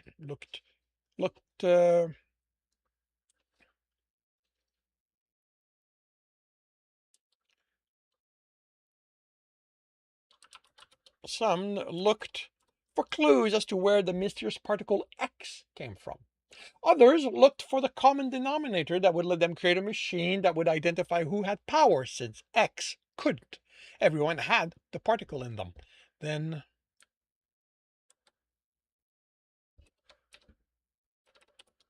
when the news had been what? When the news had been all about it? Oh, okay. This is not then. It's the. The news had been all about it a decade or two before when it had been discovered. Others hoped to find a way to activate X, control the results. But that was difficult to do without a non-power based of test subject. There were reports about monsters being lent to the military or other government agencies. There were no details in those, just dates out and returned and code words. He'd worked out some of them by searching the internet for anything out of the ordinary between those dates. Alex had been appalled by what he'd read. Short of the man's sexual prowess, it seemed nothing was off limits. He was surprised even that hadn't been done. But nothing in that file explained what he was looking at. He wasn't looking at a dullard. He was looking at a child. How could that have been omitted? How could anyone like him be sent on mission to kill people, even if they were enemies of the country or other kind of bad guys? What did all that violence do to a child's mind? His own fantasies died looking at him, and he didn't miss them. As the youngest of four for a while and three for the last years at home, he hadn't had anyone to look after. He always wondered what kind of big brother he could be. Looking at Monster, fighting not to glance at him, he decided he'd be the best big brother the world had to offer. He'd use him to break out, but he wouldn't then dump him on the side of the road. He would take him along, look after him, see to it he was happy while Alex went after what he wanted. Are you okay? He asked gently. Monster shook his head and buried his head against his knees, tears rolling down his cheek. Alex almost unlocked the force field. Seriously considered doing the break for it right now. The idea of leaving someone so miserable in a place like this made him sick. But nothing was in place, and he didn't know if Monster would go along. He still had to convince him this was for the best, for both their best. Alex barely had any memory of receiving comfort. His father's hug, a memory of his voice as he cradled him. Mummy Dearest certainly had had no time for him, and once his father died, there had been nothing at all. She only had time for her one true child, the company his father built. Cold was an apt description for the relationship between the siblings as they aged, until Alex learned how heartless they had become. How they turned on him for refusing to go along with their plan to oust Mummy Dearest. Not because he cared about her, but because he wanted nothing to do with this place. He made plans to strike out on his own. He simply hadn't planned on doing that with nothing. Can I get you something to make it better? He'd intended it as a bribe, the first step in getting Monster to see him as a friend, so he would. Monster looked away, pain filling his face, and Alex no longer cared about escaping, about having Monster be his fist. He considered dropping the force field again, but this time to go in and hug him, comfort him, offer what he'd craved growing up. Monster mumbled something. What was that? Ice cream. Then, even how he spoke sounded like a child. They won't let me have ice cream. That wouldn't be easy. The events he'd have to arrange were extensive. What flavor? But to chase the pain off his face? To see him smile? He didn't care what it took. Strawberry. Alex kept his opinion to himself. He enjoyed chocolate and Monster strawberry. I'll see what I can do. Getting ice cream the way Monster expected proved impossible. Beyond the arrangement needed, Alex couldn't control the timing. It meant if he tried, he'd end up with the melted version. But he'd come up with an alternative, one that removed the issue of timing altogether, making the entire sequence of events simpler to arrange. And to a mind as simple as Monster's, this would get him even more Big Brother point than the original thing. Once it arrived, it was simply a question of ensuring something in that corridor needed to be repaired. Alex couldn't control the schedule since it was written on paper, but the guards was electronic. He picked his guard as his escort for his document for his documented reaction to sunflower seed oil. It wasn't an allergy, as far as the man's medical file said, but a little of it was a better solution to constipation than for that man than any prescribed medication. He was also a habitual snacker, snacking fruit rolls anytime no one watched. Adding some with a slight coating of sunflower oil had been simple. Then Alex simply worked slowly. The man ran off without even a warning for Alex. A minute later, he had the overloaded component replaced and waiting for a thought to become active. Then he hurried to Monster's cell. The man looked more miserable than usual. He'd been scheduled for a battery of tests in the morning and didn't look like they'd been pleasant. Hi. Monster looked up from his knees, then back down. Definitely a bad morning. I brought you ice cream. He took the wrapped bars from his pocket. Monster looked up again, but frowned in confusion. It's strawberry. The expression brightened, and Alex almost brought the force field down. He hadn't considered this problem. He had to shut it off and to hand the bar over, but what would Monster do when presented with the opportunity for freedom? What would any child do? They could blame him, but he wasn't ready. What's your name? The man shrugged in such a childish way it was jarring. They called me Monster. But you have a name, right? What is it? The man frowned, and Alex worried he'd come across as fishing for information. Something he could sell to the warden. His file said there had been many attempts at getting a name out of him. They'd all failed. Dunno, Monster finally said. Always called Monster. Was this why? If in anyone smarter, Alex would see this as an impressive long con. But the man's mind couldn't be over 12 years old.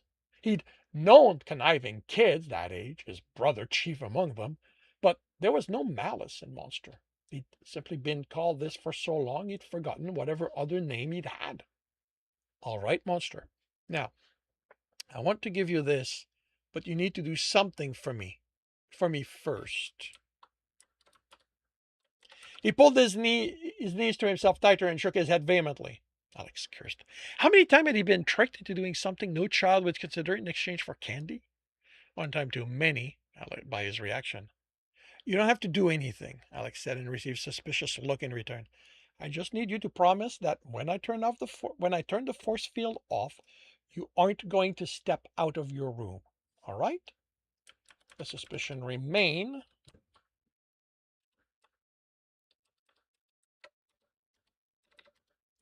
but Monster nodded. He placed a finger on the keypad and willed the field off while preventing the system from registering it. He might not have needed a subterfuge, but children could be unexpectedly perceptive. The field blinked off.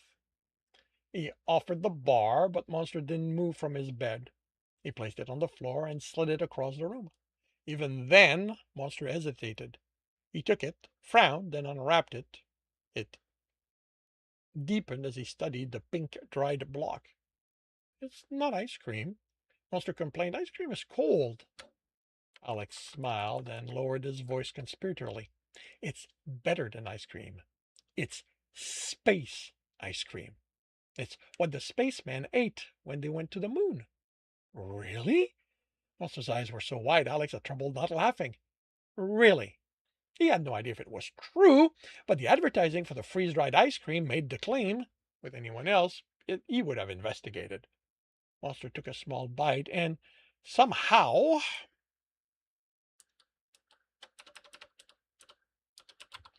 his eyes grew wider. Then he devoured the bar.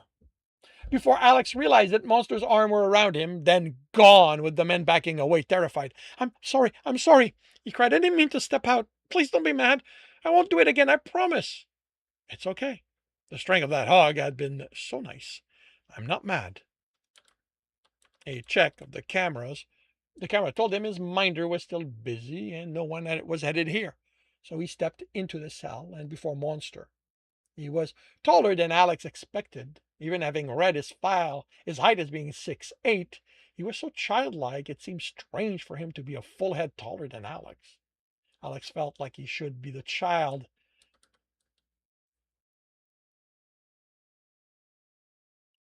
He should be the child the fear made Monster appear as.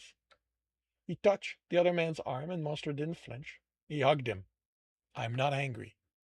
The return hug was so strong Alex worried he'd break. Then it relaxed. Monster had probably broken enough things to realize he needed to remember to exert control. They held each other for nowhere near long enough before Alex forced it to end and sat on the edge of the bed. Monster did the same. He hadn't planned on it, but he caught sight of the bulge and so wished the man had an adult's mind. Monster dejectedly looked at the wrapper on the floor. I don't have any space ice cream anymore. He presented the second bar. I thought something like this might happen. You're the best! This time the hug was gentle. Monster took a small bite, closed his eyes in appreciation. He broke a piece and offered it. Alex almost refused. He wasn't allergic, but his dislike of strawberry was great.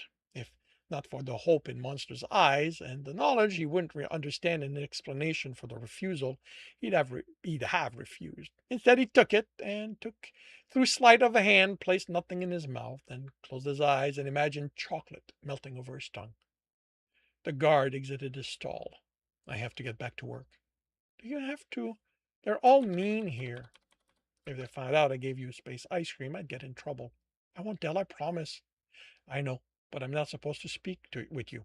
They brought me here to work. If they realize I'm not doing it, they won't let me come back.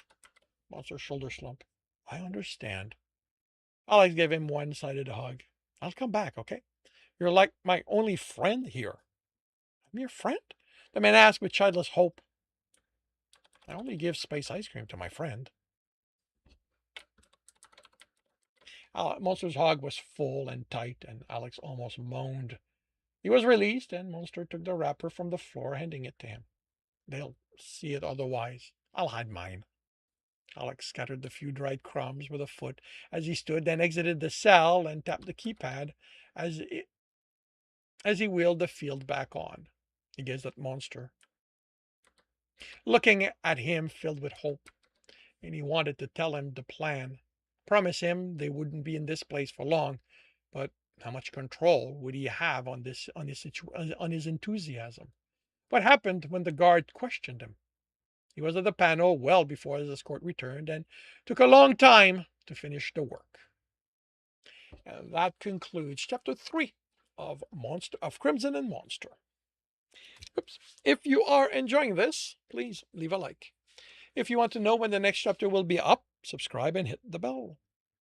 If you want to read the story, it's available on my website as well as my Patreon. And if you are looking to listen to these live, it's every Tuesday morning, 8 a.m. Eastern Time on Twitch and YouTube. Links are in the notes, and with that, I shall wish you a good day.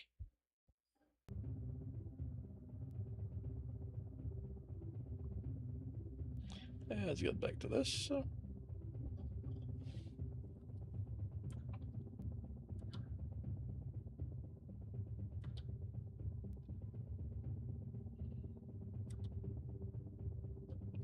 Wrong format. Again.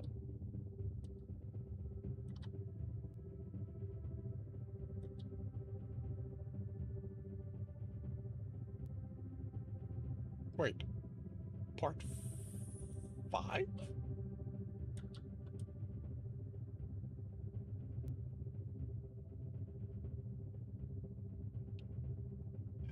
Part 4 on the 28th. Wait, did I forget to post that?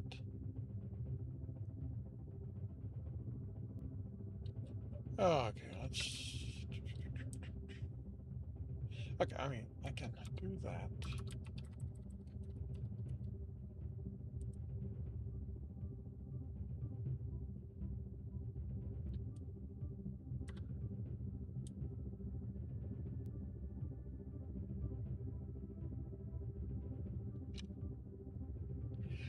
Okay, I am confused here. If that... Oh, I know what I did. I know what I did.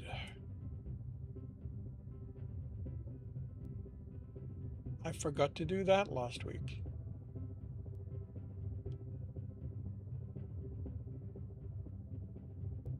No, I forgot I'd written that last week.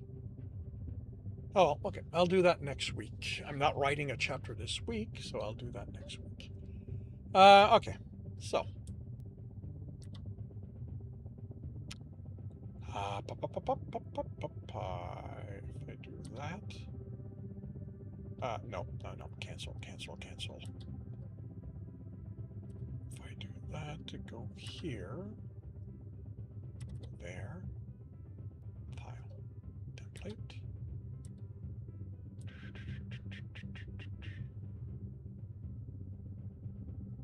Yeah, this is part of the Harker project.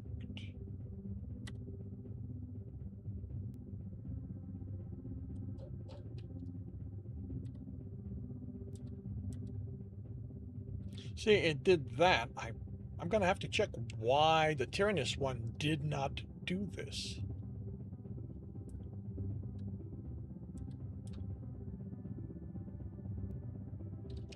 Okay. I need to do something because that feels off a little bit.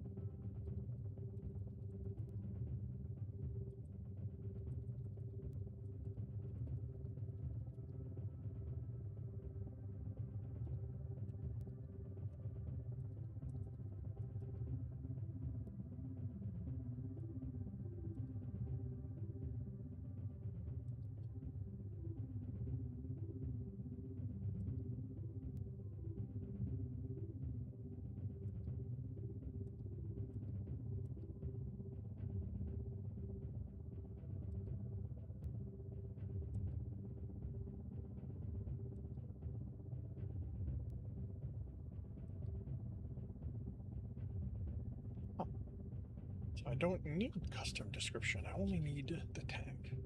Okay, good to know.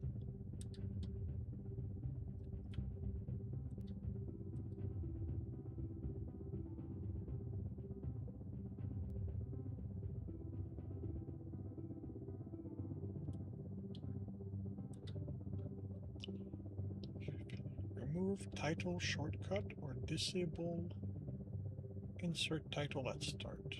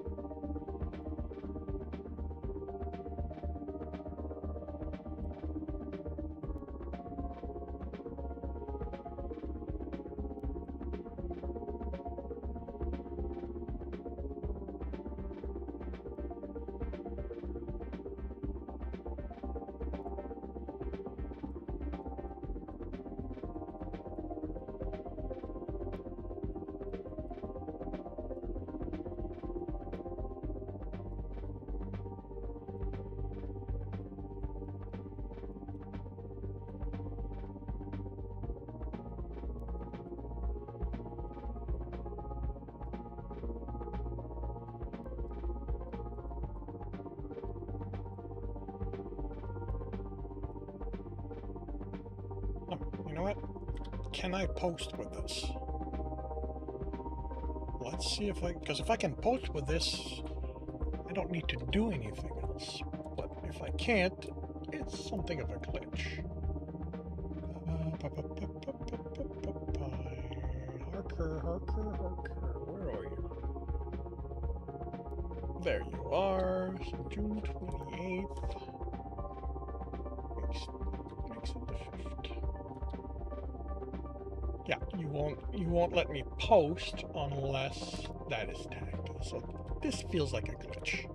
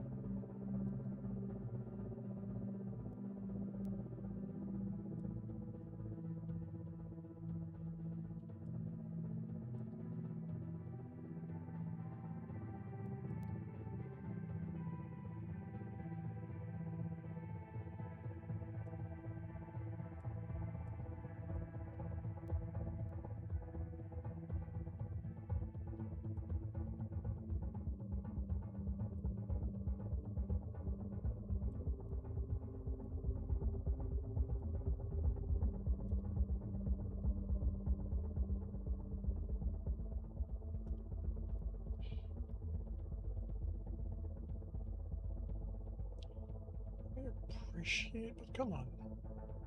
And this for lobbies. Okay, good. There's someone there.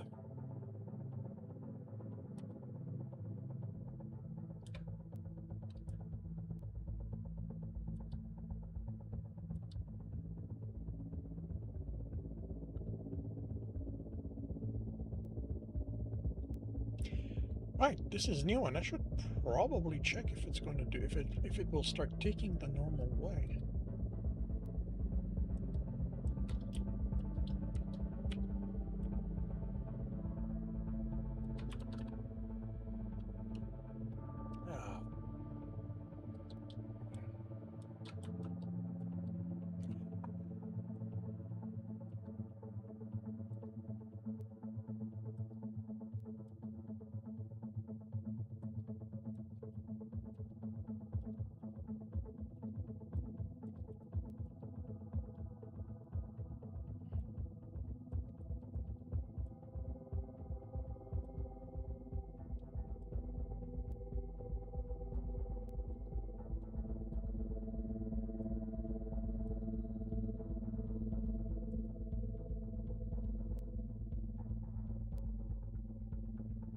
Whoa, what the hell? Oh, right, I'm in the wrong place.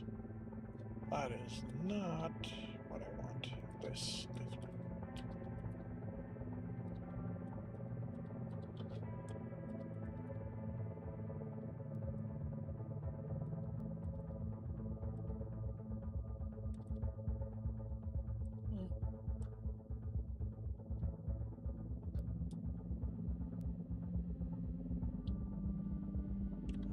That's not where it should be.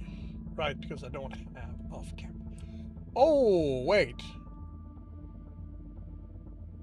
Does that mean that none of the Harker are in their folder? Oh, that's going to be annoying. That is going to be so annoying.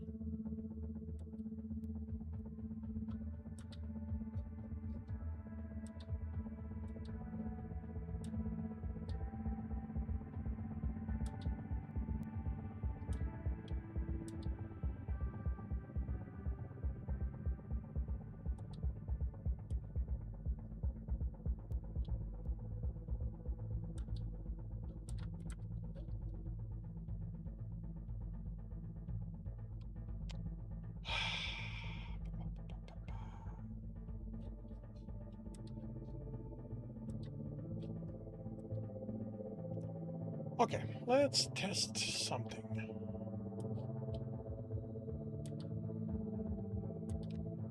Why did you...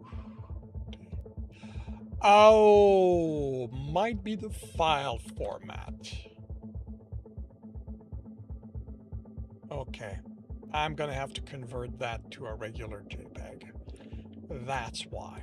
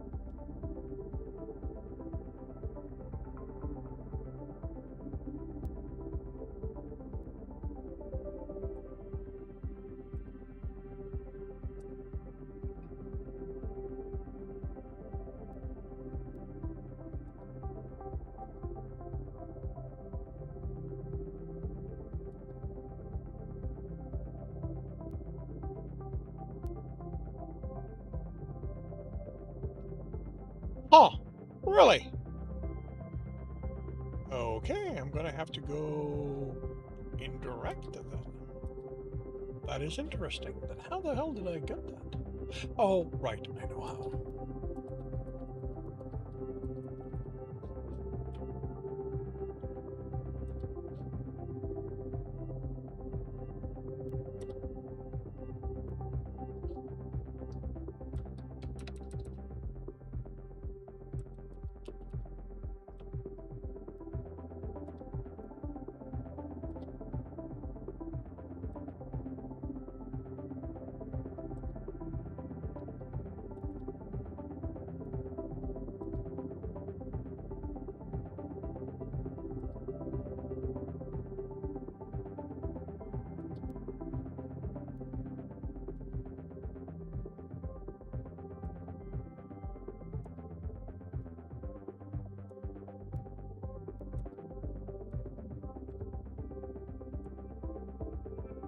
All right, so that's going to resolve that.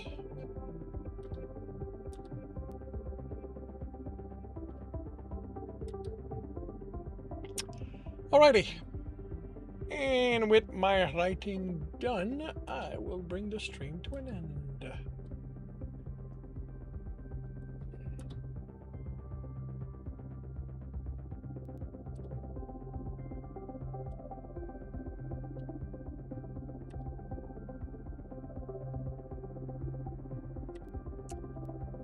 Thank you very much, everyone, for dropping by and keeping me company. I will be back tomorrow morning, 8 a.m. Eastern Time. I will be working on Mind Your Step. And in the afternoon, the Engineer's Family. I hope to see you then. If I do not, I hope you have a good week, a good weekend when it arrives, and I'll see you when I see you.